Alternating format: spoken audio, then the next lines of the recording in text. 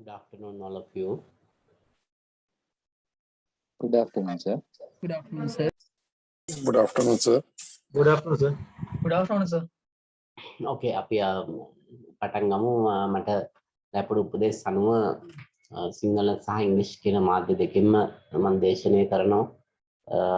බොහෝ දෙනෙක් කැමති සිංහලෙන් කියලා කිව්වා. නමුත් මම හිතනවා ඉංග්‍රීසි වල ටිකක් කරොත් හොඳයි. ඒ කියන අවබෝධයක් තියෙනවා නම් හැමෝටම. මොකද ඉංග්‍රීසි වලින් අපිට බැහැර වෙන්න බෑ. ඒ නිසා විෂය ගැන කිසිදු ප්‍රශ්නයක් ඇති කරගන්න එපා. ඔබට මාධ්‍ය නිසා විෂය තේරෙන්නේ නැහැ කිව්වොත් මම ඒ ගැන අනිවාර්යයෙන්ම සිංහලෙන් පැහැදිලි කරනවා. එහෙම නැත්නම් අපි මේ සයිට්ස් ඔක්කොම ඉංග්‍රීසි වලින් හදලා තියෙන්නේ. විෂය කරුණුත් බොහොමයක් මම පැහැදිලි කරන්න මට ඕනම ලැන්ග්වේජ් එකකින් පුළුවන්. ඒක ගැටලුවක් නැහැ. නමුත් මම හිතනවා ටිකක් ඉංග්‍රීසි වලටත් කියොත් හොඳයි කියන එකයි මගේ අදහස. ඒ වගේම මම දැක්ක බොහෝ අය මේ Zoom ටෙක්නොලොජි එකේදී ඔබ සැලකිලිමත් වෙන්න ඔබේ වීඩියෝ ඔන් වෙනවා. ඉන්න පරිසරයේ සියල්ලම අනිත් පැයට පේනවා. ඒ නිසා ඒ චුට්ටක් ඒකත් සැලකිලිමත් වෙන්න. වීඩියෝ එක ඕන් කරලා කිසි ප්‍රශ්න නැහැ. මම Zoom link එක ක්‍රියේට් කරලා තියෙන්නේ account එක ඔබටත් ඕන් ලාක වීඩියෝ එක ඕන් කරන්න පුළුවන් විදිහට අන්මියුට් කරලත් නැහැ. මම ඕන කෙනෙක්ට මේ අන්මියුට් කරලා කතා කරන්න පුළුවන්. මම කොහොමද මට මියුට් කරත හැකි එහෙම කළා නැහැ. Make a දේශනයක්. I think everybody should have some questions and maybe clarification. If you want any question you can ask regarding subject matter. My main objective, everybody should get the idea about the subject. That's very important. It's a very interesting subject and important subject in the future, I'm sure. Therefore better to get the knowledge. That is the main objective. Later on you can think about the exam and you have the certificate and everything. First get the knowledge. First I would like to briefly about that subject. Make a Walter වැටේරවාඩු නම් කියන්නේ ඒ ප්‍රශ්න නැහැ. මම සිංහලෙන් කරන්නම්. මම දෙපැත්තම balance වෙන විදිහට දේශනය කරගෙන යනවා. හොඳයි, අපේ විෂය නම our subject name operations management. Everybody you know that operations management අපි සිංහලෙන් කියන්නේ මම අහුවොත් ඔබගෙන් කාගෙන් හරි මොකද්ද සංකාර කළමනාකරණය. ඔව්, මම හිතන්නේ වඩාත්ම නිවැරදි පිළිතුර පළවෙනි අවස්ථාවෙම ලබා දුන්නා. ඇත්තටම මේ විෂය බොහෝ දෙනෙක් ප්‍රායෝගිකව හඳුන්වන්නේ මෙහෙයුම් කළමනාකරණය කියලා. නමුත් මේකේ පාරිභාෂිත ටෙක්නිකල් ටර්ම් එක තමයි සංකාරය කළමනාකරණය. සංකාරය කළමනාකරණය.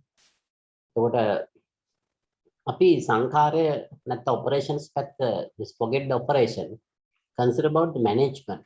මම ඔබෙන් අහුවොත් what is management? කළමනාකරණය කියන්නේ මොකක්ද කියලා? මොකක්ද ඔබට ඒ සම්බන්ධ දෙන්න පුළුවන්?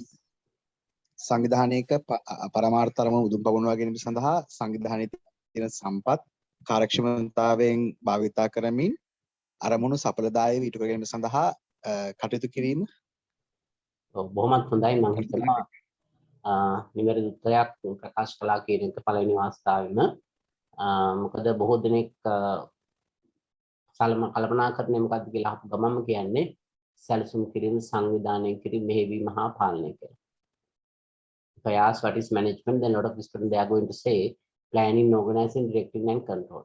But you mentioned somewhat different idea. That's much better. ඒක ගොඩක් හොඳයි. අපි දන්නවා කළමනාකරණය කියලා කියන අපේක්ෂිත අරමුණු පරමාර්ථ ඉටු කර ගැනීම සඳහා තිබෙන සම්පත් කාර්යක්ෂම හා ඵලදායක ලෙස යොදවා ගැනීම. මේ two words effective and efficiency කියන words දෙක නැතුව අපිට management define කරන්න බෑ.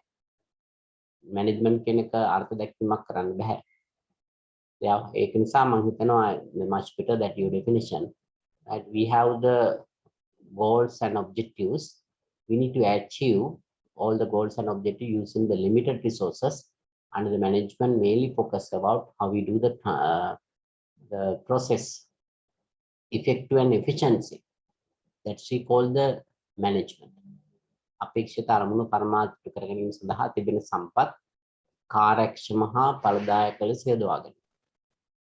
එතකොට තිබෙන සම්පත් කාර්යක්ෂම හා ඵලදායක ලෙස යොදවා ගැනීම කියන කාරණේදී අර කළමනාකරන සිත වැදගත් වෙනවා. සැලසුම් කිරීම, සංවිධානය, මෙහෙයවීම හා පාලනය. These we call the management functions: planning, organizing, directing and control. Without we can't do the management, but we're not going to define the management. Don't very first time don't talk about that functions. Later on you can consider about that. හොඳයි මම හිතන්නේ හැමෝම දන්නවා කළමනාකරණය කියන්නේ මොකක්ද කියන එක. ඒ නිසා මට පහසුයි මේ විෂය නිර්වචනය කරන්න. අපි එහෙනම් බලමු what is operations management. මෙහෙයුම් කළමනාකරණය කියන්නේ මොකක්ද? අපි දන්නවා ඕනම කෙනෙකුට අපේ අවශ්‍යතාව මොනවා ඉටු කර ගැනීම සඳහා භාණ්ඩ හා සේවා අවශ්‍යයි. We require goods and services to satisfy our requirements. If you want to produce a goods and service, we should use some inputs. What are the inputs? We can say man, method, money. Likewise, M5 we can say inputs, or either land, labor, capital. According to the economics, we can say the inputs. We use this different type of inputs for what? To produce a desired output with high productive ratio. And the operations management mainly focus about how we do the transformation process effective and efficiency. That we call operations management. යෙදුම් භාවිතා කිරීම තුළින් ඉහළ ඵලදායකත්වයේ යුතු නිමෙවුමක් ලබා ගැනීම සඳහා නිමෙවුම තමයි භාණ්ඩ හා සේවා.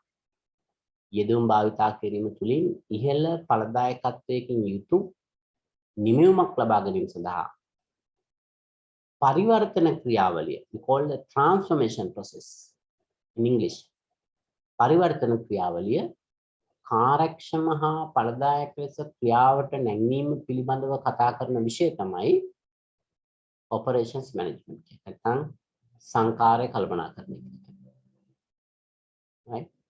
පරිවර්තන ක්‍රියාවලිය කාර්යක්ෂම හා ඵලදායක ලෙස ක්‍රියාවට නැංවීම හා සම්බන්ධව කතා කරන විෂය. right? ඒ නිසා ඔබට management දන්නවා නම් ඕනෑම function area එකක් පහසුවෙන් define කරන්න පුළුවන්. හොඳයි එතකොට අපි බලමු මේ විෂය තුල සාකච්ඡා කළ යුතු මාතෘකාවන් මොනවද කියන කාරණේ. content එක මම මුලින්ම සාකච්ඡා කරන්නම් එක මාතෘකාවක් ගැන දීර්ඝ වශයෙන් කතා කරන්න කලින් before I go to in detail about one particular topic, I would like to talk about that subject content, because if you know that content, it's much better. You can read the books and refer the books and you can get more knowledge. And if you know that scope of this or either content. These are the recommended reading. ඊට අදාළ ඔබට භාවිතා කරන්න පුළුවන් recommended reading එහෙම නැත්නම් නිර්දේශිත ග්‍රන්ථ කීපයක් තියෙනවා. English medium කීපයක් තියෙනවා. මේ චේස් සකිලානෝ පළවෙනි එක much better. So you should read that, very simple. Operations and Supply Chain Management 5th edition, chase Sakilano, and Russell and Taylor. ඒ වගේ පොත් භාවිතා කරන්න පුළුවන්. ඒ වගේම මෙතන මම සිංහල මාධ්‍ය ලියු පොතක් තියෙනවා. ඒක මේ පරණ එඩිෂන් එක, අලුත් එඩිෂන් එක මම හිතන්නේ මෙතන මැඩ් කරලා තියෙනවා. මේක නිව් එඩිෂන් එක. සංකාරය කල්පනාකරණය සිංහල මාධ්‍යෙන් ඔබට අවශ්‍ය නම් ඒකත් භාවිතා කරන්න පුළුවන්. මම ඒ ගැන දීර්ඝවශයෙන් කතා කරන්න යන්නේ නැහැ. ඔබට ඕනම මේ විෂයට අදාළ පොත්පත් ග්‍රන්ථ භාවිතා කිරීමේ හැකියාව තියෙනවා. මොකද දේශනය තුළ අපිට සිළු දේවල් A to Z කතා කරන්න වෙලාවක් නැහැ. ඒ නිසා බොහෝ දේවල් දැනුම අභ්‍යාස ඔබට මේ පොත්පත් තරහා කරන්න පුළුවන්. For the development, for the improvement. හොඳයි. මේ විෂය content එක මම චුට්ටක් සාකච්ඡා කරලා ඉන්නම්. අපි චුට්ටක් බලුවොත් නැවත විෂයට අදාළව මම white board එකට ගත්තොත් මම ඉස්සෙල්ලා කිව්වා අපි භාණ්ඩ සේවා නිෂ්පාදනය කරන්න යොදා ගන්නවා inputs.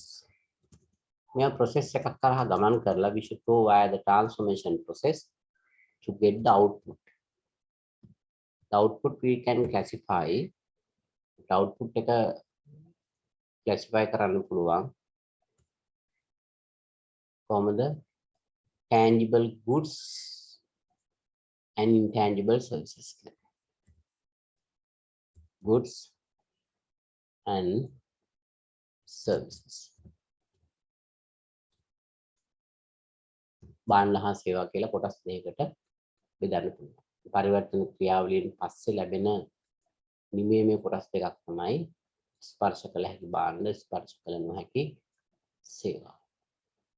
අපිට වැදගත් මෙන්න මේ මැදින් තියෙන කොටස අපි ඒක හඳුන්වන්නේ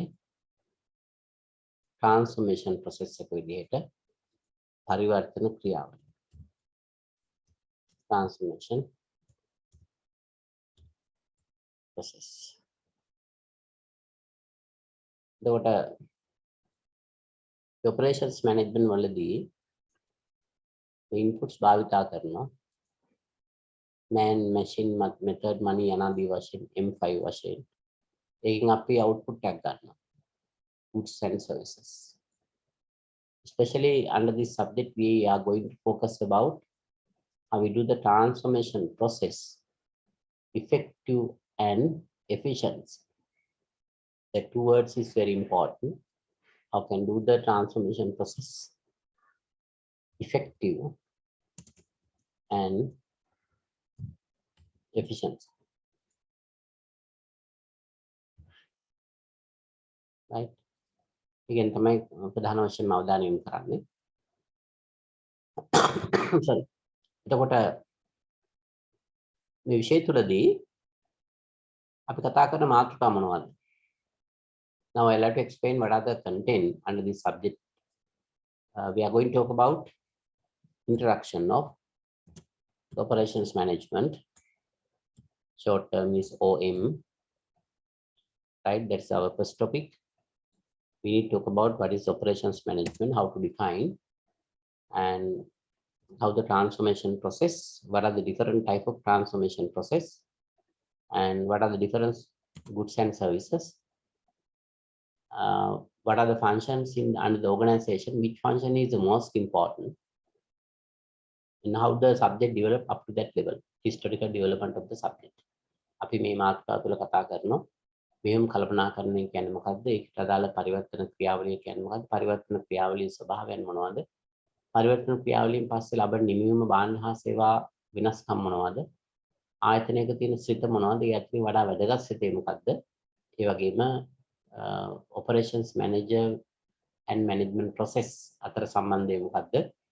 අවසානයේදී historical development of the subject. මේ විෂය අද තියෙන තත්ත්වය දක්වා ඓතිහාසික විකාශනය කුමක්ද කියන්නේ. මම තාමත් කෙටියෙන් content එක කියගෙන යන්න. Then we should talk about the second topic, operation strategy and completeness. මෙහිම උපාය මාර්ග සහ තරඟකාරීත්වය, operation strategy and completeness. මෙහිම උපාය මාර්ග සහ තරඟකාරීත්වය. We should know that how to convert the overall strategy as operational strategy. We should know how to develop the operational strategy. What are the steps you need to follow?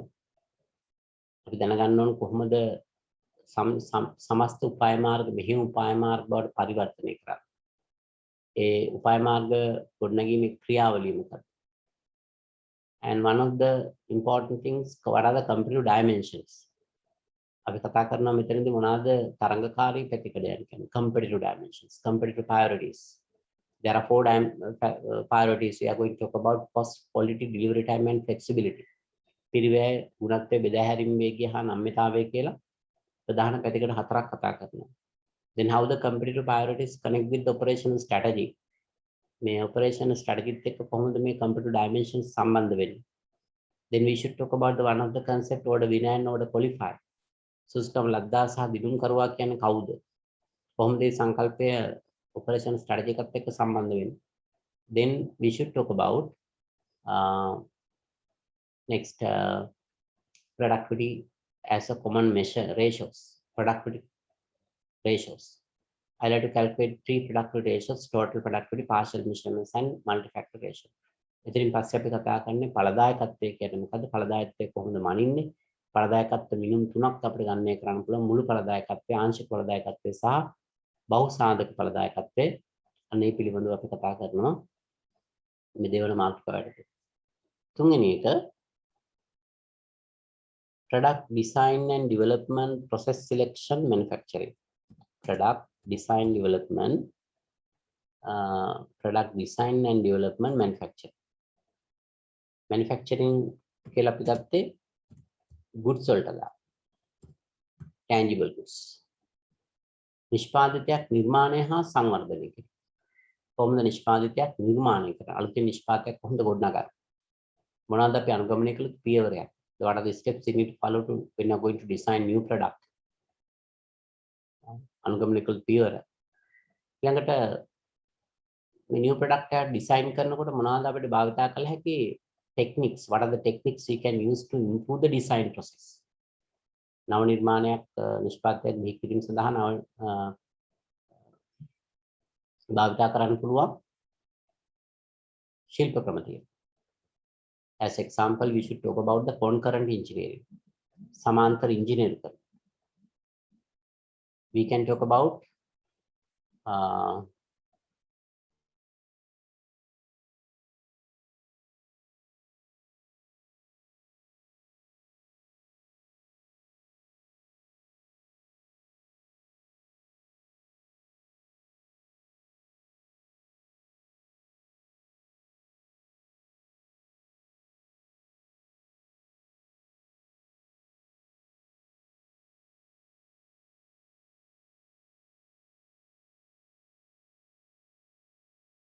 sorry for that. Then under the product design development techniques, we can talk about the concurrent engineering. We call in single සමාන්තර engineering. Design for the customer. පාරිභෝගිකයා සඳහා නිර්මාණය. There are two techniques under that. Quality function deployment, value analysis and value engineering. ගුණාත්මක විහිදුම සහ වටිනාකම් විශ්ලේෂණය සහ වටිනාකම් අගය කිරීම. Then we are going to talk about the design for a instrument, manufacturability and assembly. නිෂ්පාදනය සහ එකලස් කිරීම පහසු වන ආකාර නිර්මාණය කිරීම තවත් එක ශිල්ප ක්‍රමයක්. Design for environment, පරිසර හිතකාමී නිෂ්පාදනයක් බිහි කිරීම තවත් එක ශිල්ප ක්‍රමයක්. Then standardized product, tuber design, modular design, product life cycle, CAD system. Like us, there are so many techniques we can use to improve the design process. Later I will explain in detail one by one. These all are the techniques. Right? After you get the knowledge, you can go to industry and you can ask them what are the techniques you are going to use to improve the new product, design new product. Right? Sometimes they know, sometimes they don't know. Then you can talk about that. What are the techniques we can use to improve the design process? Then fourth one, හතරවෙනි topic එක විදිහට we can talk about that process selection. Process selection. You know that when you're going to produce a goods and service, we can use a different type of process. Process selection, again, we are going to talk about the manufacturing, tangible goods. Later on, we will come to the intangible services, right? And the process selection, we should talk about what are the type of process. ක්‍රියාවලි වර්ග මොනවද? What are the process flow structures? ක්‍රියාවලි ප්‍රවාහ ව්‍යුහයන් මොනවද? ක්‍රියාවලි වර්ග විදිහට conversion, fabrication, assembly, testing යනාදී වශයෙන් process flow structures විදිහට job shop, batch production, assembly, continuous flow, කාර්ය නිෂ්පාදනය, කාණ්ඩ නිෂ්පාදනය, එකලස් පෙළි, අඛණ්ඩ ප්‍රවාහ. ඒක කොහොමද අපි විස්තර කරන්නේ? ඒක කොහොමද හඳුනගන්නේ? මොනවාද උදාහරණ? මේ සියලු දේවල් කතා කරමු. Then we should talk about the process, product process metrics. Product process metrics. නිෂ්පාදන ක්‍රියාවලි න්‍යාසය. I will have to explain later on that. What is that? How is useful? And finally, we are going to talk about the process flow chart. And the same topic, process flow chart. ක්‍රියාවලි ප්‍රවාහ සටහන. And not only that, finally, we are going to use a break-even analysis to identify as a tool. We can use as a tool to identify the most suitable process. Break-even analysis. You know that break-even analysis is umbrella term we can use to select most suitable process. So why the equipment, why the machines. Break-even analysis කියන tool එක භාවිතා කරනවා හොඳම ක්‍රියාවලිය තෝරගන්න. Machine එක තෝරගන්න, equipment එක තෝරගන්න. Everybody you know that what is the meaning of break even point? සමච්ඡේද ලක්ෂ්‍ය කියන්නේ මොකක්ද? ඔබ දන්නවද? කාටට පුළුවන්ද ඒක? ලාභ හෝ අලාභ නොලබන නිෂ්පාදන මට්ටම. හොඳයි. අලෙමට. right මම හිතන්නේ ඒකත් නිවැරදි උත්තරයක්. මොහොම හොඳයි ගොඩක් නිවැරදි උත්තර මට ලැබෙනවා. ලාභයක් හෝ අලාභයක් නැති නිෂ්පාදන මට්ටම. බොහෝ දෙනෙක් ඕකේදී අමතක කරන දෙයක් තමයි මේ නිෂ්පාදන මට්ටම නැත්නම් වොලියුම් එක නැත්නම් ක්වොන්ටිටි එක. එයාලා කියන්නේ ලාභයක් හෝ පාඩුවක් නැති අවස්ථාව කියලා කියනවා. සමහර අය ලාභයක් හෝ පාඩුවක් නැත්නම් ආදායම් වියදමට සමාන අවස්ථාව කියලා කියනවා. ඒ අවස්ථාව මොකක්ද කියලා මට අහන්න දෙනවා. ව්‍යාපාරයක් කරාද කියලා අහන්න දෙනවා. නමුත් මෙතනදී නිවැරදි අදහස් ප්‍රකාශ කළා. නිෂ්පාදන මට්ටම ක්වොන්ටිටි එක වොලියුම් එක ප්‍රමාණයක් ඇත්තටම ස්පෙસિෆයි වෙන්නේ. ඒ ප්‍රමාණය තුළ ලාභයකුත් නැහැ පාඩුවකුත් නැහැ. මේ ව්‍යාපාරයක් අපි කරගෙන යනකොට බලන්න ඕනේ බ්‍රේක් ඉවන් පොයින්ට් එක කැල්කියුලේට් කරලා කොතනින් පස්සේද ලාභ ලබන්න පුළුවන්. අවම වශයෙන් කොච්චර බාහන සංඛ්‍යාවක් කල්පි කළ යුතුද? අවම වශයෙන් කොච්චර ඒක ප්‍රමාණයක් නිෂ්පාදනය කළ යුතුද? අනාදි වශයෙන් අපිට බ්‍රේක් ඉවන් පොයින්ට් එක. අපි ඒක යූස් කරනවා most suitable process එක select කරන්න. identify කරගන්න. හොඳයි. then fifth one we can talk about another topic. We call that forecasting. Forecasting. මොකද්ද අපි ફોකාස් කරන්නේ? sorry. මොකද්ද ફોකාස් කරන්නේ? පුරෝකථන නිෂ්පාදන. ඔව් මොකද්ද ફોකාස් කරන්නේ? මාකට් එක ඉල්ලුම් පුරෝකථන. That's fine. Correct answer.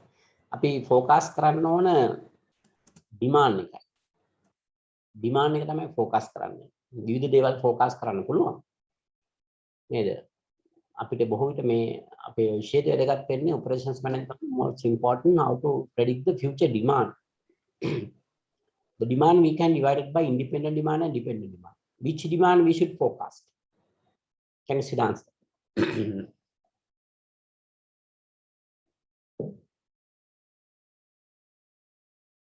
මොකද අපි ફોකස් කරන්නේ කොහොමද ඩිමාන්ඩ් එක? ස්වායත්ත ඩිමාන්ඩ් ඉල්ලුම්ද පරායත්ත ඉල්ලුම්ද?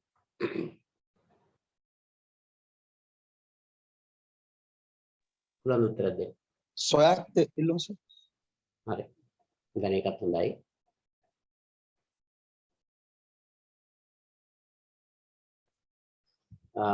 අපි පුරෝකථනය කරන්නේ ස්වායත්ත ඉල්ලුම කියන එක. එහෙම නැත්නම් ඉන්ඩිපෙන්ඩන්ට් ඩිමාන්ඩ්. මේ පුරෝකථනය කරන්නේ. අපිට පුරෝකථනයක් නොකර බොහෝ වෙලාවට හැකියාවක් ලැබෙන්නේ නැහැ. කිසිදු සැලසුමක් කළා. If you want to make that any plan under the operations management, we are going to make the different type of plan. Production plan, under that process plan, strategic capacity plan, aggregate production plan, master production schedule, material requirement plan, order scheduling, service type plan, layout plan, capacity plan. Because there are different type of plans. ඒකත් අපි හදන විවිධ වර්ගයේ සැලසුම්. සලම් පටන් ගන්න ක්‍රියාවලිය සැලසුම්. ඒ උපාය මාර්ග ධාරිතා සැලසුම. ඊයන් සමහර නිෂ්පාදන සැලසුම්. ඊළඟට මාස්ටර් ප්‍රොඩක්ෂන් ෂෙඩියුල් MPS කියලා ප්‍රධාන නිෂ්පාදන උපලේඛන. ඊළඟට ද්‍රව්‍ය අවශ්‍යතා සැලසුම් මැටීරියල් රික්වයර්මන්ට් ප්ලෑන්. ඔය විදිහට සැලසුම් තව පීරියඩ් සැලසුම් කිරීම, ලේඅවුට් ප්ලෑනින්, කැපැසිටි ප්ලෑන් වගේ විවිධ සැලසුම් රාශියක් හදනවා. මේ ඕනම සැලසුමක් හදනකොට අනාගත ඉල්ලුම අවශ්‍යයි. ඒක පදනම් කරගෙන තමයි අපි සැලසුම හදන්නේ. ඒ නිසා අපිට අනාගත ඉල්ලුම පුරෝකථනය කිරීම වැදගත්. මෙතෙන්ද අපි ඉල්ලුම් පුරෝකථනය සඳහා භාවිත කරන ප්‍රමාණාත්මක ක්‍රම සහ ගුණාත්මක ශිල්ප. We use the quantitative techniques as well as the qualitative techniques. As a quantitative techniques, we can use the time series analysis, regression analysis, simulations. Under the time series analysis, we are going to use simple moving average, weighted moving average, exponential smoothing.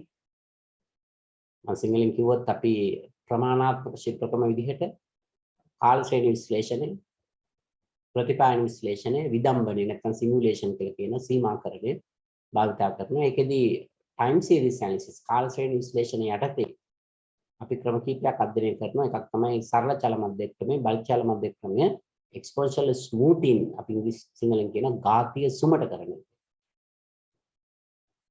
ඒතර මේ ක්‍රම යොදාගෙන කොහොමද පුරෝගතනය කරන්න කියලා අපි දැනගන්න. And also we can use qualitative techniques, executive judgment, grassroots market research, DEBM method, nominal group technique, historical analogy.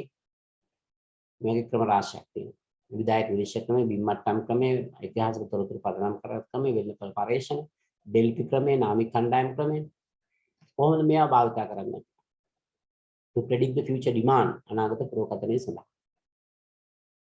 If you use the qualitative or quantitative any techniques, any forecasting, we can get the quantitative value.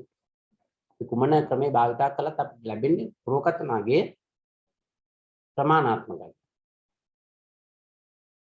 මේ ප්‍රමාණාත්මක පුරෝගතන අගයන් වල තියෙනවා දෝෂ. We call this forecast error. මොනම පුරෝගතනයක දෝෂ තියෙනවා. There's a reality. Literally, our country, any country, we can see that forecast.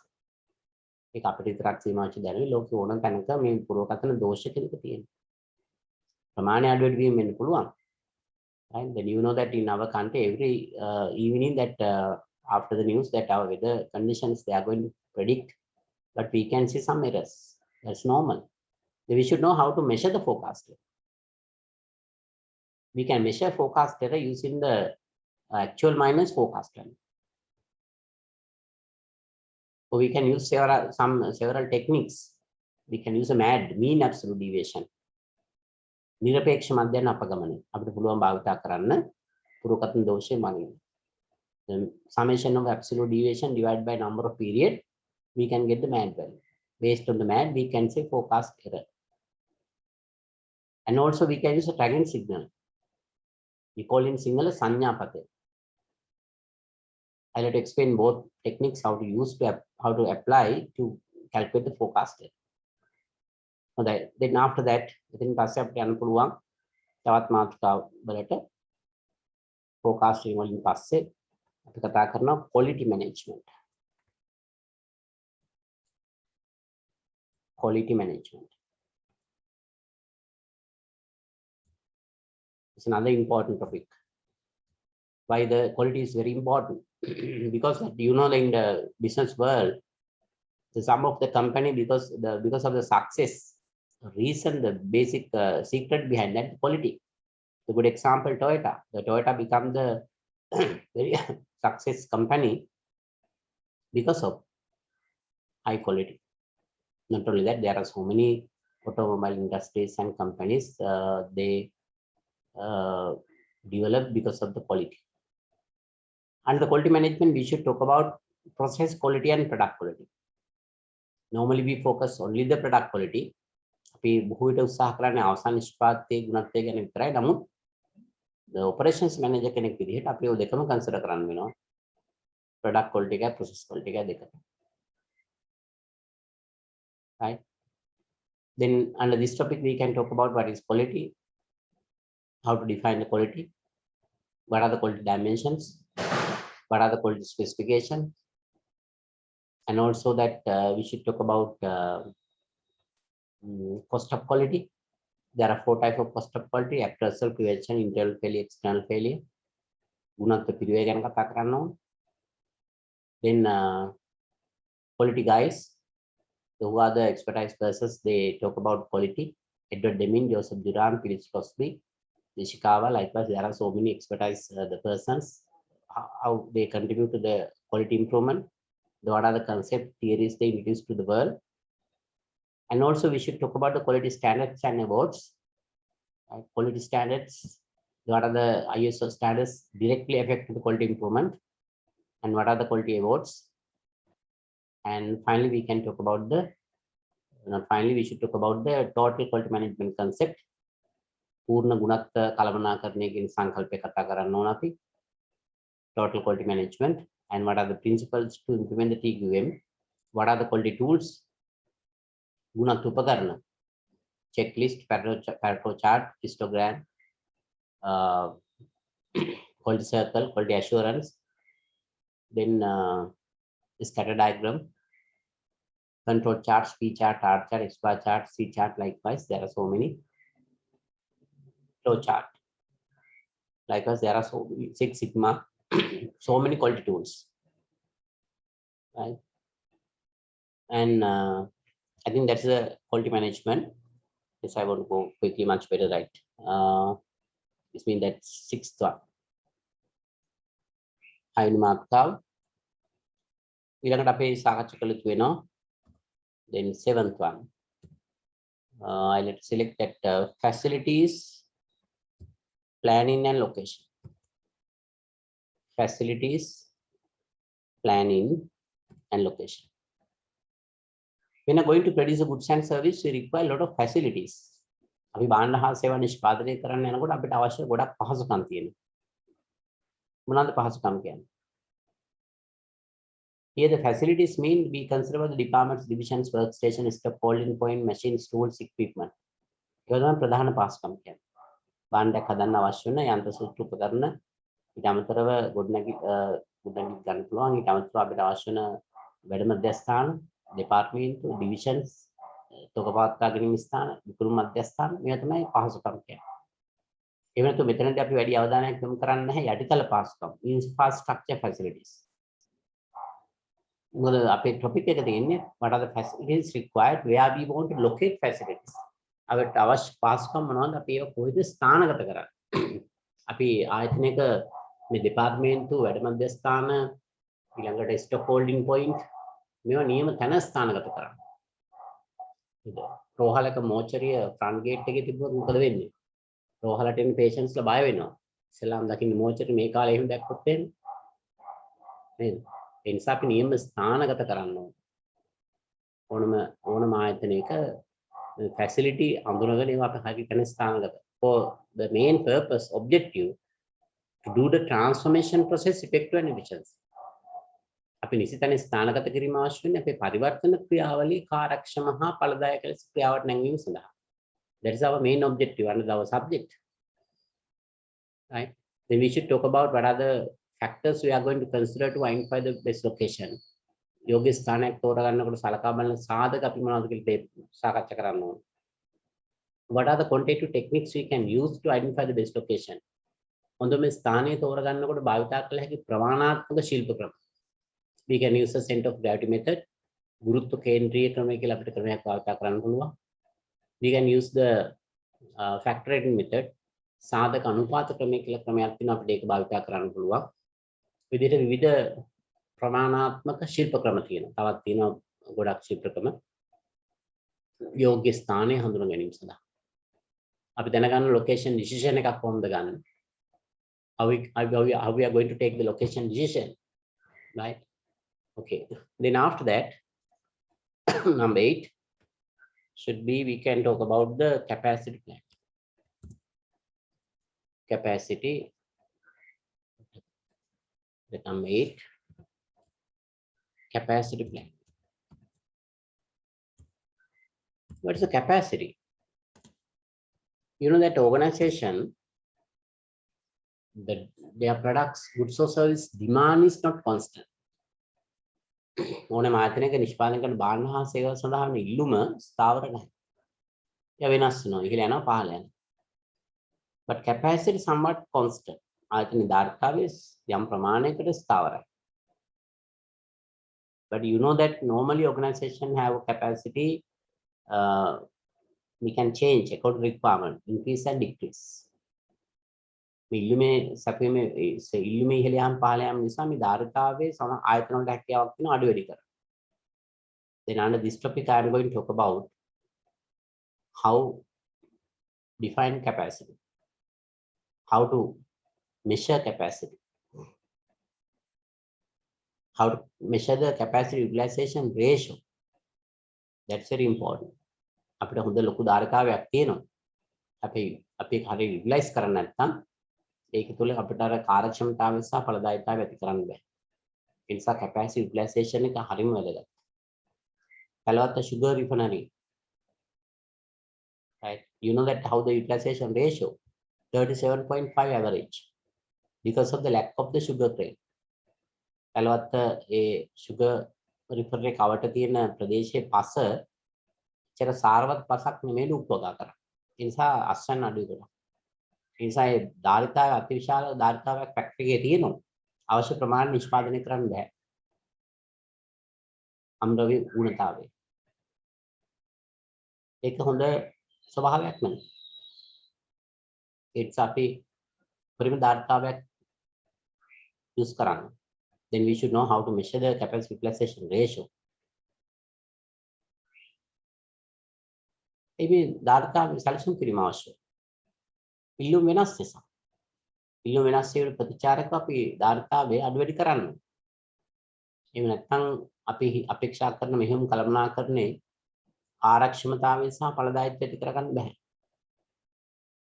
Therefore, organization they use the different type of strategies to increase and decrease the capacity level according to market demand, market requirement. මොනවාද භාවිත කළ තියෙන strategy ධාරිත අඩු වැඩි කරන්න. Level production, case demand, sharing capacity, peak demand, overtime, undertime, hiring and firing method. Likewise, there are so many subcontract. These all are the strategy we can use increase and decrease the capacity. අපි භාවිත කරන ධාරිතාව අඩු වැඩි කළ හැකි උපාය මාර්ග වශයෙන්. overtime undertime ගොඩක් තැන්වල භාවිත කරනවා. ධාරිතාව වැඩි කරන්න ඕන කාලෙට සේවකයන් කියන වැඩිපුර කාලයක් වැඩ කරන්න. අඩු කරන්න නම් අඩු කාලයක් වැඩ කරන්න කියනවා. සමහර තැන්වල සබ් කොන්ට්‍රැක්ට් දෙනවා. උප කොන්ට්‍රැක්ට් ලබා දෙනවා. sharing capacity. ඊළඟට hiring and firing. අතරේ කොසෙක බදව ගන්නවා. ධාරිතාව වැඩි කරන්න ඕන කාලෙට අවශ්‍ය නැත්නම් ඉවත් කරනවා. I will come later on that all the strategy in detail. Under the capacity planning, we should talk about what are the capacity planning concept. Sorry, when I'm going to develop the capacity plan, there are different type of concept we can use to improve the capacity plan. Base operating level, economies of scale, distributions of scale, experience curve, where the experience curve meet the experience curve. Economies of scale meet the experience curve. It's a hybrid concept. වෙනම සාකච්ඡා කරන සංකල්ප දෙකක් අපි එකට hybrid සංයෝග කරලා ගන්නවා. Capacity focus, capacity flexibility, capacity cushion, plan within plan concept ඔය විදිහට සංකල්ප රාශියක් තියෙනවා.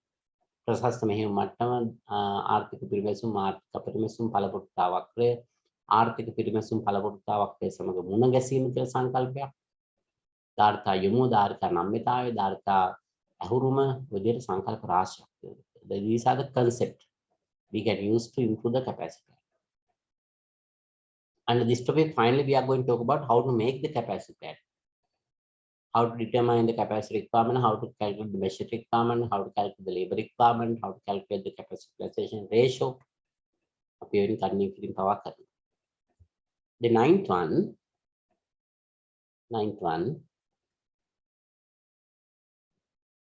we can say is another topic.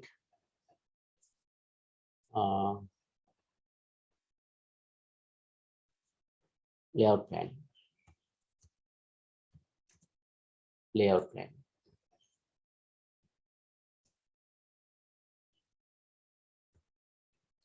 Then මගෙන් අතේ එක මාතෘකාවක් මගේ හැරුණ මම එකට එන්නම්. ඒක මම කල්පනා කරේ 9ටයි layout planning ආවේ. සාමාන්‍යයෙන් 10 වෙනි එකට එන්නේ. ඒකේ එක මාතෘකාවක් මෙතන අසාරුණා. ඇත්තටම 5 වෙනි එක විදිහට ගන්න ඕන එක. මම චුට්ටක් කියන්න. ඒක මම 10ට දාන්නම් දැන් ඉතින් කමක් නැහැ. ඒක ඉස්සරහ සාකච්ඡා කරන්න ඕන. Product design development process selection services කියලා එකක්. ඒ කියන්නේ 3යි 4යි කතා කරාට පස්සේ තමයි මේ 10 වෙනි එකට එන්නේ. ඇත්තටම මම අංක ගැන හිතපොරි වෙන්න එපා. 3යි 4යි කතා කරන්නේ මැනුෆැක්චරින් වලට දාලා. නිෂ්පාදන නිර්මාණය කිරීම, ඊළඟට ක්‍රියාවලිය තෝරා ගැනීම භාණ්ඩයකට දාලා. ඊළඟ 5 වෙනි එක විදිහට ගන්න ඕනේ ඇත්තටම product design development process selection services. සේවාවක් සම්බන්ධයෙන් කොහොමද නිර්මාණය කරන්නේ ක්‍රියාවලිය තෝරගන්න.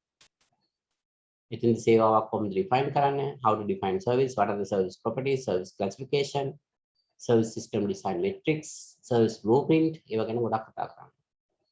I'll come to later that one. Okay, sorry for that. The ninth one, layout planning. You know that layout is another important topic. Everywhere we can see the layout in your home, your room, your hostel, or either in your office, bank. We can see the layout. When you're going to supermarket, you can see the different layout. When you're going to retail stores, another type of layout. Close to your home, you know that retailer. right? How his layout. When I go to the post office, is another type of layout. When I go into the HSBC bank, different layout. When I go into the savings bank, another layout. When I go into the people's bank, another layout. Or any other administration office, different layout. Right? We call in Sinhala period සැලසුම් කිරීම. period එකක් කියලා කියන්නේ අපි යම් තැනක කොහොමද ඒක සකස් වෙලා තියෙන්නේ. We need to plan good layout to do the transformation process effective and efficient. ආයතනයක පරිවර්තන ක්‍රියාවලිය තුළ කාර්යක්ෂමතාවය හා ඵලදායීත්වය ඇති කරගන්න නම් හැමතිස්සෙම මම එතරම් කතා කරන්නේ. මෙන්න මේ දෙක. Effective and efficiency under the transformation process. We should arrange good layout. හොඳ පිළියෙත සැලසුම් කිරීමක් කරන්න. නිෂ්පාදන ක්‍රියාවලිය ස්මූත්ලි ගලාගෙන ආකාරයට අනවශ්‍ය චලන ඇති වෙන්න බෑ. අනවශ්‍ය දුර ප්‍රමාණයක් ගමන් කළ යුතු වෙන්න බෑ. It's not to create additional cost. අනවශ්‍ය පිරිවැජ්‍යන්ත වෙන්නත් බෑ. ඒ සියලු දේවල් නැති වෙන විදිහට හොඳ පිළියෙත ක්‍රමයක් සැලසුම් කරන්න. Under the product layout planning, we are going to talk about the different type of layout: facility layout, production layout, service layout. Under the production layout, we are going to talk about there are different types: process layout, product layout, hybrid layout, fixed position layout, cellular layout, project layout. Likewise, there are different types. Right? Especially under the layout planning, we can talk about the assembly line balances as well. එකලස් පෙළ තුලණය කියලා මාතෘකාවක් තියෙනවා. විශේෂයෙන්ම යම් ආයතනයක් එකලස් පෙළ ක්‍රමයේ භාවිත කරනවා නම් බාහන නිෂ්පාදනය කරන්න කොහොමද අපි පෙළ තුලණයක් කරන්නේ? How to do the line balance? Likewise, there are so many topics under this subject. I think we don't have much time to go to all these topics. Actually, still not come all the topics in here. We should talk about the job design work measurement under the operations management, not HRM, job design work measurement. Because the operations manager want to design the job for the operation related job. This is the main task under the HRM manager. I know. But HR manager know what are the tasks to be performed to produce a goods and service. Job mean including tasks. We should select what are the tasks we should perform under the particular job. Therefore, operation manager going to consider about job design work measurement, that topic also. And we should develop the production plan. Right, it's another important topic, but we don't have much time. Go to that production plan. We can make the aggregate production plan, master production schedule, material requirement plan. Likewise, there are so many. We can talk about the inventory management, just in time, supply chain management. Likewise, there are so many topics under the operations. There is a reason OM, anything we can include, right? But we don't have much time. Then if possible, then I like to consider about rest of the topic. But however, mainly I like to consider about under your content. These are the topics. ඔයාලගේ content එකට දාලා මේ තමයි ප්‍රධාන වශයෙන් කතා කරන්න උත්සාහ කරන්නේ. අමුතු වෙලාව තිබුණොත් තවත් මාතෘකාවලට යන්න පුළුවන්. ඒ නිසා මේක ඉතාමත් වැදගත් වෙයි කියලා මම හිතනවා. මේ subject එක very interesting, right? We call the short term is OM and very important. I don't like to talk about in detail about that important of the subject. Later you can get the idea. Okay, මේ දක්වා මම කතා කරේ තාමත් කෙටියෙන් content එක. තාම විෂය ගණනක් නැහැ.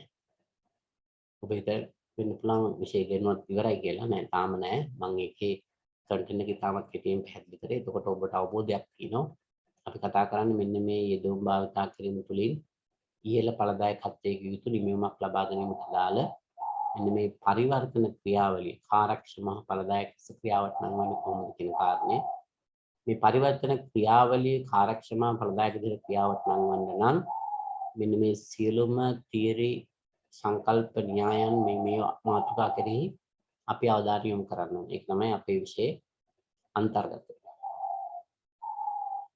මම හිතනවා ඔබට මේ විෂයට අදාළ එක්සෑම් එකක් ගැන චුට්ටක් කතා කරලා තුලයි විෂයට යන්න කලින් ඉවැලුවේෂන් ප්‍රොසීඩියර් එක අපේ යුනිවර්සිටි රූල්ස් ඇන්ඩ් රෙගුලේෂන්ස් අනුව ඔබගේ අසයින්මන්ට්ස් වලට ලකුණු මෙන් වෙනවා.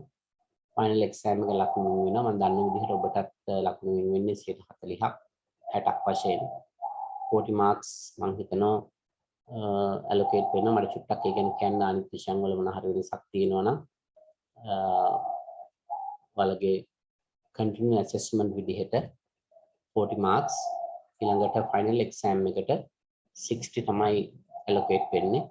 මේ විෂය ඇත්තටම දේශකවරු දෙදෙනෙක් උගන්වනවා. මම විතරක් නෙමෙයි. මොකද මේකේ තවත් අපේ දේශක මහත්මයෙක් ඉන්නවා. මිස්ටර් සුදීප්ත එයත් ඔබට උගන්වයි සමහර මාතෘකා. මේ විදිහට තමයි සකස් වෙන්නේ.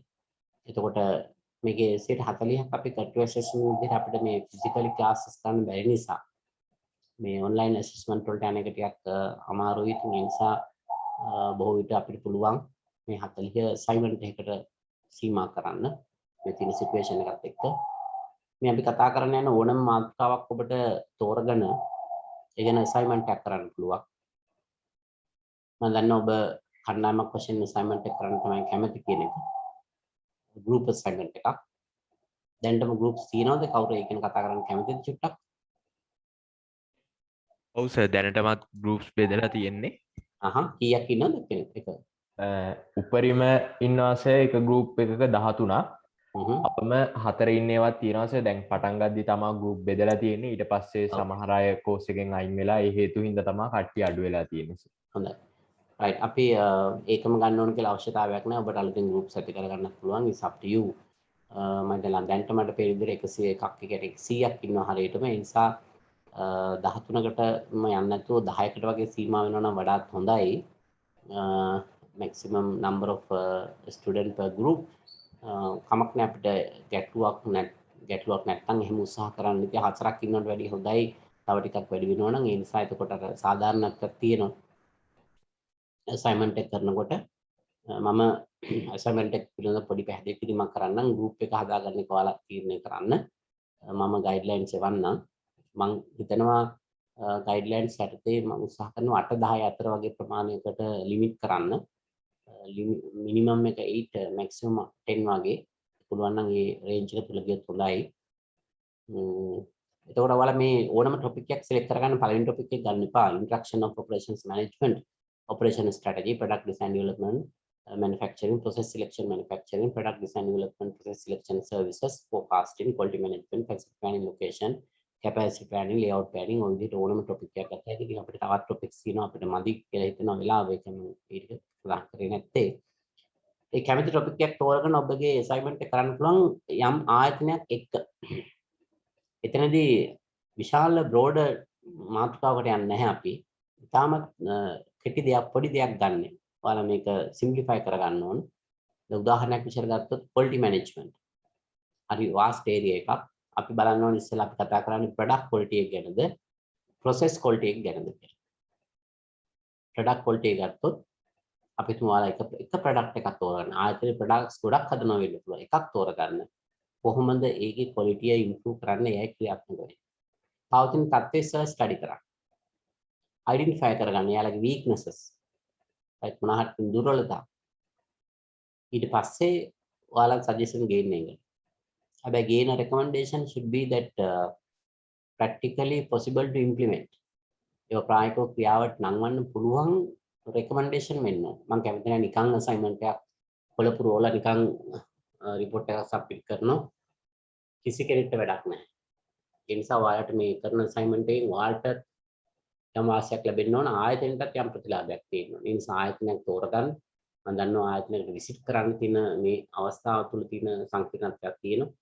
නමුත් අපිට වෙනත් virtual හරහා අපිට වෙනත් ක්‍රමයකට ඒ තොරතුරු ලබා ගන්න ක්‍රියාත්මක වෙන්න පුළුවන්. ඔබත් වැඩ කරන තැන් ඇති. ඒ වගේ තැනක් තෝරගත්තොත් ඔබට යන එක ප්‍රශ්නයක් වෙන්නේ නැහැ. යනවා තෝරගන්න ආයතනයක් ඒ ආයතනයට අදාළ එක නිශ්චිත මාතෘකාවකට යන්න. ඒ මාතෘකාව තුලත් narrow down කරගන්න පුළුවන් තරම්. එහෙනම් ඔබ quality management කතා කරන්නේ products කීපයක් හදන එක product එකක් විතරයි. ඒකෙත් එක part එකක් ප්‍රශ්න නැහැ. කොහොමද ඒ quality management කරන්නේ product එකට දාලා? මොනවද දැන් භාවිත කරන existing techniques, tools quality improvement එකට. ඒකේ තියෙන මොනවද problems, customer complaint එනවද? right? defect rate එක කොහොමද? ඒ සියලු දේවල් බලන්න. ඊට පස්සේ ඔබට හිතෙනවා නම් ඒකට අලුත් යෝජනාවක් ගේන්න. අන්න ඒකට අලුත් යෝජනාවක් ගේන්න for the further improvement. ඒකෙන් ඔයාලට පෙන්වන්න පුළුවන් නම් මෙන්න මේ විදිහට ක්‍රියා කළොත් මේ විදිහට අපිට quality improvement කරලා sales වැඩි කරලා ආයතනයේ goodwill එක වැඩි වෙලා market share එක වැඩි වෙලා ඉහළ ලාභයකට යන්න පුළුවන්. මම ඒක උදාහරණයක් ගත්තේ. ඒ වගේ ඕනම කැපැසිටි ධාරිතාව සැලසුම් කිරීම වෙන්න පුළුවන් පිරියඩ් සැලසුම් කිරීම. ඒක ශිෂ්‍ය කණ්ඩායමක් තෝරගත්ත පිරියඩ් සැලසුම් කිරීම යනතේ යාලංකා කේටරින් සර්විස් එක යාලංකා කේටරින් සර්විස් එක සාමාන්‍ය දවසකට දැන් අවුරුදු 3-4කට කලින් කර පරීක්ෂණයක්. එක දවසකට ෆ්ලයිට් සඳහා කෑම පැකට්ස් 12000කට වැඩි සංඛ්‍යාවක් නිෂ්පාදනය කරනවා. ඒතකොට එයාලා ෆස්ට් ෆ්ලෝර් එකේ කෑම හදලා සෙකන්ඩ් ෆ්ලෝර් එකේ තමයි ස්ටෝර් කරන්නේ. විශාල ලිෆ්ට් භාවිතා කරනවා ෆස්ට් ෆ්ලෝර් එකේ ඉඳන් සෙකන්ඩ් ෆ්ලෝර් එකට ගේන්න. අනවශ්‍ය පිරිවැයක්. මොකද ලේඅවුට් එකේ ප්‍රොබ්ලම් එකක්. ඊට පස්සේ ට්‍රාන්ස්පෝර්ට් කරනකොට පොලිටිකල් ඩැමේජ් වෙන්න හානි වෙන්න පුළුවන්. ඒකේ ප්‍රශ්නේ. සේවකයන් තුල අනවශ්‍ය පීඩනයක් ඇති වෙනවා. ඒ නිසා එයා සජෙස්ට් කරා මේ ලේඅවුට් එක වෙනස් වෙන්න ඕනේ කියලා. ඒකට පුළුවන් එක්සිස්ටිං ලේඅවුට් එක හඳුනා ගන්න. දැන් තියෙන ලේඅවුට් එක. ඒක තුල ඔයාලා මොකද සජෙස්ට් කරන්න වෙනස? හැබැයි ඒක ප්‍රායෝගිකව කරන්න පුළුවන් වෙනසක් වෙන්නේ. ඒ තුල මොකක්ද ඇති වෙන බෙනිෆිට්ස්? අනේ විදිහට මේක කීප දෙනෙක් ඉන්න නිසා ඉතාමත් සාර්ථක සමන්ට් එකක් කරන්න පුළුවන්. මේ ඉගෙනගත්ත න්‍යාය ප්‍රැක්ටිකලි කොහොමද ආදේශ වෙන්නේ? මම මේක තවත් ඉස්සරහට ප්‍රැක්ටිස් කරන්න දැනට විෂය ගැන සමාත්මක ගැන අවබෝධයක් නැතුව දීර්ඝ වශයෙන් මේ ගැන කතා කරන්න තේරුමක් නැහැ කියලා මම හිතනවා. විෂය ගැන දන්නා ඉන්න පුළුවන්. නමුත් නොදන්නා ඉන්න නිසා අපි මාතෘකා කීපයක් සාකච්ඡා කළා. ඊට පස්සේ මු අසයින්මන්ට් එක ගැන ඒ කියන්නේ දැන්ට වරි වෙන්න එපා. හොඳයි. දැන්ට ගෲප් එක හදාගන්න මාතෘකාවක් ගැන හිතලා එහෙම සූදානමක් තියාගන්න ඇති. රයිට්. අපි එහෙනම් මේ දක්වා කතා කළේ මූලික දේවල්. තාම විෂයට ආවේ නැහැ. අපි යමු පළවෙනි මාතෘකාවට. අපේ පළවෙනි මාතෘකාව තමයි introduction of operations management. එහෙම කළමනාකරණය හැඳින්වීම. හොඳයි. මේකට අපි කතා කරනවා operations management in the organization chart. ආයතනයක සංවිධාන ව්‍යුහයක කොහෙද operations management තියෙන්නේ? කොතනද යාට හිමි ස්ථානය? operations management definition කොහොමද operations management define කරන්නේ? the operations manager and the management process. එහෙම කළමනාකරන සහ කළමනාකරන ක්‍රියාවලිය අතර සම්බන්ධය මොකක්ද? operations function and its environment. මෙහෙම කාර්යයන් සහිත කාල පරිසරය මොකක්ද? අවසානයේදී historical development of the field. මෙහෙම කළමනාකරණය නැත්නම් සංකාර කළමනාකරණය කියන විෂය අධිපින් තත්ත්වය දක්වා වර්ධනය වෙලා විකාශන වෙලා ආවේ කොහොමද කියන කාරණා. අපි ගත්තොත් ආයතනයක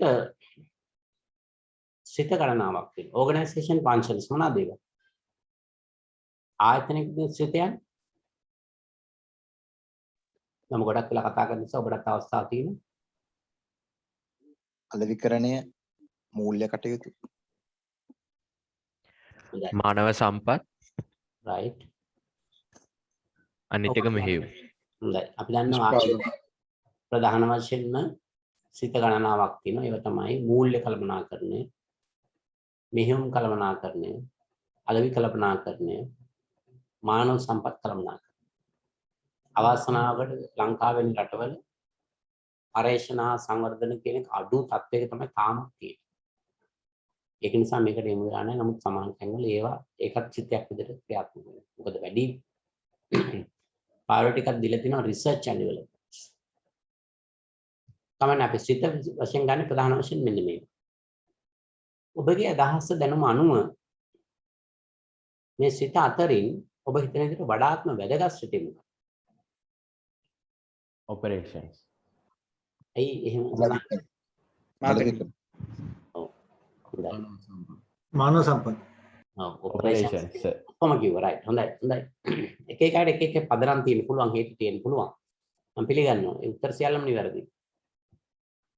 මම මුලින්ම අහන්නම් අපි operations management ගැන කතා කරන නිසා operations කිව්වේ කියලා. සර් operations මේ මත තමා ඔය අනිත් තුනේම මේ ක්‍රියාවලිය රඳා පවතින්නේ. දැන් සර් ඉස්සෙල්ලාත් පොඩි උදාහරණයක් කිව්වා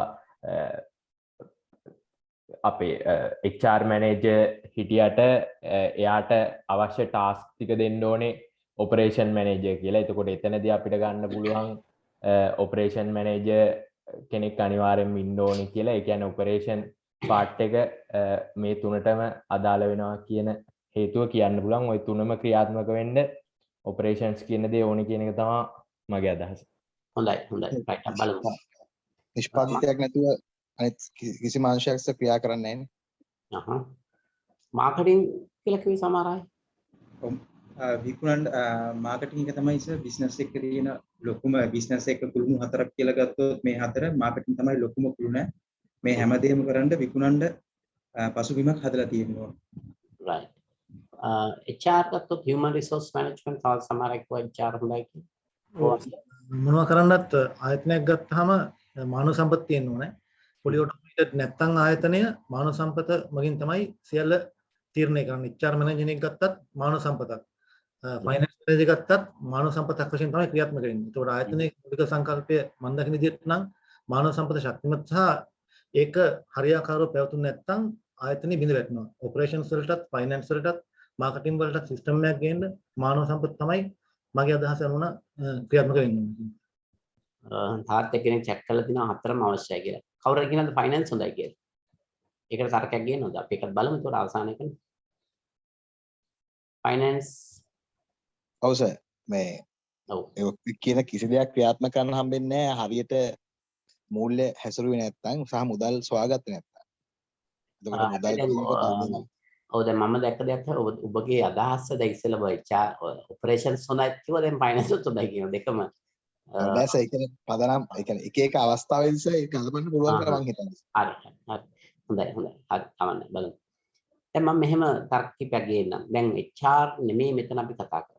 HRM human resource management. මේක ශ්‍රිතයක් විදිහට අපි කතා කරන්නේ. right? ශ්‍රිතයක් විදිහට. organization function. HR කියන එක වැදගත් කියන එක අපි හැමෝම දන්නවා. ඒක නම් කතා දෙකක් නැහැ. human නැතුව මොනවත් කරන්න බෑනේ. මේ දේශනය කරන්නත් මට මම විතරක් විදිහට හරියන්නේ ඔබ සියලු දෙනා ඉන්නත් ඕනේ. එතකොට මේක සාර්ථක නෙහෙම. ඒ නිසා මානව සම්පද නැතුව අපිට මොනවත් කරන්න බෑ කියන එක තාමත් පැහැදිලි. හැබැයි මගේ මෙතනදී අපි කතා කරන අවධානය යොමු කරන්නේ මානව සම්පත් කළමනාකරණය. HRM human resource management. සිතයක් වශයෙන්. මේ සිත අතරින් වඩා වැදගත් සිතයක් මොකක්ද කියන එක නිසීමක් කරේ. අපි දන්න ලෝකයේ සමහර රටවල විශේෂයෙන් ජපානයේ ගත්තොත් බ්‍රේන් සර්ජරි තියෙනවා. right? කිසි ડોක්ටර් කෙනෙක් සම්බන්ධ වෙන්නේ නැහැ. රොබෝට්ස් වලින් තනිකරම සර්ජරි කරනවා. අද ඒ තත්ත්වයට පත් වෙලා තියෙන ඒකට ඔබට තරකයක් ගේන්න පුළුවන්. රොබෝට්ස් කවුද නිර්මාණය කළේ? ඒත් මානව සම්පතක්. පැහැදිලි. නේද? ඒ fully automated system එකක් හදලා තියෙන්නේ මානව සම්පතක් තුලින්මයි. ඒ නිසා ගැන කිසි සැකයක් නැහැ. right?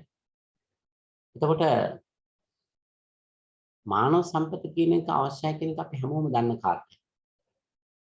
නමුත් මානව සම්පත් කළමනාකරණය තමයි අපි මෙතනදී සිතයක් වශයෙන් කතා කරන්නේ. අපි ගාල ඊළඟට අලෙවිකරණය හොඳයි කියලා කියන්නේ. සියලු දේ රඳා පවතින අලෙවිකරණය මත කියලා කියනවා. හැබැයි අලෙවි කරන්න භාණ්ඩයක් නැත්තම් මොකක්ද අලෙවි කරන්නේ? අපි දන්නවා අලෙවි කරන්න අලෙවි කිරීම අවශ්‍ය. අලෙවි නැතුව ආදායමක් ජනිත වෙන්නේ නැහැ. නමුත් අලෙවි කරන්නත් භාණ්ඩයක් තියෙන්න ඕනේ. කොහොමද භාණ්ඩ හදන්නේ? අන්න අපිට ප්‍රශ්නයක් එනවා. ඊළඟට ඔය සිල්දල් කරන මූල්‍ය අවශ්‍යයි කියලා කියවනේ. නේද? එතකොට මේ මූල්‍ය නැතුව මොනවත් කරන්න බෑ කියන සමාජයේ අද සම්ප්‍රදායක් වෙලකට මට ඒකත් තියෙනවා. මම උදාහරණ කිහිපයක් ගන්නම්. ශ්‍රී ලංකාවේ පික්මී කියන ආයතනයක් පටන් ගන්නවා. කොහොමද පටන් ගත්තේ? පුද්ගලයන් තුන්දෙනෙක් එකතු වෙලා ඇප් එකක් නිර්මාණය කරලා ත්‍රී වීල් ඩ්‍රයිවර්ස්ලාට ආරාධනාවක් කරා අපේ ආයතනෙත් එක්ක එකතු වෙන්න ඇප් එක මිලදී ගන්න අපිත් එක්ක සම්බන්ධ වෙන්න අපි ඔයාලට හයස් දෙනවා. ඉතින් මේ තුන්දෙනා ඇප් එක නිර්මාණය කළා. එක ත්‍රී වීල් එකක් අතහැරලා තිබුණේ නැහැ. right? පිටින් එන ත්‍රී වීල් ඩ්‍රයිවර්ස්ලාට කිව්වා 6000ක් දීලා ජොයින් වෙන්න. ඇප් එක ගන්න 20000ක් විතර යනවා. හැම හයර් එකකෙම charge එලා කමිෂන් එකකුත් ගන්නවා. අද පික්නික් යන ලංකාවේ තියෙන අති දැවැන්ත ආයතනයක් විශාල ප්‍රාග්ධන ආයෝජනයකින් තොරව දන්නවා නම් උගේගොඩ NSBM කැම්පස් එක ඉස්සර තිබ්බ තැන 130 පාරේ ලක්ෂ 13ක්වත් දන්නවා NSBM කැම්පස් එක බිල්ඩින් රෙන්ට් එක විදිහට ගෙවුවේ ඒ කාලේ. දැන් පික්නික් එතන තියෙන දැන් ඊටත් වැඩි වෙලින් ඉඳලා කෑ මාසෙට ගෙවනවා. කොහොම ඉන්කම් එකක් අද තියෙනවා. බොහෝ දෙනෙක් හිතනවා ව්‍යාපාරයක් පටන් ගන්න මූල්‍ය නැත්නම් අපිට කරන්න බෑ කියලා. නමුත් ලෝකේ ව්‍යාපාර පටන් ගන්න තියෙනවා. විශාල ප්‍රාග්ධන ආයෝජනයක් නැහැ. නමුත් අදහස් තමයි ව්‍යාපාර ඇති වෙන්න බෙහෙවින් ඉවහල් වෙලා තියෙනවා. සමහර ප්‍රවාහන සේවා සපයන ආයතන තියෙනවා කස්ටමර්ට අවශ්‍ය හෙලිකොප්ටරයක් ඕනම වාහනයක්ද එයාලා ගාව එක වාහනයක්වත් නැහැ. හැබැයි ඉල්ලන්නේ මොකද්ද? ඕන එකක් දෙන්න බැඳලා ඉන්නවා. එයාට හැකියාව තියෙනවා. හැකියාව තියෙනවා. එතකොට මේ මූල්‍ය කියන එක මහා විශාල ගැටලුවක් වෙන්නේ නැහැ. ඊට වඩා වැදගත් වෙන්නේ අපේ නව්‍යත අදහස්. ඒ අදහස් තියෙනවා මූල්‍ය සම්පාදනය කරගන්න එක පහසුයි. ඒක ප්‍රශ්නයක් වෙන්නේ නැහැ. right? එනු බැලුවොත් මේ සිත සියල්ල සංසන්දනය කළා තව එකයි ඉතුරු වෙලා තියෙන්නේ ඔපරේෂන්ස්. මා දකින විදිහටත් වඩාත්ම යෝග්‍ය සිතේ තමයි මෙහෙයුම් කල්පනා කරන්නේ. මේ තුල විතරයි සත්‍ය වශයෙන්ම භාණ්ඩයක් හෝ සේවාවක් නිෂ්පාදනය කිරීම පිළිබඳව කතා කරන්නේ. භාණ්ඩයක් හෝ සේවාවක් නිෂ්පාදනය නොකර මූල්‍ය කළමනාකරණය, මානව සම්පත් කළමනාකරණය, අලෙවි කළමනාකරණය මේව ගැන අපි කතා කරාට ඒතරම් ප්‍රදායකයක් නැහැ. හැබැයි වැරදි වැටීමක් ඇති කරගන්න එපා. මගේ අදහස ඔබට ඕන තරම් මේකට ආගිමක් ගේන්න පුළුවන්. ඒ වගේම අද ලෝකේ බැලුවොත් මේ සිත සියල්ලම වැදගත්. ඒක තමයි යථාර්ථය. සිත වැදගත් නැත්නම් එහෙනම් ඒක ඔපරේෂන් විතරක් තියාන අනිත්‍යව අයින් වෙන්න එපා. නෑ සියලු සිත වැදගත්. ඒක එක සිතේ අදාළ කාර්ය ඉටු කිරීම විවිධ ආකාරයකට සිදු වෙනවා. හැබැයි අද ලෝකේ යථාර්ථය තමයි මේ සියලු සිත එකට ඒකාබද්ධකරණය වෙලා ඉන්ටිග්‍රේටඩ් සිස්ටම් එකක් විදිහට තමයි අද ක්‍රියාත්මක වෙන්නේ බොහෝ දියුණු රටවල් සමාගම් වල. මේ මූල්‍ය අපි වෙන විධාන දැඟලුවට මේවා එක සංකල්පණය වෙලා හයිබ්‍රිඩ් ක්‍රමයකට තමයි අද යන්නේ. එක තැනකින් ට්‍රාන්සැක්ෂන් එකක් වුණාම සියලුම තැන් වල අප්ඩේට් වෙනවා. ඒ නිසා හරි පහසුයි SAP සිස්ටම් වගේ අලුත් මේ software system ක්‍රම තියෙන ඕන තරම් අද ව්‍යාපාර භාවිතා කරන ඒවා හරහා තමයි මේ ඉන්ටර්ග්‍රේටඩ් ක්‍රමයකට නැත්නම් සමුදානික ක්‍රමයකට තමයි සියල්ල. ඒ නිසා හැම සුදියක්ම වැදගත්.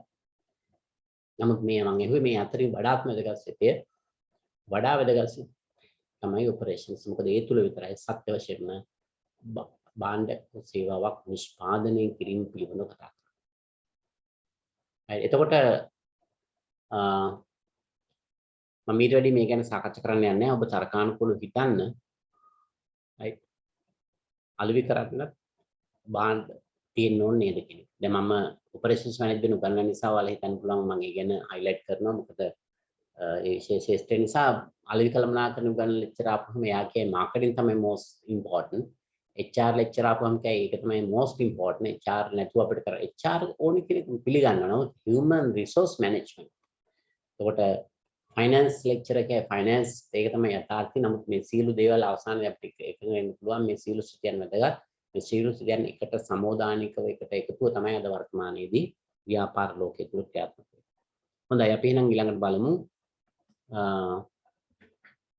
මොකද්ද මෙහෙයුම් කළමනාකරණය කියන්නේ කියන්නේ. What is operations management? මේකදී අපේ නිශ්චිත නිර්වචනයක් මෙහෙයුම් කළමනාකරණයට අදාළව නිශ්චිත නිර්වචනයක් අපිට ස්ලයිඩ් එක වෙනස් වුණා. නැති වුණත් විවිධ නිර්වචන රාශියක් තියෙනවා. මේ පොත්පත් වල තියෙන නිර්වචනයක් වලින් තමයි මේක අරන් තියෙනවා. The production system is the defined as a use of resources to transform inputs into some desired output. නමුත් මේට වැඩි ලේසි මම හිතනවා මෙහෙම කළමනාකරණය කියන නිර්වචනය කරනකොට අපි අර ට්‍රාන්ස්ෆෝමේෂන් ප්‍රොසෙස් එක කියන එක මතක තියාගත්තා. මම ඉස්සෙල්ලා ඇත්තටම ඒක ඇඳලා පෙන්නුවා. මේක හරහා ඔබ නිර්වචනය කරන්න පුළුවන් වඩාත් ලේසි. යෙදවුම් භාවිතා කිරීම තුළින් ඉහළ ඵලදායකත්වයට නිමවීමක් ලබා ගැනීමට අදාළ මෙන්න මේ පරිවර්තන ක්‍රියාවලිය කාර්යක්ෂම හා ඵලදායක ලෙස ක්‍රියාවට නංවන්නේ කොහොමද කියන කාරණේ පිළිබඳව කතා කරන විෂය තමයි මෙහෙයුම් කළමනාකරණය කියලා කියන්නේ. We use the input to produce a desired output with high productive ratio under the operations management, mainly focus about how we do the transformation process effective and efficiency. Transformation process effective and efficiency. එතකොට ඒ ගැන තමයි ප්‍රධාන වශයෙන්ම අවධානය යොමු වෙන්නේ. හොඳයි ඊට අමතරව then you can consider about this given definition. I earlier mentioned about you can get from the different type of books that operations management is defined as the design, operation, and improvement of the system that create the deliver the firm's primary products and services. But any definitions you can use is up to you. But I think much better consider about the previous my definition that regarding using that transformation process, that's so easy to get the idea. Your brother or sister studies operations management, then you can say we use the input to produce the desired output with high productive ratio. And the operations management mainly focus about how we do the transformation process effective and efficient. Right. Now, when you're going to produce the goods and service, we use some inputs now. You can see the common inputs: workers, managers, equipment, facilities, materials, services, land, likewise. We should go via the transformation process or the production process or process and operations. We can get the output. Output we can classify tangible goods and intangible services. Right. I think everybody should have possibilities to identify, considering any organization, what are the inputs required, how the transformation process, and what are the outputs. ඔය හැමෝටම හැකියාවක් තියෙනවනේ මේ පරිවර්තන ක්‍රියාවලිය ඕනම ආයතනයකට දාලව හඳුන ගන්න. right මේ විෂය අපි ඉගෙන ගන්න යනකොට ඒ ශක්තිය ඔබට තියෙන්න ඕන. ඒ නිසා මම කැමති මුලින්ම අභ්‍යාසයක් දෙන්න. පොඩි ඇක්ටිවිටි එකක් ක්ලාස් රූම් එකේ හිටින අපි ඇක්ටිවිටිස් කරනවා. අපි දැන් ඒක කරමු කමක් නැහැ. ඔබට පුළුවන් මේ සඳහා කොලයක් පැනක් කරන් සූදානම් වෙන්න. අපි ටිකක් බලමු කොහොමද මේක දාලව තොරතුරු හොයාගන්නේ. ඇක්ටිවිටි එක තමයි ඔබ අය හඳුන ගන්න රෝහලකට දාලා යෙදුම් පරිවර්තන ක්‍රියාවලිය සහ නිමැවුම් කියන එක. හොඳයි උත්සාහ කරන්න මම රෝහල තමයි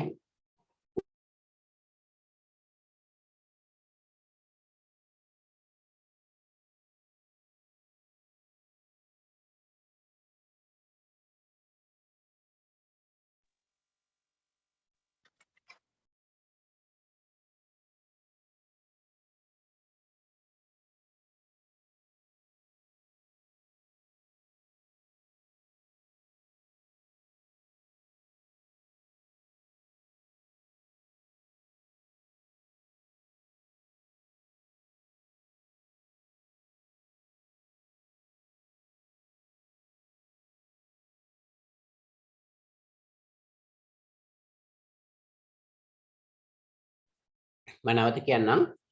ඔබ කරන්න ඕන දේ තමයි පළවෙනි ඇක්ටිවිටි එක රෝහල කියන ආයතනයට අදාළව මේ දවස්වල වැදගත්නේ ආයතනයක් රෝහලක්. මේ රෝහල කියන එක අතිශයින් වැදගත් ආයතනයක් බවට පත් වෙලා තියෙනවා. රෝහලකට අදාළව ඔබ හඳුනගන්න යෙදවුම් මොකද්ද? පරිවර්තන ක්‍රියාවලිය මොකද්ද? නිමැවුම් මොකද්ද කියන. එතෙන්දී මේකේ තියෙන මේ කොමන් ටර්ම්ස් ටික නැවත ලියන්න යන්න එපා. මොකද මම ස්පෙસિෆික් ඕගනයිසේෂන් එකක් දීලා තියෙනවා. ඒ නිසා ඔබ ඒ දුන්න නිශ්චිත ආයතනයට අදාළ හරියටම යෙදවුම් ටික හඳුනගන්න. උදාහරණයක් කිව්වොත් රෝහලක ප්‍රධාන යෙදවුමක් තමයි වෛද්‍යවරු. වෛද්‍යවරු වෙනත් තැන්වල නැහැනේ. රෝහලක තමයි ප්‍රධාන යෙදවුමක් වශයෙන් වෛද්‍යවරු ක්‍රියාත්මක වෙන්නේ. එහෙනම් ඉන්පුට්ස් යටතේ මොනවාද ප්‍රධාන යෙදවුම්? මොකද්ද පරිවර්තන ක්‍රියාවලිය? මොකද්ද අවුට්පුට් එක? ඔබට පුළුවන් කරුණු ටික ඉදිරිපත් කරන්න කොලයක් පැනක් අරගෙන චුට්ටක් ඒක ලියලා හරි. එහෙම නැත්නම් ඔබට කැමති නම් අදහස් ප්‍රකාශ කරන්න අවස්ථාවක් තියෙනවා. කියන්නද? හොඳයි. ඔව්. යෙදවුම් විදිහට වෛද්‍යවරු ඊට පස්සේ වෛද්‍යවරුට උදව් කරන හෙදියන් ඊට අමතරව භාවිතා වෙන යන්ත්‍ර තියෙනවා. සමහරට ශල්‍ය කර්ම සඳහා භාවිතා වෙන කතුරේ ඉඳලා ගෝස් කෑල්ල ඉඳලා සියලුම ද්‍රව්‍ය යෙදවුම් වශයෙන් ගන්න පුළුවන්. ඊට අමතරව ඖෂධ වර්ග ඊට අමතරව ගොඩනැගිලි භාවිතා වෙනවා. සමහරක ගොඩක් වෙලාවට ලිපි ද්‍රව්‍ය භාවිතා වෙනවා. ඒ වගේම අනධ්‍යයන කාර්ය මණ්ඩල ඊට අමතරව ඇම්බියුලන්සස් කියන්නේ ගිලන් රථ ඒ සියල්ලම යෙදවුම් වශයෙන් ගන්න පුළුවන්. ඔයස ප්‍රොසෙස් එකේ කොට සාමාන්‍යයෙන් මුලින්ම රෝගියා තමයි ඒගොල්ලන් කස්ටමර් වෙන්නේ. රෝගියා රෝහලට ඇතුල් වෙනකොට ගොඩකට බාහිර රෝගී අංශයෙන් තමයි මුලින්ම ප්‍රතිකාර ගන්න. ඒක මුලින්ම ලෙඩේ චෙක් කරලා සාමාන්‍ය විදිහට බලලා එයාව තවදුරටත් පරීක්ෂණ කරන්න අවශ්‍ය නම් අවශ්‍ය එක්ස්රේ ගන්න අවශ්‍ය නම් ඒ අංශයට යොමු කරනවා. ඊට පස්සේ අර තව වෙනම ස්කෑන් එකක් කරන්න අවශ්‍ය නම් ඒ අංශයට යොමු කරනවා. ලේ මුත්‍රා පරීක්ෂා කරන්න අවශ්‍ය නම් ඒවට යොමු කරනවා. ඊට පස්සේ සාමාන්‍ය රෝගියෙක් නම් සාමාන්‍ය විදිහට එයාට බෙහෙත් ද්‍රව්‍ය ටික නියම කරලා හොස්පිටල් එක ඇතුළේම ෆාමසියක් තියෙනවා නම් ඒකට අදාළව එයාට බෙහෙත් ද්‍රව්‍ය ලබා දීලා එයාව පිළ කරනවා නිරෝගී පුද්ගලයෙක් වශයෙන් සමත් වෙන්න කියලා සමහර විට එයාට නේවාසික ප්‍රතිකාර කරන්න අවශ්‍ය නම් ICU එකට දාන්න අවශ්‍ය නම් එහෙම ඇතුළත් කරලා අවසානයේදී රෝහල ඇතුළේ එයාව නිවැරදි කරලා නිරෝගී පුද්ගලයෙක් වශයෙන් තමයි අර අවුට්පුට් එක වශයෙන් ගන්න ඕනේ. එක්ක නිරෝධී පුද්ගලයෙක් මරණ පිණිස මොචේට තමයි. හොඳයි. හරි. හොඳයි. බොහොම හොඳයි. මම හිතුවා ඉස්සරහට පැහැදිලි කරා. නමුත් මම ඒක වීක් පොයින්ට් එකක් දැක්කම චුට්ටක් ඒක මතක් කරන්නම්. ඔය තාමත් නිවැරදිව යෙදවුම් වෛද්‍යවරු හෙදියන් මේ අවශ්‍ය උපකරණ බෙහෙත් මම හිතන්නේ මෙඩිසින් කියන එකක් කිව්වා. හැබැයි එතනදී චුට්ටක් අමතක කරා රෝගීන් කියන එක. ඒක ඔබ පස්සේ ප්‍රොසෙස් එක තුල ඒක සම්බන්ධ කළා. නමුත් රෝගීන් කියන එකත් ප්‍රධාන යෙදවුමක්. හෙදියන් වෛද්‍යවරුන් විතරක් ප්‍රොසෙස් එක තුල ක්‍රියාත්මක වෙන්න බෑ රෝගීන් නැතුව. right ඒ නිසා 100%ක්ම හොඳයි ඒ කොටසත් එතෙන්ට ඇඩ් වුණා නම් යෙදවුමක් වශයෙන් රෝගීන් කියන එක. අයි මම දැක්ක තවත් මේ chat කරලා තිබුණා answers වල සියලු දේවල් තියෙනවා. නමුත් ප්‍රධාන යෙදවුමක් අමතක කරලා තියෙනවා. ඒ නිසා ප්‍රධාන යෙදවුමක් තමයි රෝගීන්. right හෙදියෝ වෛද්‍යවරු අනිකුත් මේ ආචාර්ය අපිට සම්බන්ධ වෙන සේවක මහත්තුන් රාශියක් ඉන්නවා. ඊට අමතරව වෛද්‍ය උපකරණ ශල්‍යාගාර පහසුකම් මේ සියලු දේවල් ඖෂධ හැම දෙයක්ම අපිට ඒක ඇප්ලයි කරන්න ඔක්කොම ලියන්න අවශ්‍ය නැහැ. ප්‍රධාන දේවල් පරිවර්තන ක්‍රියාවලිය තුලින් පැහැදිලි කරා. රෝගීන් රෝහලට පැමිණෙන්න ඕන, රෙජිස්ටර් වෙන්න ඕන, අංකයක් ලබා ගන්න ඕන, වෛද්‍යවරයා මුණ ගැසෙන්න ඕන. එතනින් පස්සේ පරිවර්තන ක්‍රියාවලිය වෙනස් වෙනවා ඒ රෝගී තත්ත්වයක් එක්ක. නේද? වෛද්‍යවරු මුණ ගැසුණාට පස්සේ සමහර වෛද්‍යවරයෙක් කියනවා වාගේ රෝගී තත්ත්වයක් නෝ ගිහලා වාට්ටුවේ නතර වෙන්න කියලා. රෝගියා දිහා බලන මේ කියනවා නිකන් තියාගන්න හොඳයි වගේ කියලා. නේද? රෝගී තත්ත්වයම තමයි කියන්නේ වාගේ දෙතනක හොඳ නැහැ. මේක ඉඳගෙන පොඩක් බෙහෙත් කරන්න වෙනවා. ඒ නිසා වාට්ටුවේ නතර වෙන්න. තව කෙනෙක්ට කියනවා ඔබ ගිහිල්ලා ආත්‍රික පරීක්ෂාවක් කරන්න, බ්ලඩ් ටෙස්ට් කරන්න, ස්කෑන් කරන්න. මම හිතන්නේ ඔය ගොඩක් පැහැදිලි කරා ඉස්සලා මේ මිශ්‍රණිමල්. ඒ වගේම තව සමහර කෙනෙක්ට කියන්න පුළුවන් ෆාමසියට ගිහලා බෙහෙත් කරන්න ඉදර යන්න. තව කෙනෙක්ට කියන්න පුළුවන් තවත් අත්‍රේක පරීක්ෂණ වලට යොමු වෙන්නේ අනාදි වශයෙන් විවිධ විදිහට තමයි මෙතන ට්‍රීට්මන්ට් එක වෙන්නේ. ඒක රෝගී තත්ත්වයක් එක්ක තමයි තියෙන්නේ. අවසන් ප්‍රතිඵලයත් මම හිතන්නේ මනාව ඉදිරිපත් කළා. අවසන් ප්‍රතිඵලය අපි බලාපොරොත්තු වෙන්නේ රෝහලක් තුළ healthy persons නිරෝගී සෞඛ්‍ය සම්පන්න පුද්ගලෙක් බිහි කිරීම. ඒක තමයි අවසාන ප්‍රතිඵලය. නමුත් අපි දන්නවා මේ කාලෙත් අපිට දෙකටම ළඟින් පුළුවන් රෝහලක නිමෙවුම අවසාන ඩෙඩ් බොඩි එකක්. ඉතින් අපි ඒක උත්තරේට බලාපොරොත්තු වෙන්නේ නැහැ. අවසාන සිදුවීමක්. නමුත් ඒක තමයි යථාර්ථය. යථාර්ථයෙන් අපිට අයින් වෙන්නත් බෑ ඉතින්. හොඳ රෝගියෙක් පුද්ගලෙක් වශයෙන් ඇතුළත් වෙලා අවසාන අවුට්පුට් එක අපිට නිරෝගී සෞඛ්‍ය සම්පන්න පුද්ගලෙක් වශයෙන් බිහි වෙනවට අමතරව healthy person කෙනෙක් වෙනවට අමතරව dead body එකක් තිබෙක තමයි අවුට්පුට් එක එන්නේ. ඒක තමයි යථාර්ථය. නමුත් අපි ඒක සපහන් කිරීමක් අවශ්‍ය වෙන්නේ නැහැ අපේ පිළිතුරේ. ඉතින් ඕක තමයි මේ පරිවර්තන ක්‍රියාවලිය. යෙදවුම් පරිවර්තන ක්‍රියාවලිය සහ නෙමෙයි. කියන්නේ විදිහට ඔබට හැකියාවක් තියෙන්න ඕනේ. බොහොමත් හොඳයි. මම හිතන්නේ මේ පාර තේරලා ඉන්න කණ්ඩායම මම දැන් උත්තර දෙන අය නම් හොඳ අවබෝධ යුතුව ඒ ගැන සාකච්ඡා කරන ඉදිරිපත් කරනවා. ඒකවත් හොඳ ලකුණක්. විෂය ගැන ඔබට හොඳට තේරුම් ගන්න පුළුවන් කියලා මම හිතනවා.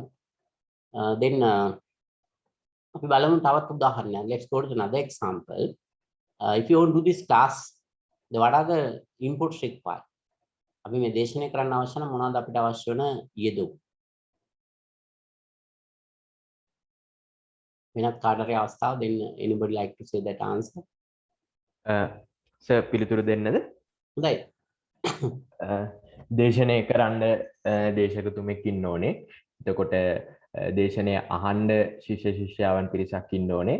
එතකොට ඒකට අවශ්‍ය මේ විදිහට මේ තත්ත්වෙන් යනවා නම් තාක්ෂණික මෙවලම් තියෙන්න ඕනේ. ඊට පස්සේ මේක පරිපාලනය කරන පරිපාලන මණ්ඩලයක් ඉන්න ඕනේ. ඊට පස්සේ ওই පිරිස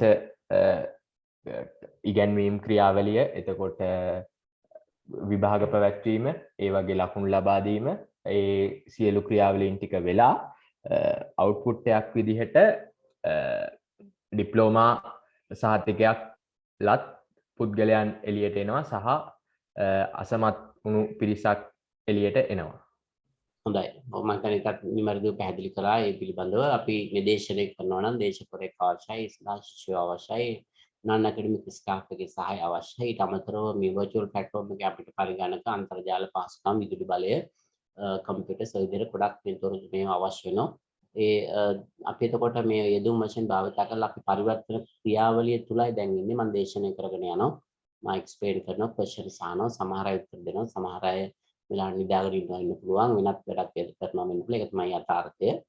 ප්‍රොසෙස් එක තුල මොකද මට පේන්නේ හැමෝම මොකද කරන්න කියලා. ඊළඟට මේකේ අවුට්පුට් එක තමයි අපිට හොඳ දැනුමින් සම්පූර්ණ පුද්ගලෙක් තමයි අවසානයේ ඉලීට ගන්න හැකියාව ලැබෙන්නේ. ඒ කියන්නේ වැලියු ඇඩිෂන් එකක් තමයි ඔබගේ දැනුමට එකතු වෙන්නේ නොලෙජ් එකට addition New value addition sorry මේ සබ්ජෙක්ට් එක පිළිබඳව අලුතින් වටිනාකමක් ඔබේ දැනුමට එකතු වෙනවා. ඒක තමයි මේකේ අවුට්පුට් එක වෙන්නේ. හොඳයි දැන් මම හිතන්නේ ඔබට හැකියාවක් තියෙනවා ඊට පස්සේ ටිකක් හිතන්න විවිධ ආයතන වලට දාලා ඔබ යම් ගමනක් යනකොට හෝ දැක්කොත් ආයතනයක වැඩ කරන සේවකයෙක් කවුරු වුණා මහත්ෙක් හෝ ඒ වැඩ කරන කෙනෙක් හම්බුනොත් ඔබට කතා කරන්න පුළුවන් මොනවාද ඒ දුම් කොහොමද පරිවර්තන ක්‍රියාවලිය මොකක්ද ඒකේ අවුට්පුට් එක මම හිතන්නේ ඒ අවබෝධය තාමත් වැදගත්. අපි දන්නවා දැන් මේ පරිවර්තන ක්‍රියාවලිය බොහෝ දෙනෙක් හිතන්නේ භෞතික වශයෙන් දැකිය හැකි නිෂ්පාදනය තුලින් ජනිත වන දෙයක් විදියට. The transformation process, a lot of people thought that it's a physical manufacturing only. Physical manufacturing, it means that we can see how the inputs we are going to convert as a desired output. That's the people thought this is a transformation process. ඔය හිතනවා මේ පරිවර්තන ක්‍රියාවලිය භෞතික වශයෙන් දැකිය හැකි භෞතික නිෂ්පාදන ක්‍රියාවලියක් තුළින් ජනිත වන දෙයක් විදියට. right? නමුත් we should know that there are different type of transformation process. There are different type of transformation process. Before that, you can see what the meaning of the transformation process. The production system is defined. The production system is defined as the use of resources to transform inputs and desired output. Right? That's we call the transformation process. The production system is, or the production system cannot defined as the use of the resources to transform into inputs into some desired output. යෙදුම් අපි යම් කිසි අපේක්ෂිත නියම බවට පරිවර්තනය කරන පරිවර්තන ක්‍රියාවලිය අපි නිෂ්පාදන පද්ධතිය නැත්නම් පරිවර්තන ක්‍රියාවලිය වශයෙන් හඳුන්වනවා. I mentioned about there are different type of transformation process. A lot of people thought the transformation process only the physical manufacturing. First one, no, but we can observe different type: locational transportation, exchange, retailing, storage, warehousing, psychological healthcare, information and telecommunication. I'll take several examples. මම උදාහරණකින් පැහැදිලි කරන්නම්. අපි හිතමු පළවෙනි එක physical manufacturing. මේ දිනවල අපි now the currently actually is today is that a lot of the people that talk about the prices about the rice. Right now, the government have the control price as well. Right? If you want to produce rice, what are the inputs required? We need the paddy, we need the machine, we need the technology, we need the capital, we need the human resource, we need the building. Right? These are the land, labor, likewise main inputs. Then after the transformation process, we can get the output as a rice. අපි වී ශ්‍රමය ප්‍රාග්ධනය තාක්ෂණය ඊළඟට යන්ත්‍ර සූත්‍ර උපකරණ ගොඩනැගිලි දෙකඩම් පුද්ගලයන්ගේ ශ්‍රමය භාවිත කරලා අපි වී තැම්බීම වේලීම ගැටීම හරහා සහල් ලබා ගන්නවා. Everybody can see how the paddy convert as rice. හැම කෙනෙකුටම දකින්න පුළුවන් මේ කොහොමද වී සහල් බවට පරිවර්තනය වෙන්නේ. That is a transformation process. We call this physical manufacturing. භෞතිකව නිෂ්පාදනය තුළින් තමයි පරිවර්තන ක්‍රියාවලිය සිදු වෙන්නේ. A lot of people thought all the transformation process like that. බොහෝ දෙනෙක් හිතනවා මේ පරිවර්තන ක්‍රියාවලිය ඒ ආකාරයෙන් පමණයි සිදු වෙන්නේ කියලා. That's wrong. Especially you are going to learn that subject operations management. Therefore, everybody should know there are different type of transformation process. In urban music, ඉගෙන ගන්න පාර්ශ්වයක් විදියට පරිවර්තන ක්‍රියාවලිය ස්වභාවයෙන් රාශියක් තියෙනවා කියන එක තේරුම් ගන්න. Consider about the second one. Assume that one of the student that Nimal like to go to Galle using the highway bus. අපි දුම් නිමල් කැමති highway bus එක භාවිත කරලා ගාල්ලට යන්න.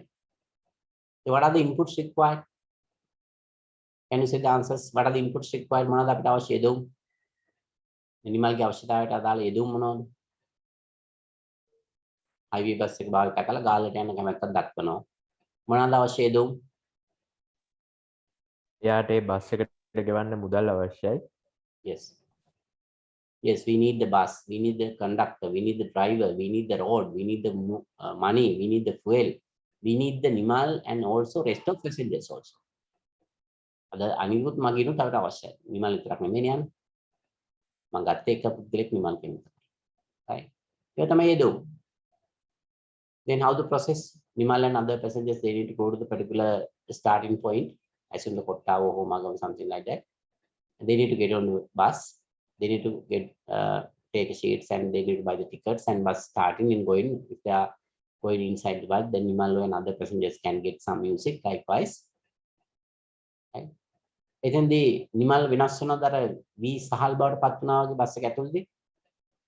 අපි දන්න නිමල් මේ බස් එක ඇතුළේ යද්දි ක්‍රියාකාරීත්වය කොහොමද කියලා. නේද? අපි හිතනවා එහෙම වෙනසක් වෙන්නේ නැහැ. මොකද වෙනස් වෙන්නේ? මොකද වෙනස් වෙන්නේ? ලොකේෂන් එක. Location. Right? වෙනස් වෙන්නේ location. නැද්ද නිමල්මයි ගාල්ලෙන් බහින්නේ. Right? හැබැයි වෙනස් වෙලා තිබුණේ location. එහෙනම් එතනක් තියෙනවා පරිවර්තන ක්‍රියාවලිය. We call that one locational transportation. Locational transportation.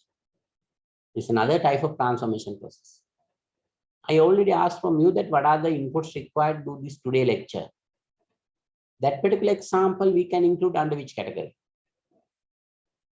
Under this transformation process, which category? මේ වර්ග අතරින් මොන ක්‍රමයකටද ඇතුළත් කරන්න පුළුවන්? අපේ lecture එකට අදාළ example එක. දැන් අපි මේ lecture එක තුලනේ ඉන්නේ. අපි ගන්න යෙදුම් information. Yes, that's fine, correct. That informational telecommunication. ඒ උදාහරණ අපිට මේකට අත්ලත් දැන් hospital එක අපිට කෙලින් මේකට අත්ලත් psychological health.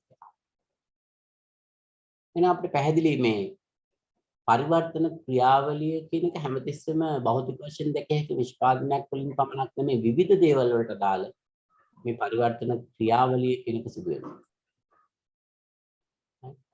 Then under this subject, we mainly focus about how we do the transformation process effective and efficiency.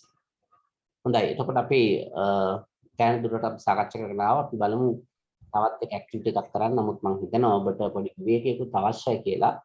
Sir පොඩි ගැටලුවක් තියෙනවා. ඔව්. එකම ක්‍රියාවලියක පරිවර්තන දෙකක් වෙන්න පුළුවන් නේද? Can you say මොකක් හරි example එකක් කියන්න බලන්න. පුළුවන් එහෙම වෙන්න පුළුවන්. උදාහරණයක් විදිහට සර් දැන් මේක වෙන්නේ ඒ කියන්නේ සාමාන්‍ය තත්ත්ව වෙන දෙයක් නෙමෙයි මට නිකන් දැන් හිතුණු දෙයක්. අපි මොකක් හරි අපි ඔය දැන් සර් ගත්ත නිමල්ගේ උදාහරණෙම ගත්තොත් නිමල් ඔය ගමන යද්දී නිමල් අලුත් මොනවා හරි දෙයක් ඒ ගමන ඇතුළේදී ඉගෙන ගන්නවා. එතකොට එයාගේ තිබ්බ දැනුමට වඩා තව දෙයක් ගාල්ලට යද්දී එකතු වෙලා තියෙනවා. හැබැයි යාගේ පර්පස් එක තිබ්බේ ගාල්ලට යන එක හින්දා එතන ට්‍රාන්ස්ෆෝමේෂන් ප්‍රශ්නයක් තියෙනවා. ඔව් එතන ප්‍රධාන දේ අපි කතා කරේ ට්‍රාන්ස්ෆෝමේෂන් ප්‍රොසෙස් එක මේ ට්‍රාන්ස්පෝර්ටේෂන් වලට දාලා ප්‍රවාහනයට දාලා. එතකොට ඒ ඔබ කියන්නේ නිමල් වෙන දෙයක් ඉගෙන ගැනීම තුළ දැනුමට වර්ධනයක් ඒක වැලියු ඇඩිෂන් එකක් එකතු වීම ඒක වෙනත් දෙයක්.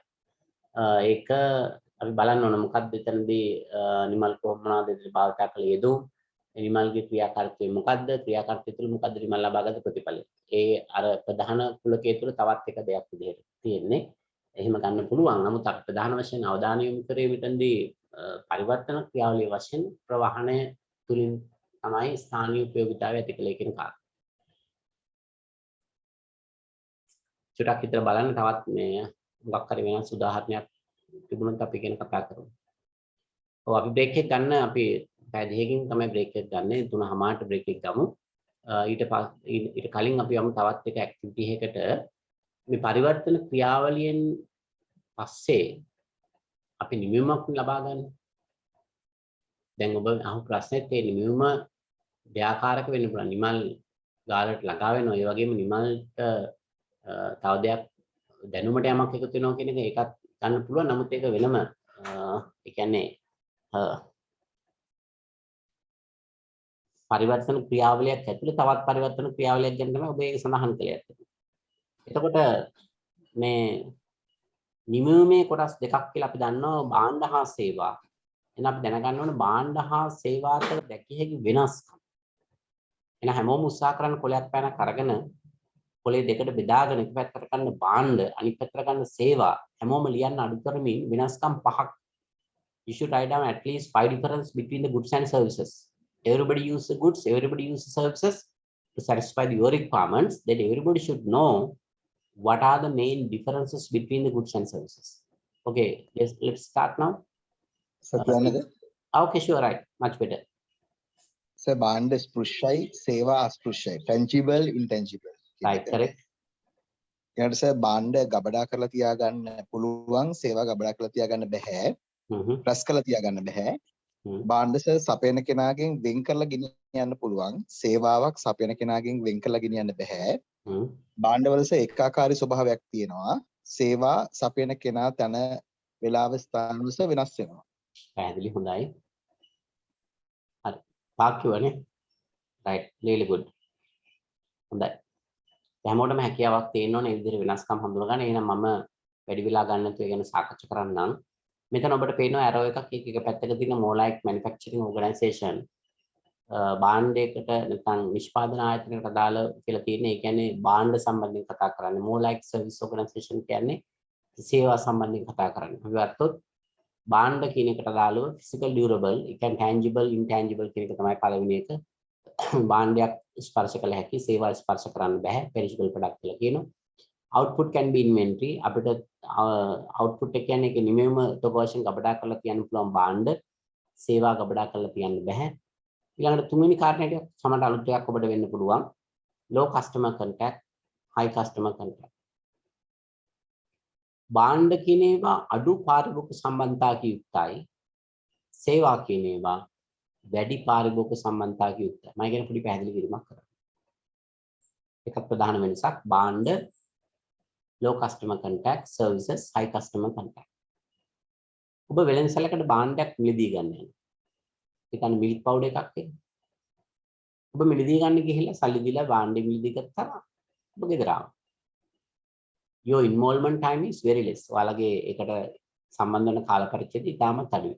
මුළු නිෂ්පාදන කාලය පුරාම ඔයාලා රැඳෙන්නේ නැහැනේ පිළිපැට්ටක් මිලදී ගන්න ගිහින්.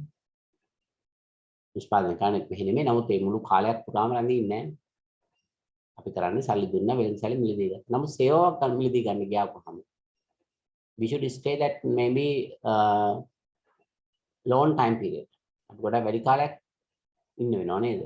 Total service time compare with the customer involvement time. Customer involvement time may be high. දැන් ඔබට ප්‍රවාහන සේවය ගන්න අවශ්‍ය බස් එකට නගින්න.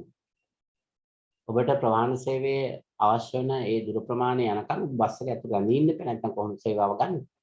දැනිමල් කොට්ටාවෙන් නැගලා ගාල්ලෙන් බහිනකම් බස් එක තුල රැඳී ඉන්න ඕනේ. ප්‍රවාහන සේවය ගන්න නැත්නම් ලොකේෂන් එක වෙනස් වෙන්නේ නැහැ. එයා බස් එකේ පැන්නොත් එහෙම එතකොට කොට්ටාවට මේ ගාල්ලට යන්න වෙන්නේ නැහැ. නේද? ඒ නිසා එතන තියෙන high customer contact. එහෙනම් ඊට පස්සේ බස් එක යනකොට අහන්න කන්ඩක්ටර් වා සහ මම අතර සම්බන්ධතාවය ස්වභාවය මොකද්ද කියලා දන්නවද කියලා. එහෙනම් අහන්න යන්න එපා. නේද? තියෙන වැඩි සම්බන්ධතාවය. වෛද්‍යවරයා ගාවට බෙහෙත් ගන්න ගියාම අහලා බලන්න. ડોක්ටර් දන්නවද ඔයා මා අතර සම්බන්ධතාවය ස්වභාවය මොකද්ද කියලා. නේද? එහෙම අහන්න යන්න එපා. මේ කිව්වේ මේවා ගැන Tamanට නිතර හිතන්න පුළුවන්. ඒ විදිහට. ඒතර එතන තියෙන වැඩි සම්බන්ධතාවය. අපි දතක් ගලවන්න ගිහිල්ලා මේ දත ගලවලා තියන්නේ කියලා මම පස්සේ නම් කියලා ඉන්න බෑනේ. අපි සම්පූර්ණ ඒ සේවාව ගන්න නම් මුළු කාලය පුරාම රැඳී සිටින්න වෙනවා. නේද? ඒ නිසා භාණ්ඩත් එක්ක සාපේක්ෂව බලනකොට භාණ්ඩවල තියෙන අඩු සම්බන්ධතාවයක් සේවාවල තියෙන වැඩි පාරිභෝගික සම්බන්ධතාවය. right ඔබ සේවාවක් ගන්න මමත් එක්ක ඔබ සේවාවක් ලබා ගන්න. මම තමයි service provider. ඔයාලා තමයි service එක ගන්න customer. එතකොට මගේ total service time එක ඔයාලා සම්බන්ධන කාලේ සමාන වෙන්න බොහෝ වෙලාවට. ඔබ හරියට සක්‍රිය මේ සේවාව ගන්නවනම් එහෙම ගන්න ශිෂ්‍යෝ මට පේනවා. right? අනිත් අය මට කොහොම නෙමෙයි අනිත් අයත් එක්කම සම්බන්ධ වෙලා ඇති. නමුත් ඇත්තටම සමහර අය මෙලහට නිදා ගන්නවා. මම දැක්කා දේශන පටන් ගන්න කලින් සමහර අය නිදා ගන්න විදිහට ඇඳ සකස් කරන ඒවත් ඔක්කොම කැමරාවේ පේන එක මම කිව්වේ මේ ඒවා අයින් කරගන්න කැමරාව ස්ටොප් කරන්න කියලා. එතකොට මේ සක්‍රිය ලෙස මේකට දායක වෙනවා නම් අන්න ඔබ ඇත්තටම වැඩි සම්බන්ධතාවයක් යුක්තයි. ඔබ ඩිවයිස් එක විතරක් දාලා ඔබ එතන නැත්තම් දැන් මේ දන්න එතකොට සේවාවක් වුණත් අඩු සම්බන්ධතා ස්වභාවයන් අපිට තියෙන අවස්ථාවක් දකින්න පුළුවන්. ඊළඟට සර්විස් එකක් loan response time බාන්ඩ් එකට දාලා loan response time එකක් අවශ්‍ය වෙනවා. සේවාවකට short response time එකක් අවශ්‍ය වෙන්නේ. බාන්ඩ් regional national international markets වලින් ගන්න local markets වලින් අපිට සර්විස් ගන්න පුළුවන්. ඊළඟට බාන්ඩ් නිෂ්පාදනය සඳහා විශාල පහසුකම් ප්‍රමාණයක් අවශ්‍ය වෙන large facilities සේවා සඳහා අපිට අවශ්‍ය වෙන small facilities කුඩා පහසුකම් ප්‍රමාණයක්. තව වැදගත්ම එකක් තමයි බාණ්ඩ බොහෝ විට capital incentive ප්‍රාග්ධන සූක්ෂමයි සේවා බොහෝ විට ශ්‍රම සූක්ෂමයි labor incentives බාණ්ඩවල ගුණත්වයේ පහසුවෙන් අයින් පුළුවන් quality issue measure but service quality not easy to measure සේවාවල ගුණත්වයේ පහසුවෙන් අයින් බෑ මේ විදිහට අපිට බාණ්ඩ හා සේවාවල දැකිය හැකි වෙනස්කම් හඳුනා ගන්න පුළුවන් මම හිතන්නේ ඉස්සෙල්ලා කිව්ව විදිහට ඒ කරුණු ටික තාමත් ස්පර්ශ කළ හැකි බාණ්ඩ ගබඩා කළ හැකි සේවා ගබඩා කරන්න බෑ බාණ්ඩ නිෂ්පාදනය කරන මොහොතෙන් පරිවර්තනය කරන්න ඕන බාණ්ඩ සේවා පසු බාණ්ඩ ඕන වෙලාවක පරිවර්තනය කරන්න පුළුවන් සේවා නිෂ්පාදනය කරන මොහොතෙන් පරිවර්තනය කරන්න ඕන පරිවර්තනය වෙන් කරන්න බෑ කියන කාරණේ ඊළඟට බාණ්ඩ අඩු සම්බන්ධතාවය යුක්තයි සේවා වැඩි සම්බන්ධතාවය යුක්තයි බාණ්ඩ ප්‍රාග්ධන සූක්ෂමයි ශ්‍රම සේවා සම්සූක්ෂමයි බාණ්ඩවල ගුණත්වයේ පහසුවෙන් මෙනෙහි හැකි සේවවල ගුණත්වයේ පහසුවෙන් මනින්න බෑ අනාදි වශයෙන් අපිට ඕන තරම් මේ වෙනස්කම් කතා කරන්න පුළුවන් right එතකොට මේ වෙනස්කම් සාකච්ඡා කිරීම අවශ්‍ය වෙන්නේ නැහැ කියන එක වැදගත් වෙනවා. අපි දන්නවා මෙහෙයුම් කළමනාකරණයේදී බාණ්ඩ හා සේවා සම්බන්ධව අපි ක්‍රියාත්මක වෙනකොට මේ වෙනස්කම් තියෙනවා කියන එක හැඳිනගෙන ඒ අනුව තමයි අපි ක්‍රියාත්මක වෙන්නේ. ඒ නිසා බාණ්ඩ වලට අපි ක්‍රියා කරන විදිය සහ සේවා වලට ක්‍රියා කරන විදිය වෙනස් වෙනවා. මොකද මේ දෙක තුල වෙනස්කම් පවතින නිසා. ඒක අපි ඔහොම කළාට කිව්වට යථාර්ථවාදීව බලනකොට අපිට සමහර වෙලට ප්‍රශ්න පැනගෙන. මොකද්ද ප්‍රශ්නේ? බලමු මේ ඩයග්‍රෑම් එක. මේ ඩයග්‍රෑම් එකේ ඔබට දකින්න විදිහට ඔටෝමොබයිල් කියන පළවෙනි එකක් අපි ගත්තොත් මේක පියෝ ගුඩ් එකක්ද පියෝ සර්විස් එකක්ද? Pure services. Automobile Sorry. For pure good service. Pure good එකක්. මෝටර් එකක් ගත්තොත් ඒක සුද්ධ භාණ්ඩයක් වශයෙන් අපිට හඳුන්වන්න පුළුවන්. කවුන්සලින් ගත්තොත් අන්තිම එක Pure service එකක්. ඒක පියෝ සර්විස් එකක්. උපදේශනය කියන්නේ. අපි මේක තුල තියෙන මැද අපිට රෙස්ටොරන්ට් මීල් ඔබ දේශනයකට විශ්වවිද්‍යාලයට ආපු කාලෙක දේශනයකට එනවා හදිසි දේශනය අවලංගු වෙනවා ඔබ යාළුවොත් එක්ක තීරණය කරනවා රෙස්ටොරන්ට් එකට ගිහිල්ලා ෆන් එකක් අරගෙන කෑම අරගෙන පොඩ්ඩක් විනෝද වෙන්න නේද එහෙම කාලයක් ඉක්මනින් ඒ කියලා හිතනවා ඉතින් බලමු නේද එතකොට ඒ වගේ ඔබ රෙස්ටොරන්ට් එකට ගිහිල්ලා කෑම ඕඩර් කරලා යාළුවොත් එක්ක විනෝද වෙලා කෑම අර එතෙන්දී ඒක පියෝ සර්විස් එකක් දෙකටම අදාළයි. අන්න අපිට එතෙන්දි තීරණයක් ගන්න බැරුව යනවා. ඒක pure goods ද service ද කියන එක. මොකද එතන දෙකම අන්තර්ගත වෙනවා. අපි රෙස්ටොරන්ට් එකට ගියාපම අපිට සර්විස් එක විතර නම් ලැබෙන්නේ. කෑම ලැබෙන්නේ නැත්නම් අපි not satisfied. අපි රෙස්ටොරන්ට් එකට ගියාපම කෑම ලැබෙනවා. හැබැයි සර්විස් එක ලැබෙන්නේ නැත්නම් එතනදිත් අපි not satisfied. ඒ නිසා අපි satisfied වෙන්න නම් ඒ goods and service දෙකම තියෙනවා. ඒ නිසා යථාර්ථවාදී ලෝකයේ තුල සමහර අවස්ථාවලදී අපිට pure goods ද pure service ද කියන්න බෑ. right ඒ දෙකේම සංකලනයක් අපිට දකින්න පුළුවන්. සේවා නිෂ්පාදන ආයතන තමන්ගේ සේවාවත් එක්ක තරංකාරීත්වයට ඉස්සපම මේක බොහෝට ඇති වෙන්නේ. tangible items ඉදිරිපත් කරනවා. බාණ්ඩ නිෂ්පාදනය කරන ආයතන තමන්ගේ බාණ්ඩත් එක්ක intangible service සේවා ලබා දෙනවා. මෙහෙම වෙලා තියෙන වෙන්නපළ තුල තියෙන තරංකාරීත්වය. ඒක තමයි යථාර්ථය. නමුත් කොහොම වුණත් we should know that there is a reality in the world, but we know that goods and services have some differences. You know what are the differences between that? That's really important when you're going to talk about the operations management, because that we should consider about the theories, concepts, strategies based on the goods and service separately. On that. Then let's go to that next topic, that the operations manager and its management process. Right? You know that under the management there are functions area. We call that planning, organizing, directing, and control. Some people call planning, organizing, staffing, directing, and control as a 5 functions. Some people call mainly as a 4 function: planning, organizing, directing, and control. Planning, organizing, directing, staffing, control. Likewise, right? Same thing actually. මේකද අපි බලන්නේ මේ operations manager manager එක්ක මේ management process එකේ තියෙන සම්බන්ධතාවය. දැන් අපි ගන්නවා management වලදී we need to talk about under the management, planning, organizing, directing, and control. Without we can't do the management, no. But when we're going to define management, directly don't need to say that management is a process of planning, organizing, directing, and control. Management is we use the resources to achieve the goals and objective. Then under the management mainly focus about how we achieve the goals and objective effective and efficient manner. For that purpose, we use the planning, organizing, directing, and control. Without this process, why the functions we can't do the management. Right?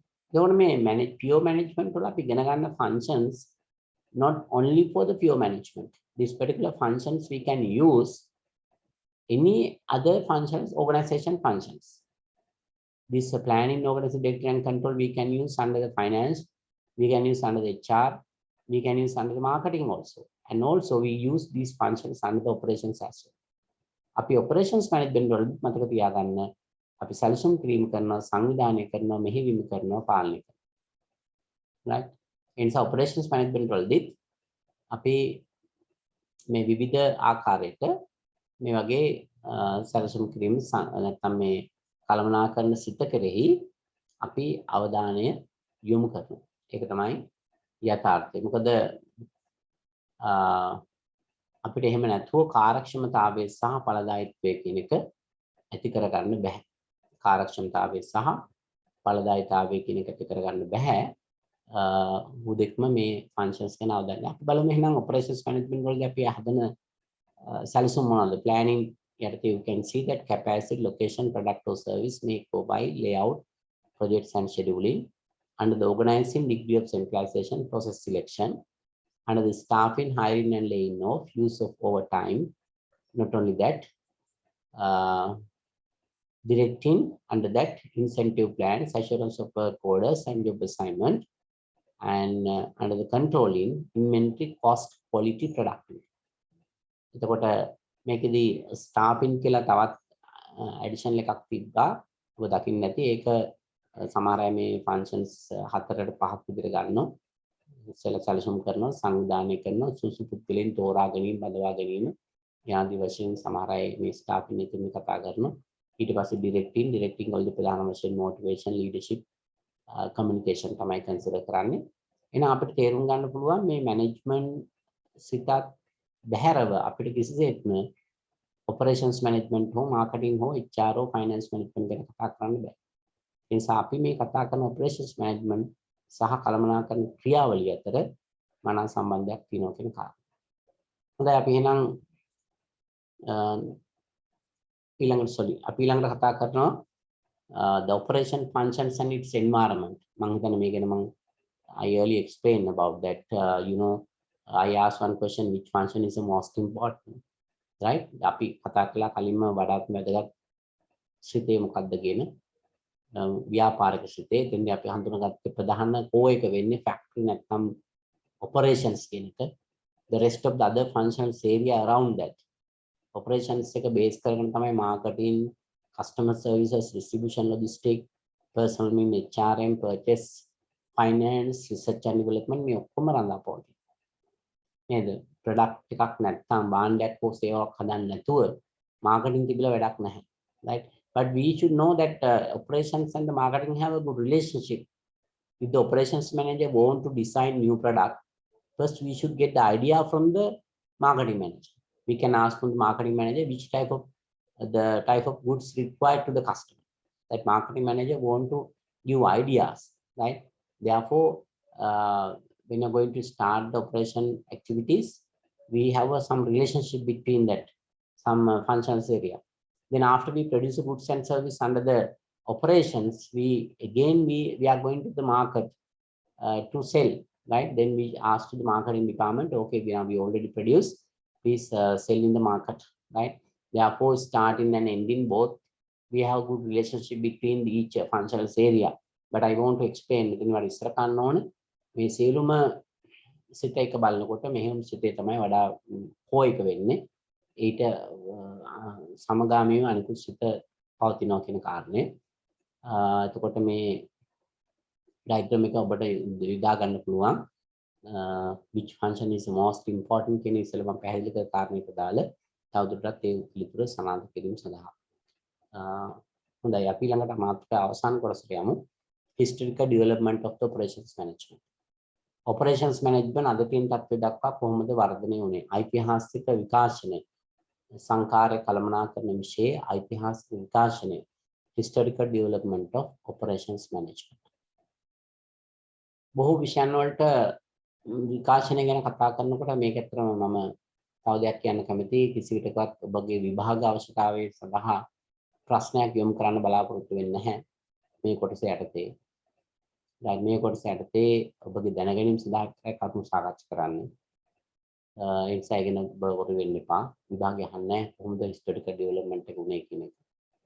අපි දන්නවා බොහොමයක් විෂයන් ආරම්භ වෙන්න පටන් ගන්න ප්‍රධාන වශයෙන් හේතුවක් වුණා the very first time that advent of the scientific management. මේ scientific management විද්‍යානුකූල කළමනාකරණය හඳුන්වා දී. බොහෝ විෂයන් ආරම්භ වෙන්න හේතුවක් වුණා. My first question, who introduced scientific management? Who introduced? Taylor. Okay. The problem is there are told so many tailors in Nugegoda, Virama, Panadura, Kadavacha, right? That your answer is not complete answer. I have still problem. Sorry? FW Taylor, sir. Yeah, that's fine. That's fine. Like, don't say the next time anybody Taylor only, because that you know, in our country that we know the tailor, there are so many tailors, different places that we need to say that it's not good when you're going to the interview and somebody asks what is the, who is into scientific management, you are going to say tailor only is not good. For your level is not enough. You should say that at least FW Taylor, Frederick Winslow Taylor introduced scientific management.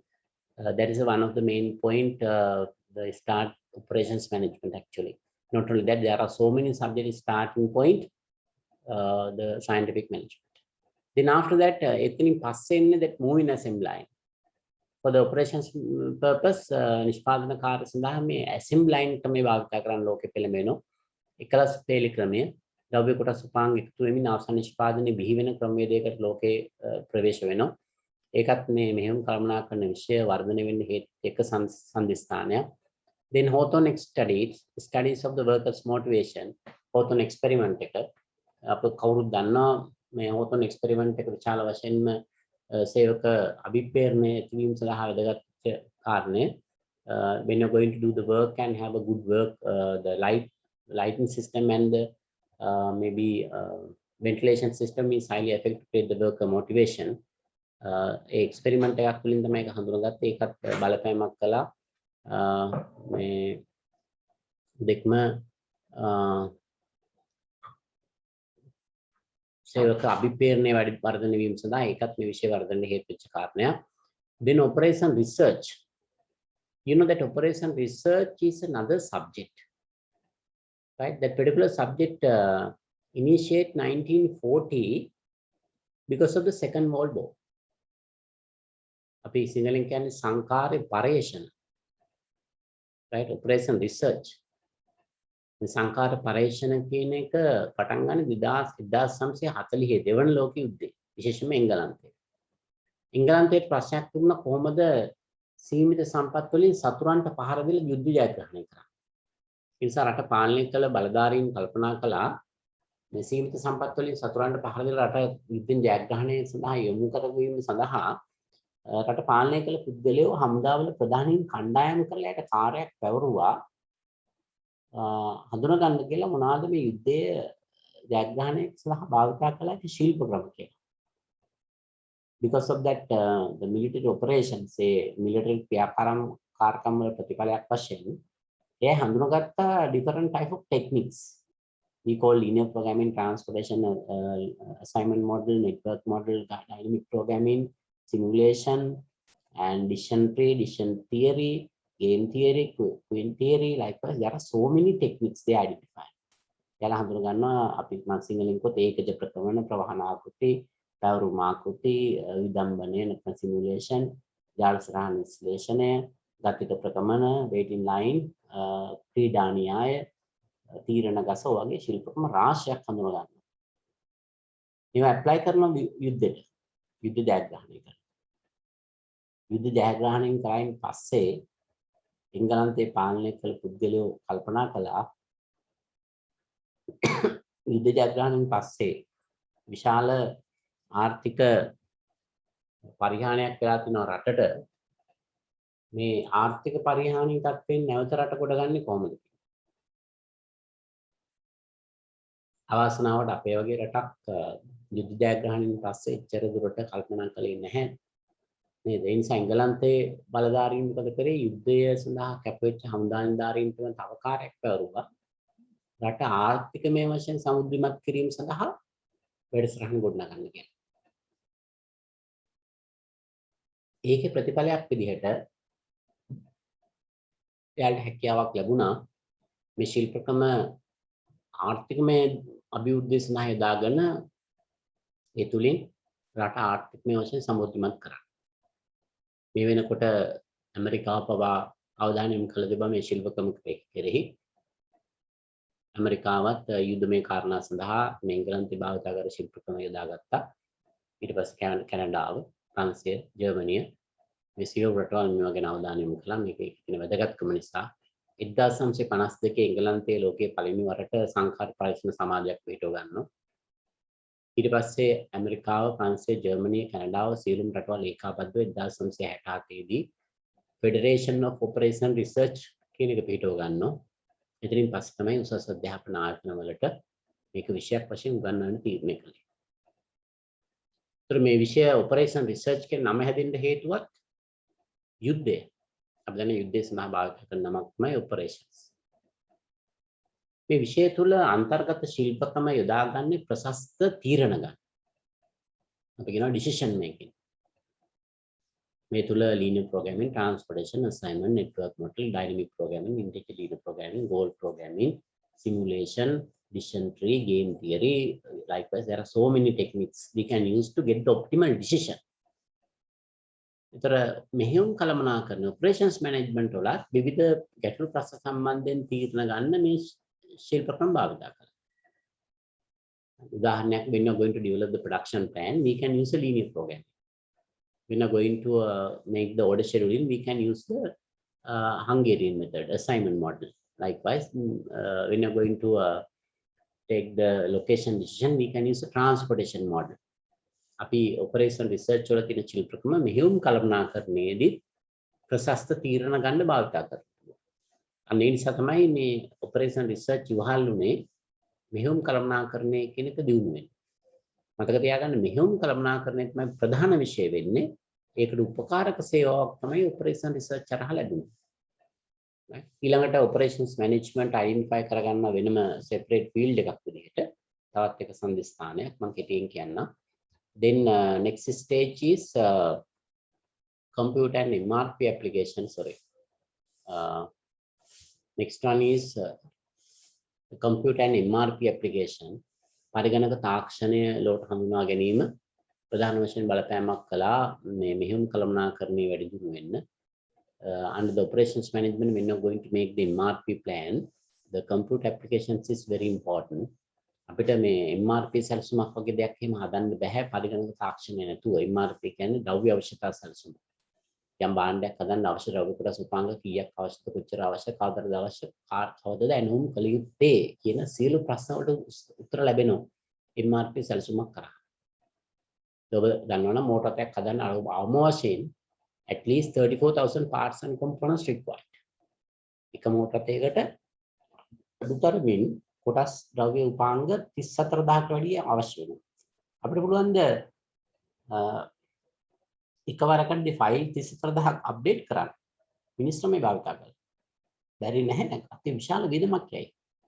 නමුත් අපි MRP application එකක් තුළ අති විශාල file සංඛ්‍යාවක් එක ශනිකව අපිට update කරන්න පුළුවන්. ඒ නිසා අපිට වෙලාව තිබුණොත් බලමු MRP plan එකක් හදන්න විදිහ. නමුත් මම හිතන්නේ අපිට ඒ සඳහා අවස්ථාවක් තියෙන සැකයි බලමු. එතකොට මේ පරිගණක තාක්ෂණයේ දිනු වීම බෙහෙවින් ඉවහල් වුණා. උදෙක්ම මේ විෂය අදින් තත්ත්වයට දක්වා ආරම්භ. ඊට පස්සේ just in time total quality control. just in time කියන අවශ්‍ය දේ අවශ්‍ය වෙලාවට අවශ්‍ය ප්‍රමාණයෙන් අවශ්‍ය ස්ථානයක් ලබා දීම. දැන් ඉන්දියාවේ ටොයෝටා සමාගමේ assemble company එකක් තියෙනවා. apply කරන just in time. අවශ්‍ය දේ අවශ්‍ය වෙලාවට අවශ්‍ය ප්‍රමාණයෙන් අවශ්‍ය තැනට ලබා ගන්න විදිහට තමයි ඒ assemble company එකේ මොකද නිෂ්පාදනය කරන්නේ. ටොයෝටා කම්පැනි එක highway එකක් maintain කරන සම්පූර්ණයෙන් ඉන්දියාවේ මොකද හොඳ transportation system එකක් නැත්නම් මේ just in time ක්‍රමෙත් යාවට නංවන්න බෑ. ඊළඟ total quality control පූර්ණ ගුණත්ව පාලනය factory automation ගොඩක් යන්ත්‍ර මේ නිෂ්පාදනාගාර ඔටෝමේට් වුණා. ඒවත් මේ මෙහෙම කළමනාකරණය වැඩි දියුණු වෙන්න හේතු වෙච්ච ප්‍රධාන සම්දිස්ථාන. ඊට අමතරව service quality and productivity සේවා ගුණත්ව සහ නම් පාරදායකත්වය. ඉස්සර අතීතයේ බොහෝ විට මෙහෙම කළමනාකරණයේ අවධානය යොමු කළේ ඇත්තටම භාණ්ඩ සම්බන්ධව විතරයි. ඒ කාලේ විෂය හැඳින්වුවේ production management කියලා. නමුත් අද operations management කියන්නේ හේතුවක් වෙලා තියෙන එකයි භාණ්ඩ වලට එහාට ගිහිල්ලා goods plus service කියන එකට අදින්න. ඒ නිසා service sector එක තමයි ලෝකේ දැන් විශාල වෙලා තියෙන්නේ. රටක් දිනුනවා කියන්නේ විශාල වශයෙන්ම සේවාංශය දිනු වීම. අපි අවශ්‍යතාව වුණා පහසු විදි කරගෙන මේ හැකියාව වර්ධනය වීම. ඒ නිසා මේ සේවා ගැන විශේෂ අවධානයක් මේ විෂය තුළ යොමු කිරීමත් මේ විෂය වර්ධනය වෙන්න හේතුවක්.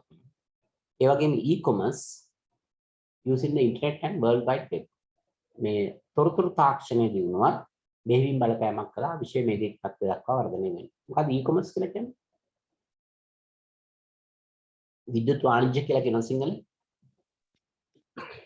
අන්තර්ජාලය හරහා සිදු කරන වෙලාව. ඔව්.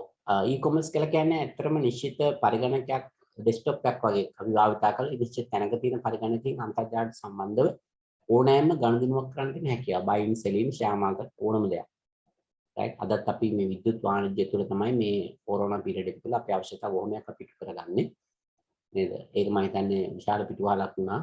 මේ නැත්නම් කලින් ආපු තාක්ෂණයන් දැන් මේවා outdated ඇත්තටම e-commerce තාම යූස් වෙනවා ලෝකේ. නමුත් මේට වැඩි නව තාක්ෂණ ඇවිල්ලා තිනවා. අද අපි e-commerce නෙමෙයි කතා කරන්නේ. අද කතා කරන්නේ මොකක්ද ඊළඟ commerce එක. e-commerce වලින් පස්සේ ආපු generation එක මොකද්ද? m-commerce.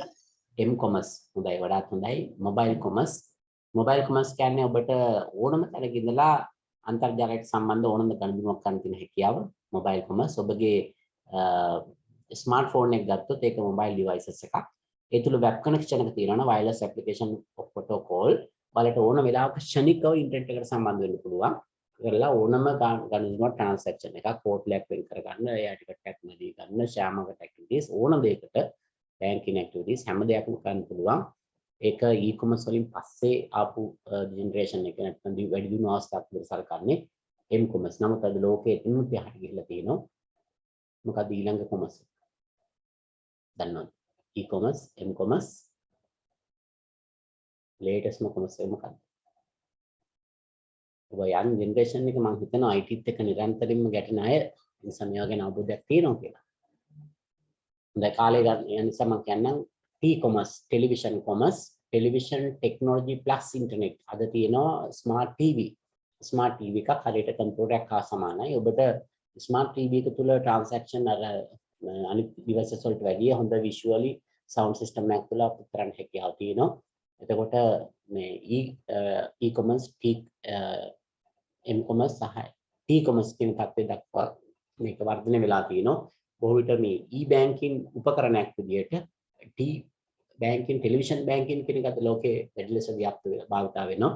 ඉන්ටර්නෙට් එකේ පොඩ්ඩක් සර්ච් කරලා බලන්න. ඒකට ඉස්සරහට එන කොමර්ස් එක මයික්‍රෝවේව් කොමර්ස් මොකද්ද කියලා අපි දන්නේ නැහැ. මේක ශනිකව වෙනස් වෙනවා. අපි ඒ වගේ මේ නව තාක්ෂණයත් එක්ක ඉන්නේ. අපි අනාගතේ භාවිතා කරන ෆ්‍රිජ් එක ස්මාර්ට් ෆ්‍රිජ් එකක් දැන් තමයි තියෙනවා. ඒ වගේ ඒවා ස්මාර්ට් ෆ්‍රිජ් එක ඔටෝමැටිකලි මෙසේජ් එකක් යනවා සුපර් මාකට් එකට මෙන්න මේ ගෙදරට අවශ්‍ය දේවල් අරන් එන්න කියලා. අපි ඉන්වෝල්ව් වෙන්න අවශ්‍ය නැහැ as a customer. මොකද ස්මාර්ට් ෆ්‍රිජ් එකට අපි ඉන්ෆර්මේෂන් දුන්නාම අපේ ස්ටොක් එක අඩු වෙනකොට automatically ස්මාර්ට් ෆ්‍රිජ් එක සුපර් මාකට් එකට මැසේජ් යවනවා. මෙන්න මේ items මේ customer door step එකට ගේන්න ඕනේ කියලා. එතකොට ඒ විදිහට තමයි ඉස්සරහට අපි අවශ්‍ය උමනාප සම්පූර්ණ කරගන්නේ. ඒ විතරක් නෙමෙයි ඔබ අනාගතයේ රැකියාවට ගිහින් ඔබේ අතේ තියෙන ජංගම දුරකථනය භාවිත කරලා ඔබ ගෙදරට එන්න කලින් ඔබේ ගෙදර කෙටල් එකේ ස්විච් එක ඕන් කරන්න පුළුවන්. ඔබ ගෙදරට එනකොට ඔබේ ටී එක රෙඩි. බණාගතයේ හොටෙල් එකට ගිහිල්ලා කෑම ගන්නකොට ඔබේ ටේබල් එකේ ඔබේ ෆැමිලි මෙම්බර්ස්ලා නැහැ. හැබැයි ඔබට ටේබල් එකේ තියෙන ස්ක්‍රීන් එකේ ඔබේ ෆැමිලි මෙම්බර්ස්ලාත් එක්ක කතා කරන ගමන් ඔබට ඩිනර් එක හෝ ලන්ච් එක ගන්න පුළුවන්. ඒ විදිහට අද ලෝකයේ මේ තාක්ෂණ ඉතාමත් වේගෙන් වෙනස් වෙනවා. ඒ සියලු වෙනස් වීම් දෙකම operations management කියන මේ විෂය ධාරාවේ වර්ධනය සඳහා බෙහෙවින් වාහන. හොඳයි එහෙනම් then අපිට now we can stop the first part එක අපිට අවසන් කරන්න පුළුවන්. පළවෙනි topic එක අපි සම්පූර්ණයෙන් complete කරා. time එකත් exactly 30 minutes තුනමාරයි වෙලාව. මම පැය කාලයක් විවේකයක් දෙනවා. Then you can take the 15 minute break. Then after that let's go to the next one. If you have any questions the previous session, you can ask after the break. Okay, thank you. Take the break now.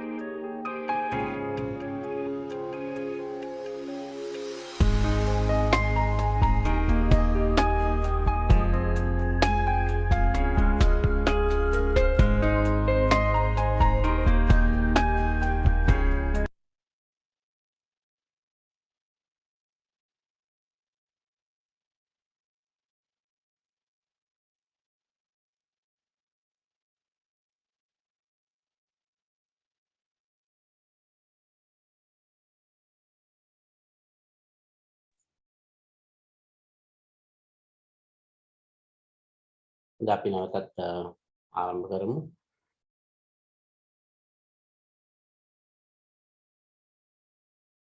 කලින් සාකච්ඡා කළ පාඩම මොන හරි ගැටලු තියෙනවද?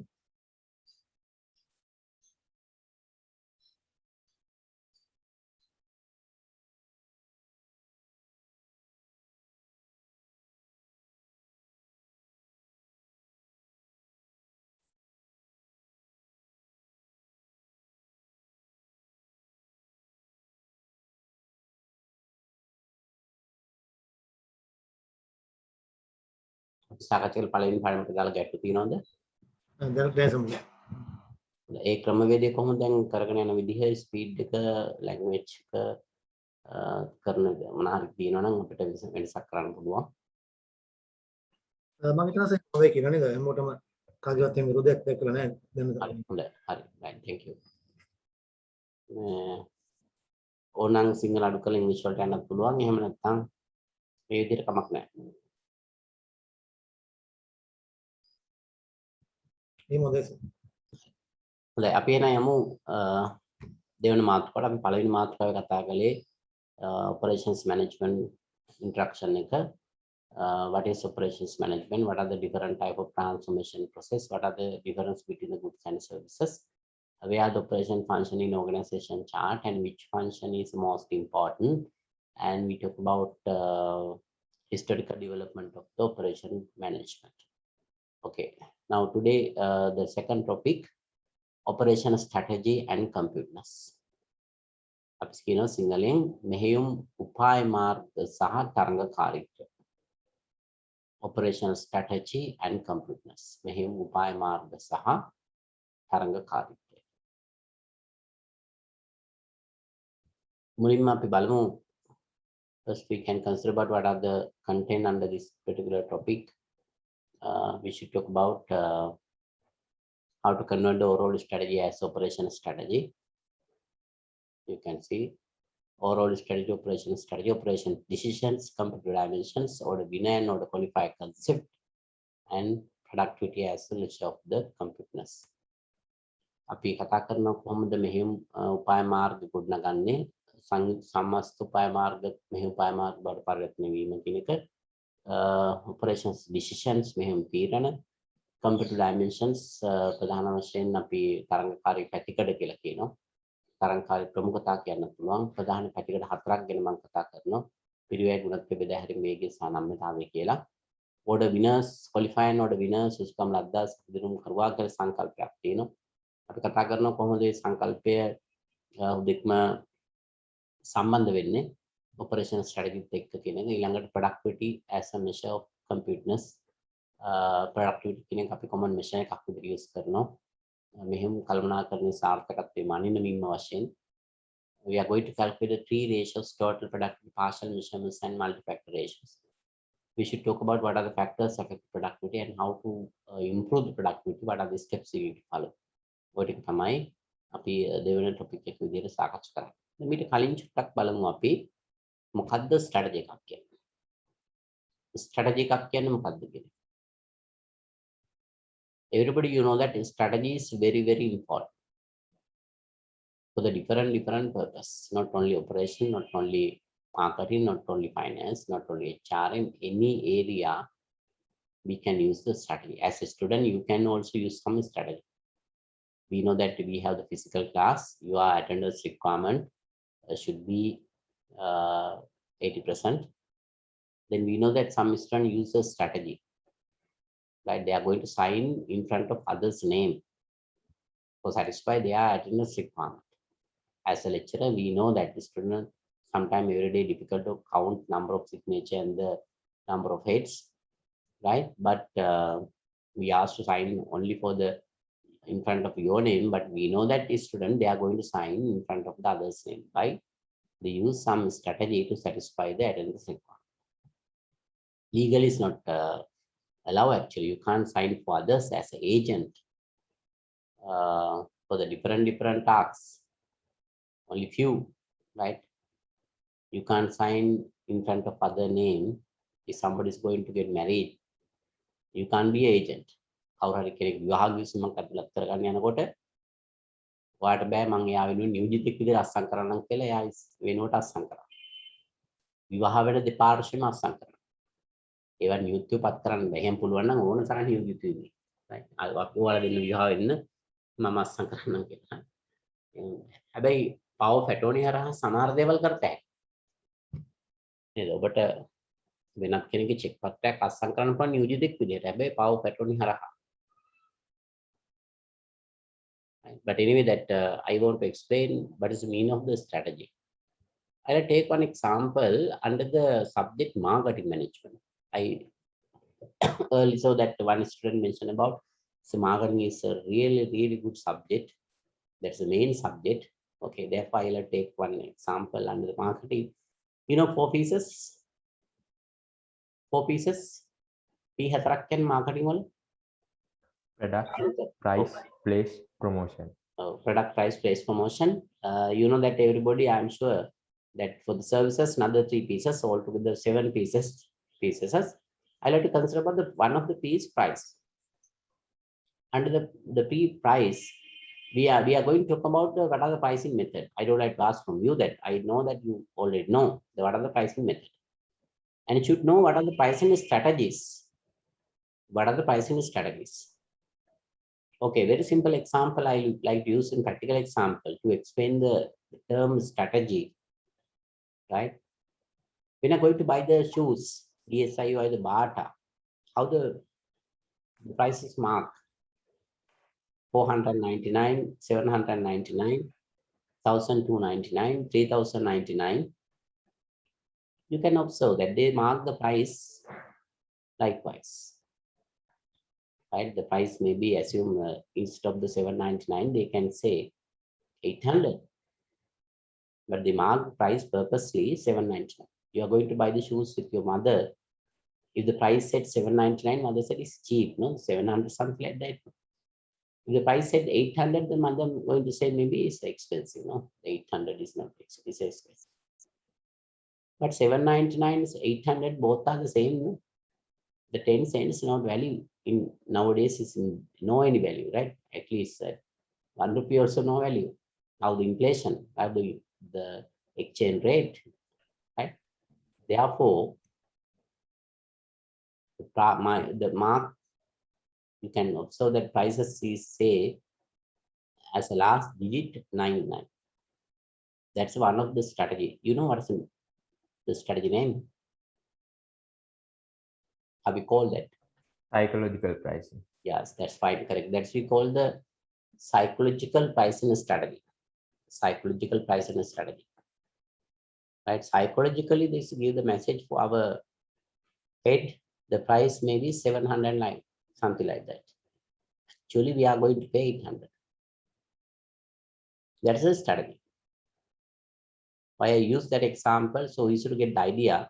Next time when you're going to buy this type of product, then if the mark the product price mark likewise, you can ask from the seller. We know secret behind that. Why you mark the price like that? That's the psychological pricing strategy. What? To get the more customer attraction. That's the secret behind that. If you know that everything really well, then they can't do anything. You know that reality. You are going to take the decision. You understood that that's the strategy they use. Based on that, you are going to take the decision. But if you don't know that about, maybe you took the decision. Sometimes you don't know that what are the strategy under that. Anyway, right? The strategy not only for the marketing, not only for the price, not only for the product, not only for the promotion. The strategy we can use by market, HR, finance, everywhere, right? We can use. For the operations also, we are going to use a strategy. Then I am going to talk about operation strategy under this topic. Then first we should know that how to convert the overall strategy as a operational strategy. You know that when you are going to develop the operational strategy, first we should consider about the mission and vision of the organization. Any organization have a mission and mission. We call in Sinhala මෙහෙවර නැත්නම් දැක්ම. ඕනම ආයතනයක mission කියලා දෙයක් නම් අපි මෙහෙවර කියලා කියනවා. නැත්නම් දැක්ම කියලා කියනවා. නිස්තාව කියන්නත් පුළුවන්. right? Then based on the mission and vision, first we should develop corporate strategy. Corporate strategy is a common for the whole organization. It's somewhat very broad, right? Without considering any functions area, we should develop the corporate strategy. When you're going to develop the operational strategy, starting point, mission and mission, voice of the customer. What does it mean, the voice of the customer? Voice of the customer means customer needs and wants. We need to consider what are the customer needs and wants.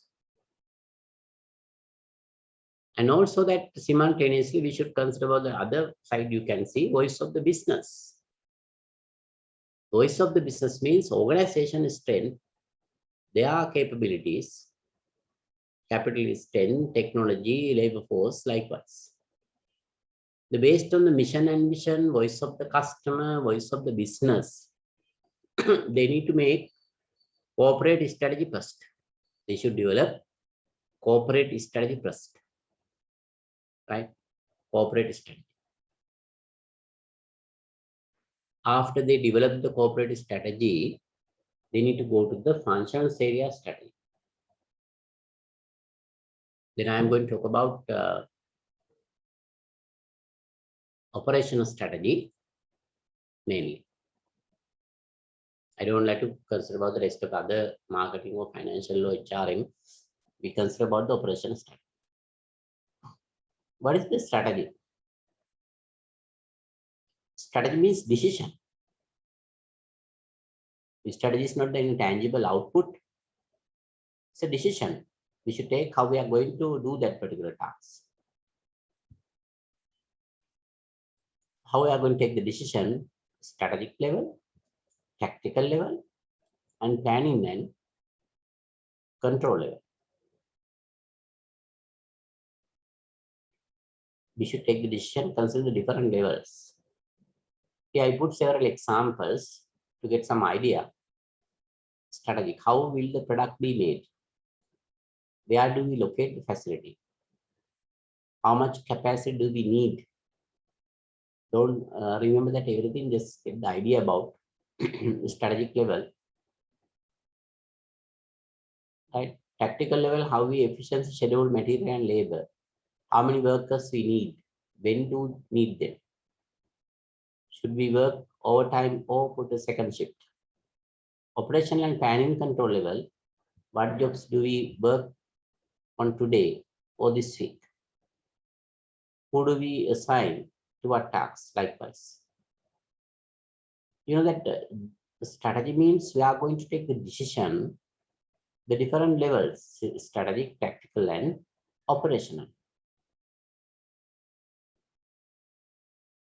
Here the definition, the operational strategy involves decisions that are related to design of a process and infrastructure needed to support the process. Operational strategy එකක් කියලා කියන්නේ ආයතනයක මෙහෙම කළමනාකරණයට අදාළව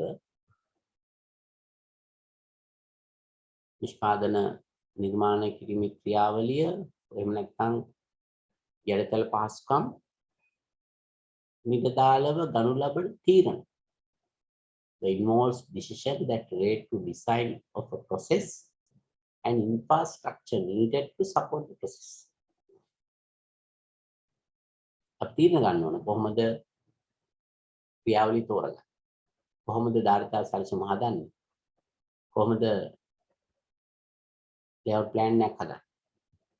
ධාරිතා සැලසුමේ අපි කොහොමද ධාරිතා වැඩි කරගන්නේ? We should take the decision. We call these are the strategy. Here is strategy. If you want to increase the capacity, we can use overtime. We can use hiring and firing. We can use level production. We can use subcontract. We can use sharing capacity. Likewise, there are so many strategies. We should select which one is more suitable. Now I'll take one example, how to convert the overall strategy as operation strategy. You can see one side, strategy process. other side example. මම කැමති මේ උපාය මාර්ග සමස්ත උපාය මාර්ග මෙහෙම උපාය මාර්ගයක් බවට පරිවර්තනය කිරීමට දාලේ process එක න්‍යායාත්මක වශයෙන් එක පැත්තකිනුත් උදාහරණයක් ආශ්‍රිතව අනිත් පැත්තකිනුත් පැහැදිලි කරා. When I'm going to develop this strategy, first I mentioned about consider the mission and mission, voice of the customer, voice of the business. Based on that, first we should develop corporate strategy. Now, we consider only the customer needs. Customer needs, which means the voice of the customer. Example, like a customer required more product. Customer කියන අපිට වැඩි බාහන ප්‍රමාණයක් අවශ්‍යයි. Right? Based on the mission and mission, voice of the customer, voice of the business. First, we should identify there's a requirement. Then, customer needs is more product. Then we should develop the corporate strategy. Based on the mission and mission, voice of the customer, voice of the business, first we should develop corporate strategy, then we should develop the operational strategy likewise. These are the steps you need to follow. The corporate strategy, the example is increase organization size. I earlier mentioned corporate strategy we develop constraint without any functional area. We consider whole organization. Customer to වැඩිම බාණ්ඩ නම් අවශ්‍ය අපි සංයුක්ත උපාය මාර්ග විදිහට කියනවා. ආයතනයේ විශාල organization size එක increase කරනවා. Increase organization size. ඒ customer ට වැඩියෙන් බාණ්ඩ අවශ්‍ය නිසා. අපි ඒක පදනම් කරගෙන තමයි operational strategy එක. Corporate strategy එකකින් පස්සේ තමයි functions area එකට එන්නේ. අපි ඒකෙදි කියනවා increase production capacity. අපි දන්නවා operation යටතේ තමයි capacity ගැන කතා කරන්නේ. The requirement එක customer ට වැඩි බාණ්ඩ අවශ්‍යතාවයක් නම් අපි කියනවා increase the production capacity. හැබැයි production capacity එක වැඩි කරන method එකක් අපි මෙතන කියන්නේ නැහැ. ඒ සඳහා භාවිත කළ හැකි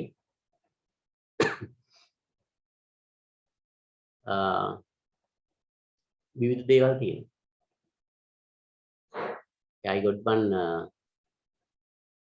message, better to use more English, much better, right? It's really good. So easy for me actually. The both language is create difficulties because that possible to explain English much better. But anyway, that after that I'll explain somewhat in Sinhala. It's automatically maybe change one language. That's the problem. Anyway, that now you know that customer needs more product. Corporate strategy, increase organization size. Operational strategy, increase production capacity. You know that we can increase the capacity using overtime.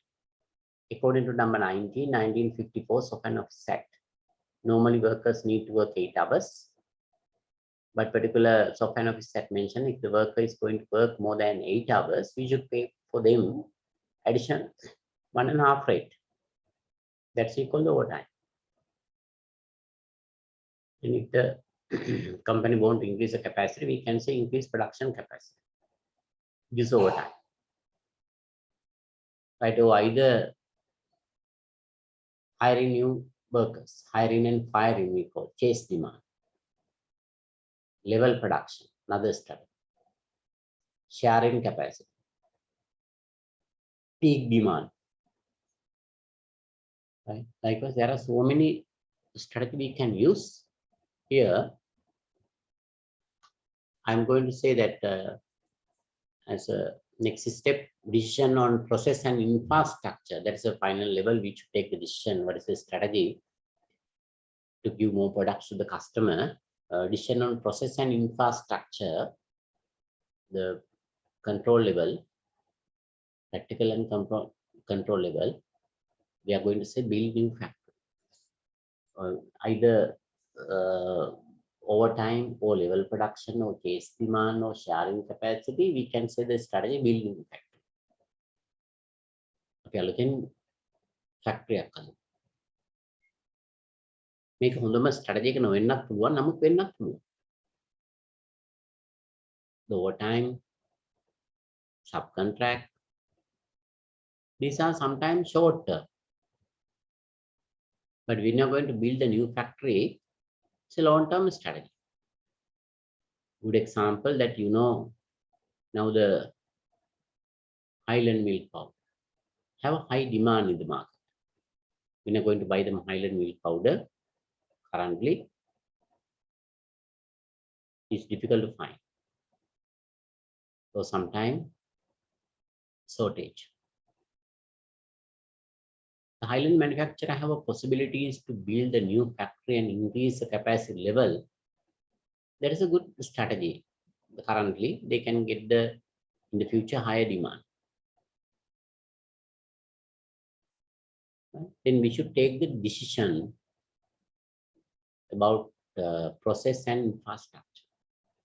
Now here you can see that so easy to explain the strategy process in theoretically. Consider the needs and wants, or either voice of the customer, voice of the business vision and mission, plus develop the cooperative strategy, then based on that develop the operational strategy, then take the decision about process and infrastructure. Theoretically, so easy to explain step by step. But practically, when you're going to develop the strategy, it's not so easy, because that based on the strategy is depend on the success depend on the strategy. Right? If the company took their own decision as a strategy, sometimes it's affect the whole company. Therefore, strategy is very, very important. They need to select that more suitable one. Okay, now you know that somewhat how to develop the overall strategy as operational strategy. Start from mission and vision, voice of the customer, voice of the business. First develop cooperative strategy, then consider about the operational strategy, then take the decision about the infrastructure and the process. That's the way we convert overall strategy as a operational strategy. Now I'll come to the next step, competitive priorities or competitive dimensions. Competitive priorities or competitive dimensions. What is that? First, I'd like to explain the meaning of the competitive priority or dimension. I'm going to පැහැදිලි කරන්නම්. තරංගකාරී ප්‍රමුඛතාවයන් කියන්නේ මොනවද? නැත්නම් තරංගකාරී පැතිකඩ කියන්නේ මොනවද? Dimensions කියන්නේ පැතිකඩ. You know that any organization have a competitor. Can you say some examples? Competitor organizations in our business field? Pepsi, Coca-Cola. That's fine, correct. Manchi Melbourne, Hiru Derana, Yalanka, in Dialogue Mobitel. Dialogue Mobitel, likewise. There are so many units of the units of maybe Colombo or California. These are the company organization. So many examples. Keels, Cargills. Any organization, they like to get big market share. They need to get the big market share. If any organization want to compare with the competitor, they need to get the big market share. They need to focus on these dimensions. For what? To get the huge number of potential customers. ආයතනයක් තමන්ගේ තරංග කරන අභිබවා වෙළඳපොළ කොටස වැඩි කර ගැනීම සඳහා තමයි මේ dimensions ගැන උනන්දු වෙන්නේ. එහෙනම් computer dimension එකක් නැත්නම් computer priority එකක් කියලා කියන්නේ තරංග කරන අභිබවා වෙළඳපොළ කොටස වැඩි කර ගැනීම අපේක්ෂාවෙන් උනන්දු වෙන දෙයක් විදිහට තමයි අපි හඳුන්වන්නේ. There are 4 types of competitive dimensions. Mainly we can identify the 4 dimensions. What are these dimensions? Cost, quality, flexibility, and delivery time. පිරිවැය ගුණත්වය බෙදා හැරීමේ වේගය, delivery time, flexibility means නම්‍යතා. පිරිවැය, cost, quality ගුණත්වය, delivery time බෙදා හැරීමේ වේගය, flexibility කියන්නේ නම්‍යතා. We call these are the competitive dimensions or competitive priorities. Now I'll have to explain how the organization focus about these dimensions for what? To get the big market share. The main objective to get the highest potential number of customers. You know that some companies, they focus about the cost dimension. Some companies, they try to produce their goods and services at lowest cost. Then the companies have a possibilities to compare with the competitors. They can introduce product to the market lowest price because they produce least cost. Their dimension also cost. Then they try to produce at least cost. Then they can introduce product to the market, compare the competitors lowest price. If the market price is going down, what happens according to demand and supply theory? Demand is going up.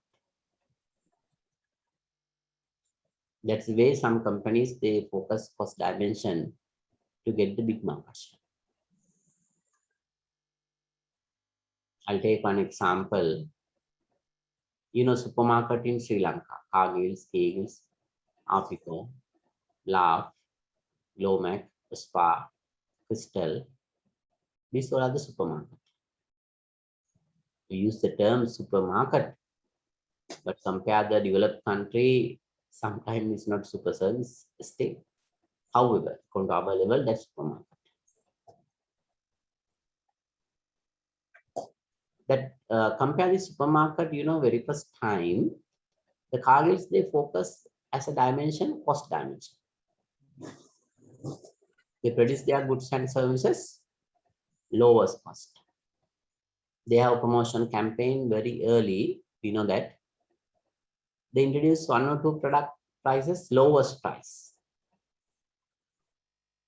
Aduma Miller, you know that term they use.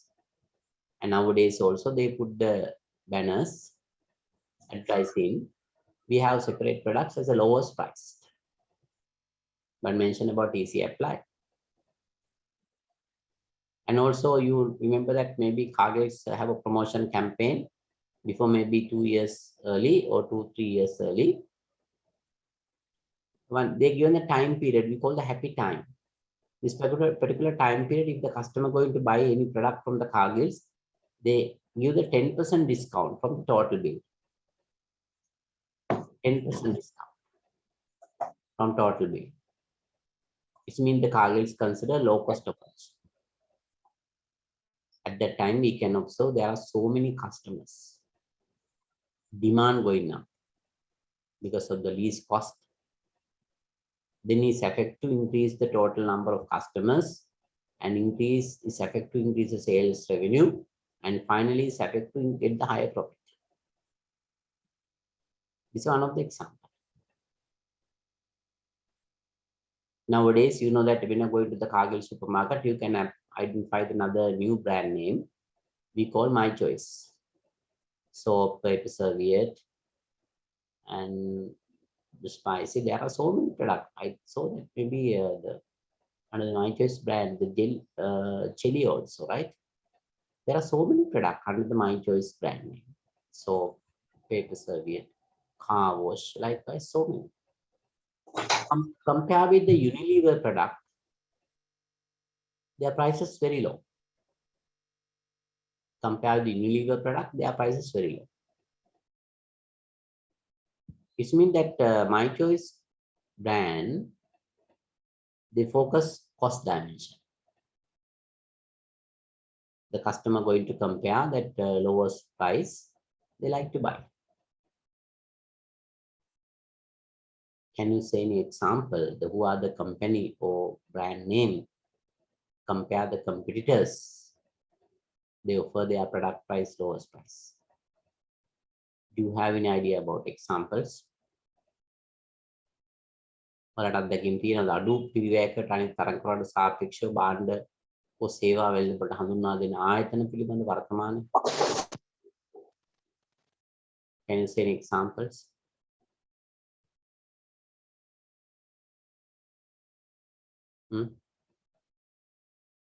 There are so many. Can you say an example?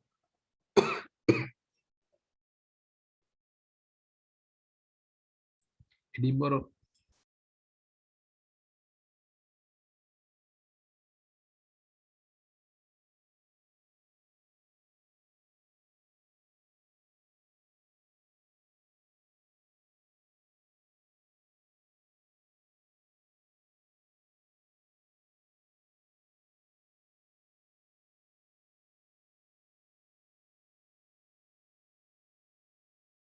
මොකද කිව්වේ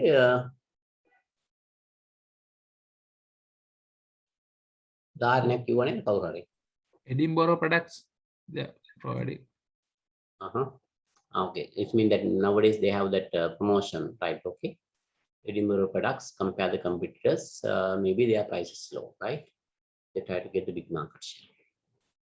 Okay, I'll take another 2-3 example, right? So is that think about when you're going to buy the vegetable, then I think nowadays it's lockdown that normal days you can observe some places, cities have some vegetable sellers, they put the board inside.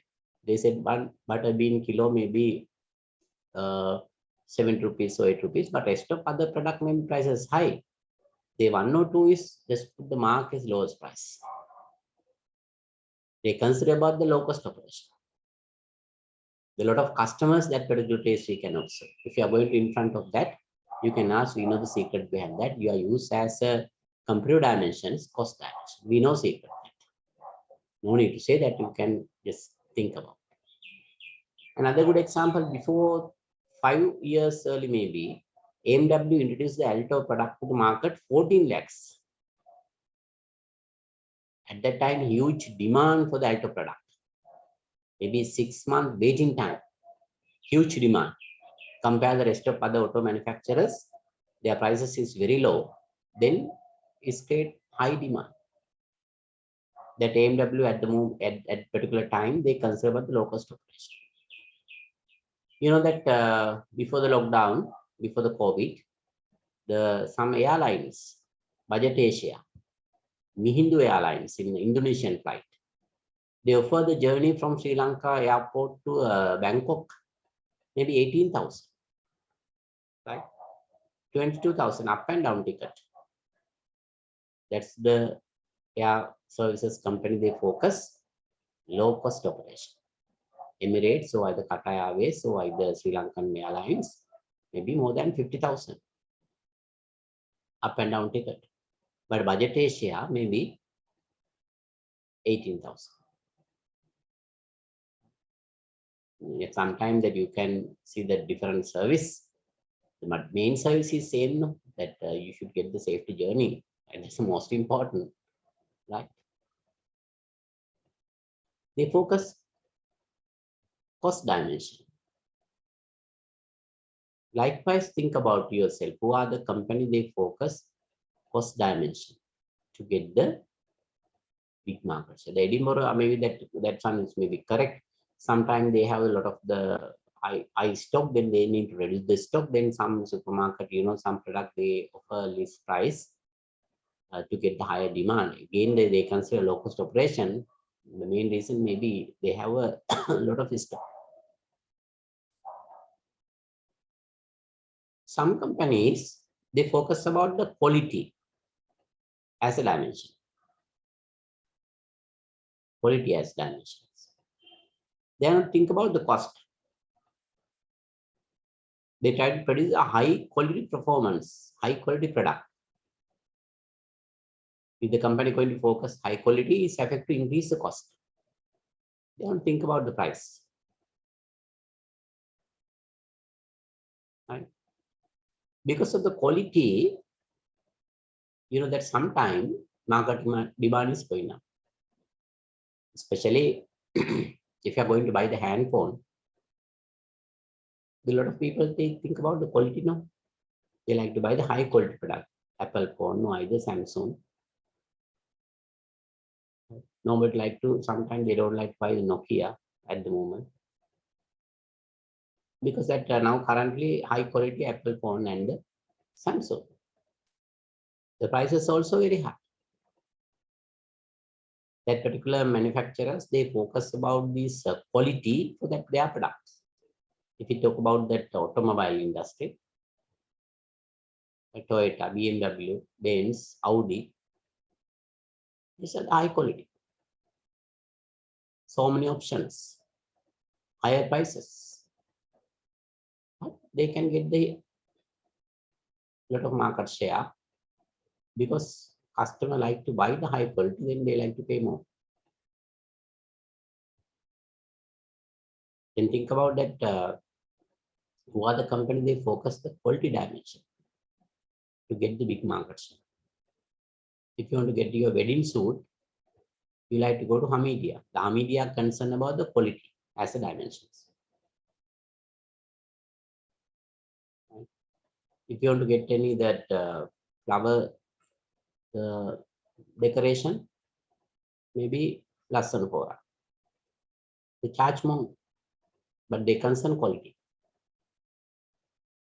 For the funeral, Jayaratna, they charge more. Right? They concern about the quality. Like this. And not only that, the Qatar Airways, Sri Lankan Airways, Singapore Airways, Emirates, they focus quality, high quality service. The charges very high. And also, you know that one of the ice cream in Sri Lanka that we call Walls ice cream under the Unilever company. Before maybe more than 1 decade, sir. Now also we can buy, but we have the factory also. Walls ice cream, the high quality ice cream. They focus the quality as a dimension. Compare the rest of other manufacturers. Likewise, you try to identify who are the companies, brand name, they focus. Nike, likewise, there are so many. L'Oreal, Unilever products. These all are the concern the quality to get the big market share. Right? And some other company, they focus flexibility. It means that variety of the product. Some companies, they focus as a company dimension, flexibility. They try to produce different variety of the product. How create the varieties? Using the packages, using the quantity, features, design, colors. They can create the varieties. As example, the Nestamol milk powder manufacturer produces a small packet for the lower level income people, 35 40 rupees maybe. An Nestamol 400 can packet for the mid-level income people. Nestamol tin for the high level income people. It's not prohibited to Nestamol tin for the lower level income people, but they target market high level income people. All the 3 packages we can say this, we can see same milk powder, but they produce different variety. Cargill's produce ice cream, chocolate, vanilla, strawberry, avocado. Likewise, there are so many flavors. Why? They can produce only the vanilla. No? If they produce only vanilla, their market share is get down. They produce different flavors to get the more customer attraction. Think about that. Who are the company? They focus flexibility as a dimensions to get the big market share. The next one is a delivery time or delivery speed of the delivery. As a customer, you know that after we place a order, we give a call and ask every time, how can we collect my goods? Assume you after you graduate or after complete this program, you like to buy the new car, right? You order new Benz or Audi or BMW or Toyota, right? Then every day you give a call and ask when I can collect my new car. That is a normal customer behavior. After order, we like to get the product within short time period. Nowadays also we give the orders to the supermarket and we give a calls and ask, is possible to get the order now? Normally customer behavior. Then manufacturers, they know, or sellers, they know, if possible to give the customer doorstep within short time period, they are possible to get the big market share. Can you say one example? Who are the company they focus delivery time as competitive dimensions? Leaf printing. Sorry? Leaf printing, sir. Printing. Printing. Different. No, sir. The company name is Leaf. Leaf. All right. Leaf means that they are Brand name. make that food item, no? You mentioned. No, sir. They are printing company. The name is Leaf. All right. Okay. Can you explain why they consider about delivery time? I don't have the experience. Because the printing sector, there's a problem in delivery. So they use their strategy as speed delivery. Okay. Right. Okay. Right. Due to that, they operating 24 hours factory. Likewise. All right. It's good. I expect actually anybody like to say another example. Udaharanayak can පුළුවන්? Delivery time එක focus කරන හොඳම example එකක් අපිට ගන්න පුළුවන්. Pizza Hut. Oh, that's fine, good. හැමෝම දන්න කාරණයක්. Pizza Hut. Compare with the similar restaurant, KFC, McDonald's, Domino's. The pizza is good. They have a good delivery system and coverage also high. They focus delivery time as a competitive dimensions. Pizza Hut. Everywhere in the world. You can observe how the pizza riders going on the road. They are not thinking about their life also. Right? But hammonu tahana pizza rider කෙනෙක් නවත්තලා අයියෝ ඔච්චර වේගී යන්නේ අපි දන්නවා secret එක delivery time එක තමයි ඔයාලා focus කරන dimension එක නමුත් ජීවිතය ගැන හිතන්නේ. They are going very fast. Because their target is they need to give the pizza to the customer doorstep within short time period. This is a good example. I think developed country have not only for the pizzas, then rest of the other products also they use that particular delivery system. Now Sri Lanka, that because of the COVID situation also, now a lot of places they use a delivery system. Right? If the customer like to get the goods from if the one particular supermarket, they try to deliver within short time period. We like to buy from that particular place. Right? I met one of the manager, the Domino's place. I asked that what your strategy, your company strategy. The Domino's place has said that they have a delivery guarantee system. Maybe in here I have also some students, they are working under the Pizza or either Domino's. They have a delivery guarantee system. After place of order, they try to deliver to the customer doorstep within 30 minutes. If they can't deliver within 30 minutes, they give a free of charge full of order. All order, free of charge. A customer like to buy the order after 30 minutes, I'm sure, right? But they have a delivery guarantee. That's another, you can talk like that. I think much better that you can get some idea, right? That I don't know that earlier one of the students mentioned about the Leaf is a printing company. They have a 24-hour service. They try to give the complete order and try to transfer to the customer doorstep within short time period. That's maybe fine, correct, right? I don't have that experience, and the reason I am not mentioned about. Likewise, you can find that who are the companies they consider about the delivery time. Right? If you want to get any reports that R3, they give the reports within short time period. They send message. They send the information. You can download your reports for your phone, right? Now they are not printed all the documents and keep inside somewhere. Now they try to reduce the printing cost. If customer want to get that information, they directly send to the customer. And when you're going to that RCD, the laboratories, if you say that, okay, I need that report, then they take the printout at that time. Some reports they already took that because it's important. Maybe sometime especially the blood sugar report, according to customer requirement, they are going to print. If customer didn't ask anything, then they are not print. They can minimize the cost as well. Because now new technology is important that everybody have the handphone, then we show you to get that within short time period, right? Okay, right. Then think about yourself.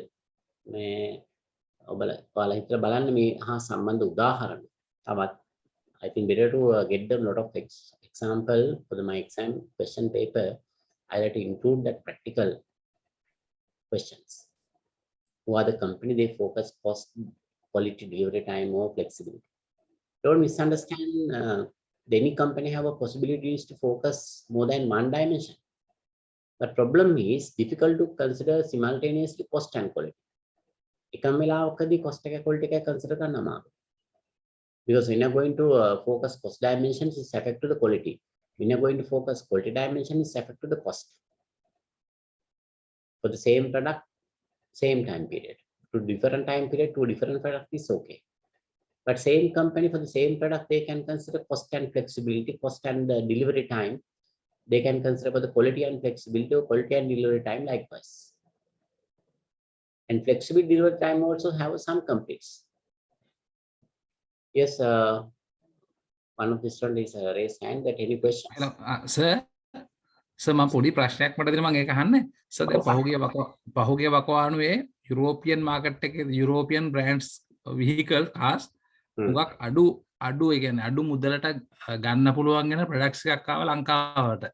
ඒ ඇවිල්ලා අපි කියන්නේ Benz එක Audi BMW ඊට පස්සේ ඇවිල්ලා එතන තුල අපේ ලංකාවේ මාකට් ෂෙයාර් එකට ඒගොල්ලෝ රිංගලා ස්ට්‍රැටජිකලි මිනිස්සුන්ගේ මොලේට රිංගුවා මේ යුරෝපියන් vehicles අපිට බයින් පවර් එක තියෙනවා කියන තත්ත්වෙට ගෙනාවා.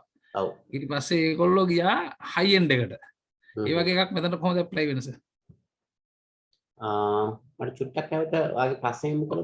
දැන් සාමාන්‍ය උදාහරණයක් ගත්තොත් Audi එකක් ගත්තොත් එහෙම Audi ආවා අපේ Audi කියන බ්‍රෑන්ඩ් එක ආවා අපේ සාමාන්‍යයෙන් 5 මිලියන් වලින් ඉඳලා 4.5 මිලියන් වලින් පර්චේස් කරන්න පුළුවන් ලෙවල් එකට පටන් ගත්තා. ඔව්. Audi කියන බ්‍රෑන්ඩ් එක අපේ මිනිස්සුන්ගේ අතට ආවා. Benz එක ආවා ලක්ෂ 80 ඉඳලා පර්චේස් කරන්න පුළුවන් කියන තත්ත්වෙට. එතකොට අපේ කට්ටිය ඔළුව මිනිස්සුන්ගේ අපේ මාකට් එකේ මිනිස්සුන්ගේ ඔළුවට ගියා Benz තියෙන අඩුවට ඒ මත ඊට පස්සේ අර Benz එකට කියන ආසාව ඇතුන වෙනද යුරෝපියන් බ්‍රෑන්ඩ්ස් වලට අපේ රටේ මාකට් එකක් තිබ්බේ නැහැ. ඔව්. දැන් එතනට ඒ වගේ කොහොමද මෙතනට ස්ට්‍රැටජිකලි ඒක මම ඉස්සරහට පැහැදිලි කරනවා. අතර මේක වෙන්නේ මේ ඩයිමන්ෂන්ස් වලට යම් බලපෑමක් තියෙනවා. ඒක වෙන්නේ order qualifier and order winner කියන concept එකත් එක්ක. මම එතෙන්ට එනවා. ඔටෝමොබයිල් ඉන්ඩස්ට්‍රි එක ගැන විශේෂයෙන්ම කතා කරනවා. ඒක වෙන්නේ order qualifier and order winner කියන concept එකත් එක්ක. අපි එතනදී ඒක චුට්ටක් බලමු. දැන් මෙතනදී ඔය සංකල්ප කිව්වොත් දැන් මේ කම්පැනි එකට මාකට් ෂෙයාර් එකට වැඩි කරගන්න අවශ්‍ය නම් මේ ඩයිමන්ෂන් එක ફોකස් කරන්න පුළුවන්. එතකොට දැන් මේ ගේන තරග යනවා Audi අපිට දැරිය හැකි මිලකට ආවා කියන්නේ එයාලා එතන කොස්ට් එක කන්සිඩර් කරලා තියෙනවා. ඒ වගේම quality එකත් යම් ප්‍රමාණයකට ඒ දෙකම මේ ස්ටෑන්ඩර්ඩයිස් ලෙවල් එක තියාගෙන තමයි මාකට් එකට ඇවිල්ලා වැඩිපුර ඩිමාන්ඩ් එකක් ක්‍රියේට් කරන්න උත්සාහ කළේ. නමුත් මම හිතනවා ඕක වඩාත් වැදගත් වෙනවා order qualifier and order winner කියන concept එකක් තරහ අපිට වඩාත් ලේසියෙන් මේක පැහැදිලි කරන්න පුළුවන්. කොහොමද ඒ අපි මාකට් එකට ඇවිල්ලා මේ මාකට් එකේ වැඩිපුර ඉල්ලුමක් දිනාගත්තේ යන මිනිස්සු වැඩිපුර එවැනි vehicles වලට යොමු වෙන්න හේතු උනේ. එතනදී මේ dimensions වලට වැඩිය වෙනත් විදිහකට තමයි එයාලා එතනදී ක්‍රියාත්මක වෙලා තියෙන්නේ. මම එතන චුට්ටක් පැහැදිලි කරන්න. හොඳයි. එතකොට මේ dimensions අපිට කීපයකට උනත් එකම මොහොතකදී ආදානය යොමු කරන්න පුළුවන්. අපි බලන්න ඕනේ එතනදී ඒ කට්ටනේ හැකිතරම් ආවම නිදි. දැන් උදාහරණයක් විදිහට ගත්තොත් මේකට තරකයක් ගැන තැහැකි. ප්‍රීසහට් එක ෆ්ලෙක්සිබිලිටි එකක් කන්සිඩර් කරනවා, ඩෙලිවරි ටයිම් එකක් කන්සිඩර් කරනවා නේද කියලා. අපි ප්‍රීස ඕඩර් කරන විවිධ ෆ්ලේවර්ස් වල. එයාලා within short time period එක transport කරනවා. එහෙනම් කොහොමද මේ කරන්න කියන ප්‍රශ්නය තියෙනවා. ඇත්තටම ප්‍රීසා වල flexibility කියන එක create කරන්න නැත්නම් flexibility කියන එක ඇති කරන එක හරි ලේසි. ඕනම ප්‍රීසා එක base එක එකයි. ඒක රොටියක් විදිහට දෙන්නේ. ඒකේ වෙනස් වෙන්නේ small medium large කියලා. quantity. හැබැයි flavor එක එයාලා වෙනස් කරන්නේ උඩින් දාන toppings. නේද? vegetable flavor කියලා vegetable දානවා, meats flavor කියලා meats දානවා, cheese flavor කියලා cheese දානවා. මේ විදිහට toppings වලින් තමයි මේකේ flexibility කෙනෙක් create කරලා දෙන්නේ. සහ volume එක. small, medium, large. ඒ නිසා customer කෙනෙක් order කරන්නේ විවිධ වර්ග වලින් order කළත් within short time period එයා delivery කරන්න පුළුවන්. මොකද pizza වල එකම base එකක් තියෙන නිසා. අර එහෙම නැති product එකකදී අපිට ප්‍රශ්නයක් ඇති වෙනවා. බොහෝ විට මේ flexibility එකයි delivery time එක දෙකම එකට simultaneously manage කරනවා.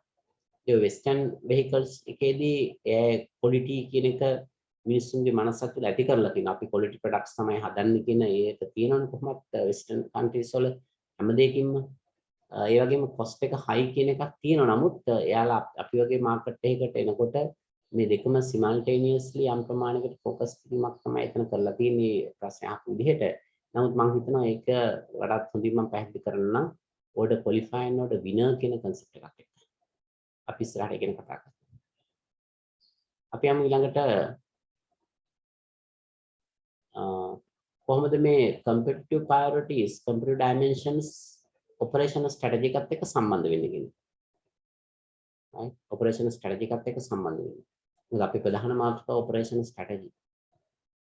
right? අපි strategy එකක් develop කරනකොට mission and vision, voice of the customer, voice of the business පදනම් කරගෙන අපි මුලින්ම corporate strategy හදන්නේ. corporate strategy සංස්ථා ආයතනයේ පොදුයි. ඒක බේස් කරගෙන තමයි අපි operational strategy වලට යනවා කියලා කිව්වේ. හැබැයි operational strategy වලට යන්න කලින් දැන් අපිට සිදු වෙනවා market analysis එකක් කරන්න.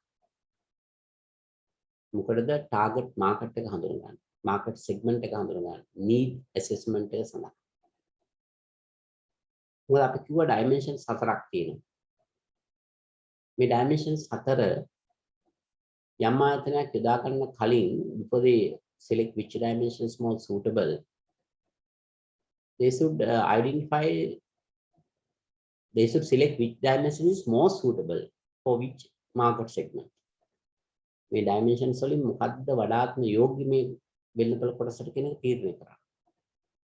As example that our target market is a high level families, right? Then cost dimension is not suitable. ඉහළ ආදායම් ලබන පාරිභෝගිකයන් නම් අපේ ඉලක්කගත පාරිභෝගික කණ්ඩායම් වෙන්නේ. අපේ පිරිවැය පැතිකඩේ කියන එක ඇත්තට සාර්ථක එකක් වෙන්නේ නැහැ. නේද? ඉහළ ආදායම් ලබන අය විශාල මිල ගණන් බලාපොරොත්තු වෙනවා. සමහර ෂර්ට්ස් සල්වි කරන තැන් තියෙනවා. එක ෂර්ට් එකක මිල රුපියල් 27000යි, 30000යි, 35000යි එක ෂර්ට් එක. ලංකාවේ දැන් තියෙනවා. අපි ගියපුම වාහනේ බහිනකොට වාහනේ වහින්නත් ඉස්සෙල්ලා දොර අරිනවා යාලා, බස්සනවා, දොර වහනවා, එකයි යනවා ඇතුළට, ඇඳුම් අඳිනවා, ගලවනවා. දැන් ඉතින් නෙමෙයි මේ යා සැම්පල් නේ. හැබැයි high prices, හොඳ quality service එකක් දෙන්න. rim facilities, decent ඒ වගේ තැන් බොහෝ වෙලාවට no lot of customers. ඒකට එන්නේ යම් level එකකයි. Right? We call pity, then Bumble pity, you can visit, just see that one shirt may be more than $25. Some customers like to buy that place because they have a higher income. They don't like the cost, and quality also may be high. එතකොට අපි බලන්න ඕන මේ high level income families වලට low cost operation හරියන්නේ නැහැ. අපේ target market එක low level income people නම් quality dimension එකත් හැම මොහොතෙම හරියන්නේ. හැබැයි සමහර products වලට හරියන්නේ. Either income level low or medium or high, if the customer want to buy the handphone, handphone එකක් ගන්නකොට මිනිස්සු income level එක අඩුද නැද්ද ඒව බලන්නේ. සමහරට අඩු income level තියෙන එක superior handphone තියෙනවා. නේද? ඒ නිසා එතනදී බලන්න ඕන අපි කවුද ටාගට් මාකට් එක. ඊට අනුව තමයි ඩයිමන්ෂන් එක ફોකස් කරන්නේ. Therefore, we should do the market analysis to identify the market segment or need assessment. So what are the tools we can use to identify the market segment? මම මෙතන එක tool එකක් ගේනවා. I think you already know ANSOP product market expansion grid. ANSOP කියන අලුත්කරන පිළිබඳ පිළිපොත් වගේ විශේෂඥ පුද්ගලෙක් එතුමා හඳුන්වා දෙන වෙළඳපොළ ප්‍රසාරණ න්‍යාසය. Product market expansion grid. New product, new market, new product to existing market, existing product to new market, existing product to the existing market. Segment හතරක් හඳුන්වා දෙනවා. ඊළඟ BCG metrics, I think you know. Boston Consultancy Group introduced the BCG metrics, including how many segments? Kයක් තියෙනවද BCG metrics එකේ? මාකටිංగ్ කරලා තියෙනව නේද? BCG metrics එකේ segment හතරක් තියෙනවා. Cash cow, question mark, dog and star. ඊළඟට general electric approach. Segment 9ක් තියෙනවා. ඔක්කොම පැහැදිලි කරන්න නැහැ. These are from the marketing subject. You should know that what are the tools we can use to identify the market segment. Why we want to do this analysis? To identify the target market or need assessment, market segment. Based on that, we should select which competitive dimensions most suitable. Cost or quality or time or flexibility. I think you already know how to consider about these dimensions: cost, low cost operation, quality, high performance design, time, fast delivery, on time delivery, flexibility, customization, or volume flexibility. That's the way we are going to use these dimensions. Right? Then, ඊට පස්සේ තමයි අපි යන්න ඕන functional area strategies. බලන්න අපි මුලින්ම මේ ගැන මෙහෙම කිව්වේ නැහැ. We start mission and vision, voice of the customer, voice of the business. We develop the corporate strategy, we develop the operational strategy. Likewise, I explained the very first time. Now, after develop the corporate strategy, we should do the market analysis. We should identify the target market. We should focus about the competitive dimension or dimensions. Then we focus about the functional area. Now, under the other subject, we are going to talk about the operational strategy, not marketing or finance or HR. When you are going to develop the operational strategy, again, we should consider goods and service separately. I mentioned about that. For the services, for the tangible goods. Manufacturing means goods. Under services, standardized service, assembled to order, customized service. Manufacturing makes to stock, assembled to order, made to order, likewise. Then finally, we should take the decision about process, quality, capacity, location, layout, operating missions. Now you can see the whole process. That's the way we should convert the overall strategy as operational strategy. මන්කෝ අවසානයේදී අපි strategy කියලා කියන්නේ decision මොනවාට අදාළවද? මේ මෙහෙයුම් කළමනාකරණේ කරන කටයුතු වලට අදාළව ගන්න තීරණ. ක්‍රියාවලිය පිළිබඳව, ගුණත්වය පිළිබඳව, ධාරිතාවය පිළිබඳව, පිළියෙත පිළිබඳව ඒවා තුල අපි කොහොමද ක්‍රියාවට කටයුතු කළ යුත්තේ කියන එකට අදාළ තීරණ ගන්න ඕනේ. ඒ තීරණ තමයි strategy කියලා කියන්නේ. එහෙම නැත්නම් strategy කියන්නේ මේ ස්පර්ශ කළ හැකි අලුතින් හැදෙන යම්කිසි දෙයක් නෙමෙයි. අපි යමක් කරන ක්‍රමවේදයක්. ඒක කොහොමද අපි හරියට කරන්නේ? විවිධ සාධක රාශියක් බලන්න ඕනේ ඒකේ. තරංකරු කොහොමද ක්‍රියා කරන්නේ? වෙන්නපොළ ඉල්ලුමේ ස්වභාවය කොහොමද? මේ දේවල් ගැන සලකා බලලා තමයි අපි ස්ට්‍රැටජි එකක් හඳුනගන්නේ. මොකද ඒක උදේකම වැදගත් වෙනවා සම්පූර්ණ ආයතනයේ සාර්ථකත්වය සඳහා. එක්කෝ සම්පූර්ණ ආයතනයේ සාර්ථක වෙන්න පුළුවන්. සම්පූර්ණ ආයතනයේ අසාර්ථක. අපි යමු ඊළඟට අන්නර මම ඉස්සෙල්ලා පැහැදිලි කරනවා කියන කාරණාවට දැන් අපි එනවා. order qualify and order winner. සුසුකම් ලද්දා සහ දිනුම් කරුවා. order qualify කියන්නේ සුසුකම් ලද්දේ. order winner කියන්නේ දිනුම් කරුවා. ඉස්සෙල්ලා අපි මේ සංකල්ප තේරුම් ගමු. ඊපස්සේ බලමු කොහොමද operational strategy එකත් එක්ක සම්බන්ධ වෙන්නේ කියන එක. බැලුවොත් order qualifiers උස්කම් ලද්දා. Order qualifier are the basic criteria that permit the firm's product to be considered as a candidates for purchase by customer. As example, a brand name car can be order qualified. Order qualified කියන්නේ ඔබට යම්කිසි අවශ්‍යතාවයක් සම්පූර්ණ කර ගැනීමේ අවශ්‍යතාවය ඇතිවෙච්ච මොහොතේදී ඔබ හිතන්නේ මේ අවශ්‍යතාවය කරගන්න වඩාත් හොඳයි මේ සම්නම් සහිත භාණ්ඩය මේ කම්පැනි එක. අන්න එහෙනම් අපි මේ සමාගම හෝ සම්නම් සහිත භාණ්ඩය හඳුන්වනවා සුසුකම් ලද්දෙක් විදියට. හිතන්න ඔබට සල්ලි ඕන තරම් දැන් තියෙනවා. ඔබට මුදල් අවශ්‍යතාවයක් මුදල් වල කැටලුවක් නැහැ. ඔබට අවශ්‍ය අලුතෙන් මෝටර් එකක් ගන්න. ඔබ මොකද්ද ගන්න කැමති මෝටර් එක? බලන්න උදාහරණ කිහිපයක් ගැන කීප දෙනෙක්. ඔබ ගැන හිතන්න අවංකවම ඔබට මුදල් ප්‍රශ්නයක් නැහැ කියලා. ඔබට මුදල් තියෙනවා. දැන් ඔබට අලුතෙන් මෝටර් එකක් ගන්න අවශ්‍ය නම් ඔබ මොකද්ද ගන්න කැමති සන්නම් කම්පැනි නේම හරි බ්‍රෑන්ඩ් නේම හරි. කීප දෙනෙක් මුදල් ප්‍රශ්නයක් නැත්නම් සර් ටෙස්ලා හොඳයි. ඔව් හොඳයි. වෙන අනිත් අය Benz, then again Tesla. බෞද්ධයක් ඉන්නවා මෙතන 80ක් 79ක් තව අනිත් අය මොනවද කියන්නේ? කීප දෙනෙක් කියන්නේ තව. ටෙස්ලා හොඳයි. හොඳයි. කො අපේ ශිෂ්‍ය මහත්මින් කවුරුත් නැද්ද මෙතන? කොහොමද? Rolls Royce එකක් කියනවා. හා? Rolls Royce එක. හොඳයි. right. Rolls Royce. වෙන අපේ ශිෂ්‍ය මහත්මින් කවුරුත් කතා කරන්නේ? අයවලා තියෙනවා. ටෙස්ලා තමයි ගොඩක් තියෙන Range Rover හොඳයි. ඊළඟට Range Rover දක්වනවා. ටෙස්ලා ඉන්නවා. ඔව් දැන් හොඳයි දැන් ඔබ කිව්ව අදහස් අනුව මේ බ්‍රෑන්ඩ් නේම් කාස් තමයි ඔක්කොම කිව්වේ. කවුරුත් කිව්වේ නෑ මට Alto කැමති. Mazda එකට යන්න කැමති. Hyundai එකට තමයි කැමති. කවුරුත් එහෙම කිව්වේ නෑ. ඔබට මුදල් තියෙනවා. ඔබ බලන්නේ already ඔබේ requirement එක satisfy වෙන බ්‍රෑන්ඩ් නේම් එකකට යන්න. right මං Lamborghini කියනවා. හොඳයි. right. එතකොට මේ ඔක්කොම සලකන්නේ බ්‍රෑන්ඩ් නේම් ඊට අමතරව Benz, BMW, Toyota, Audi ඔක්කොම සලකන්නේ Tesla ඒ සියලු දේවල් බ්‍රෑන්ඩ් නේම් කාස්. ඒ order qualifies.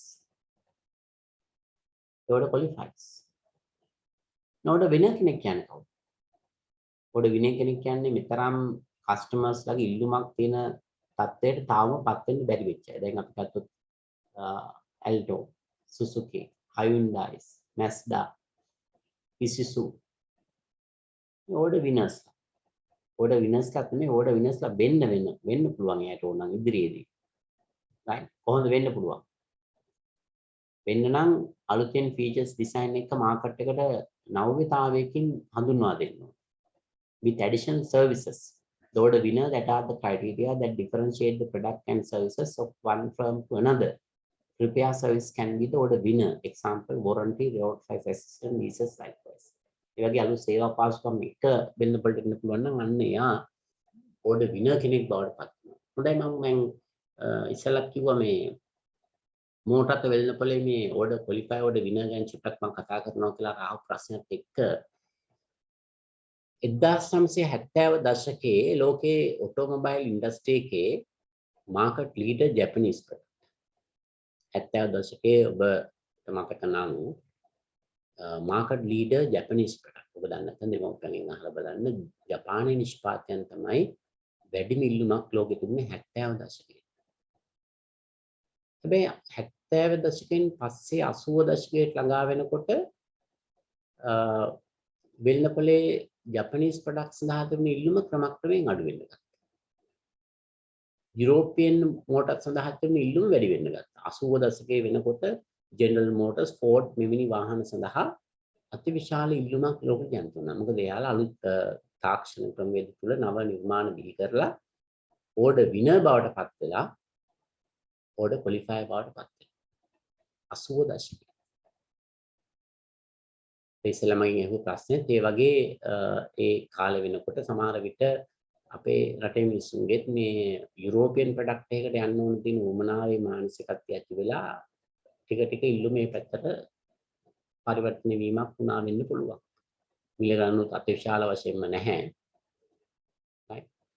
ඊට පස්සේ 90 දශකයේ වෙනකොට නැවතත් ජපානයේ තේරුම් ගත්ත තමන්ගේ නිෂ්පාදන යම් යම් දුර්වලතා ගැටලු පවතින නිසා නවත් නව නිර්මාණ vehicle අලුත් තාක්ෂණ ෆීචර්ස් ඩිසයින් සහිත මෝටර ටෙක්නොලොජි එක්ක අලුතින් වෙළඳපොළ හඳුන්වා දීලා 90 දශකයේ වෙනකොට ජපානයේ නිෂ්පාදක සහ නැවතත් ඕඩර් විනර් බවට පත් වෙලා ඕඩර් ක්වොලිෆයර් බවට පත් වෙනවා. ඒ නිසා මතක තියාගන්න මේ ඕඩර් විනර් ක්වොලිෆයර් හැමදාම එකම ආයතනයක සන්නමක නවතින්නේ. මේක කාලීන වෙනස් වෙනවා. මම 2016 වගේ වෙනකොට බැලුවා නැවතත් ලෝකයේ වැඩිම ඉල්ලුමක් තියෙන්නේ මෝටර නිෂ්පාදන 2016 වෙනකොට 16 හෝ 15 මතක විදිහට ජපනීස් ප්‍රොඩක්ට්. නමුත් දැන් වර්තමාන වෙනකොට අපි දන්නවා දැන් ශ්‍රී ලංකාව වගේ රටක් ආශ්‍රයෙන් බැලුවත් යුරෝපියන් නිෂ්පාදිත කරේ මිනිස්සු වැඩිපුර ඇල්මක් දක්වන කාලයක් බවට පත් වෙනවා. අද වෙන්න පුළුවන් ගොඩක් Audi, Tesla ඊළඟට නාද Benz ඊළඟට Land Rover. ඔව් Land Rover ඩිමාන්ඩ් එක වැඩි වෙලා තියෙනවා. දැන් බලන්නේ බොහෝ අය කොහොමද Land Rover එකක් මිල ඇහුවොත් කෝටි 10කටත් වඩා වැඩි. දැන් නම් අසාමාන්‍ය මිල ගණන් තියෙන්නේ. නමුත් මේ කොවිඩ් පටන් ගත්ත මුල් කාලෙත් Land Rover වගේ එක අති වටිනාකම වැඩි වෙන්න පටන් ගත්තා. සමහර ඒවා තියෙනවා අති විශාල මිල ගණන්. එතකොට මේක කාලීන වෙනස් වෙන දෙයක්. ඒ නිෂ්පාදකයා මත තමයි ඒක තියෙන්නේ. ඔබ මම ප්‍රශ්නයක් අහුවොත් ඔබ රෙදි සේදීම් සඳහා සබන් කෑල්ලක් මිලදී ගන්නවද? රෙදි හොඳට තේරුම් ගන්න. රෙදි සේදීම් සඳහා සබන් කැටයක් මිලදී ගන්න කිව්ව. ඔබ වඩා කැමති මොකක්ද? රෙදි සේදීම්. රෙදි සේදීම් සඳහා සබන් කැට මිලදී ගන්න ගියොත් ඔබ කැමති වඩාත් මොන බ්‍රෑන්ඩ් එකද? Sunlight. Sunlight. මම අහුවොත් කීප දෙනෙක්ගෙන් මම හිතනවා මේකට උත්තරේ දෙන්නේ Sunlight. ඒ Sunlight කියන බ්‍රෑන්ඩ් නේම් එක ඇසූ පමණින් අපේ බොහොමයක් කස්ටමර්ස් ලගේ මනස තුල තොරතුරු ගැබ් වෙලා තියෙනවා. Sunlight කියන්නේ සබන් වර්ගයක් ප්‍රතිසේදීන් භාවිත කරන්නේ මේකේ ආරම්භක වර්ණය කහ පාට දැන් විවිධ වර්ණ වලින් තියෙනවා. නේද? මේකේ මිල කීයද මේ සියලු දේවල් දන්නවා. කටපාඩම් කරලා රෑ. ඉස්සරහට ওই පාඩම් කරනවා වගේ. නැහැ. ඒක තමයි අලිපි කල්පනාකරගේ දක්ෂතාවය. අපේ මනස තුල දැනට මිලක් වෙන් කරන් ඉවරයි. That's a strength of the marketing manager. Right? අපි දන්නවා දැන් වර්තමානයේදී ප්‍රතිසේදීම් කියන එක සල්ලට් සබන් භාවිත කරන එක බොහොමයක් අඩුයි. වොෂින් පවුඩර් වලට තමයි ගිහලා තින් මම මේ ප්‍රශ්නේ අහනකොට විශේෂයෙන් කිව්ව එකයි සබන් වර්ගයේ කියලා නැත්නම් බොහෝ දෙනෙක් කියන්නේ වොෂින් පවුඩර් නම් ටික. මොකද දැන් අපි ඉස්සරට වැඩි අද වොෂින් මැෂින් ගොඩක් පාවිච්චි කරන්නේ නේද? වොෂින් මැෂින් හරහා තමයි ප්‍රතිසේදීම් කරන්නේ. සම්ප්‍රදායික ක්‍රමයෙන් බැහැරව සමහර අය කරනවා නමුත් ඔය වෙලාවට බෞද්ධයක් පිළිබිලා තියෙනවා. නේ? එතකොට සන්ලයිට් කියන්නේ ඕඩර් ක්වොලිෆයි. ප්‍රතිසේදීම් සඳහා සවස් සබන් තියෙන පර්ල් ලයිට්, වොන්ඩර් ලයිට් වගේ සබන් වර්ග තියෙනවා. මේ මයි චොයිස් කියලා එකක් දැන් තියෙනවා මම කිව්වේ. හැබැයි ඒව ඇත්තට මිස් යූස් කරන්නේ සාපේක්ෂව. ඒක ඕඩර් විනර්ස් වෙන්න පුළුවන් එයාට. හැබැයි තව දියුණු කරලා වැඩි දියුණු කරොත් අනාගතේ ඕඩර් ක්වොලිෆයි බවට පත්. ඇයි ඔබ මේ ජාතක විශ්වවිද්‍යාලයේ ව්‍යවසායකත්ව පාඨමාලා තෝරගත්තේ? තවත් ඔබට පාඨමාලා තිබුණා කරන්න. නේද? මෙච්චර විශාල බහුතරයක් ජාතක විශ්වවිද්‍යාලයෙන් පාඨමාලා තෝරගත්තේ හේතුව තමයි ඔබ හිතනවා මේක තමයි ව්‍යවසායකත්ව අධ්‍යාපන ශාස්ත්‍රයේ ප්‍රෝග්‍රාමියා ඕඩර් ක්වොලිෆයි. විශ්වවිද්‍යාලයේ තියෙන ව්‍යවසායකත්වය. නමුත් ජප්‍ර තමයි ප්‍රෝග්‍රාමියා. ඒ නිසා කළමනාකරණ ශාස්ත්‍රය අධ්‍යයන කටයුතු ප්‍රෝග්‍රාමියා ජාතක කරා. right? එතකොට බහුතරයක් A level කරන ශිෂ්‍යයෝ ඒ තුන ගත්ත ඉහළම ප්‍රතිඵල තියන අය ෆස්ට් චොයිස් එක ඉල්ලන්නේ ජර්මන්. Order qualify. අනිත් විශ්වවිද්‍යාලවලත් කළමනාකරණ ව්‍යවසායකත්ව පාඨමාලා තියෙනවා. දැන් පේරාදෙණිය පටන් ගන්න තියෙනවා. ෆැකල්ටි එකක් ආරම්භ කළා ඒ කළමනාකරණ. අනාගතේ මේක වෙනස් වෙන්න පුළුවන්.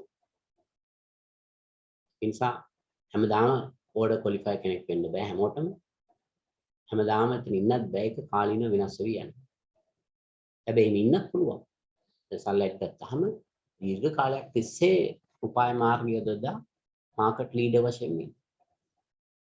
හොඳයි අද අපිට මම හිතන්නේ කාල වේල හරස් වෙගෙන එනවා.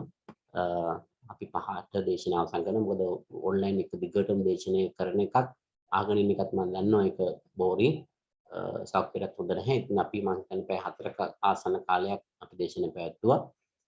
අපි කතා කරමින් ඉන්නේ එතකොට ඕඩර් ක්වොලිෆයි ඕඩර් වින මේක මම ඊළඟ දවසේ කොහොමද ඔපරේෂන් ස්ට්‍රැටජි එකත් එක්ක සම්බන්ධ වෙන්නේ කියන කාරණා ගැන සාකච්ඡා කරන්න.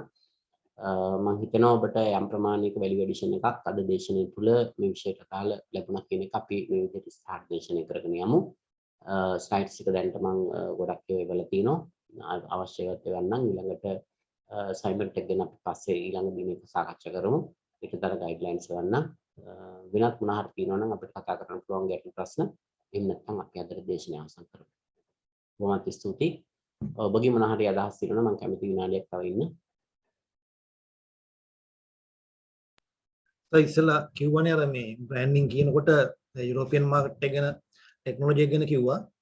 ඇත්තටම 1995 96 කාලෙත් BMW කාර් එකේ ටයර් ප්‍රෙෂර් එක බලන්න ඩෑෂ්බෝඩ් එකේ ඒක ඩිස්ප්ලේ වෙනවා. ඒතර හෙඩ්ලයිට් එක ඩිම් වෙගෙන යනවා නම් ඒක ලයිට් එකේ තියෙන ස්ට්‍රෙන්ත් එක පෙන්වනවා.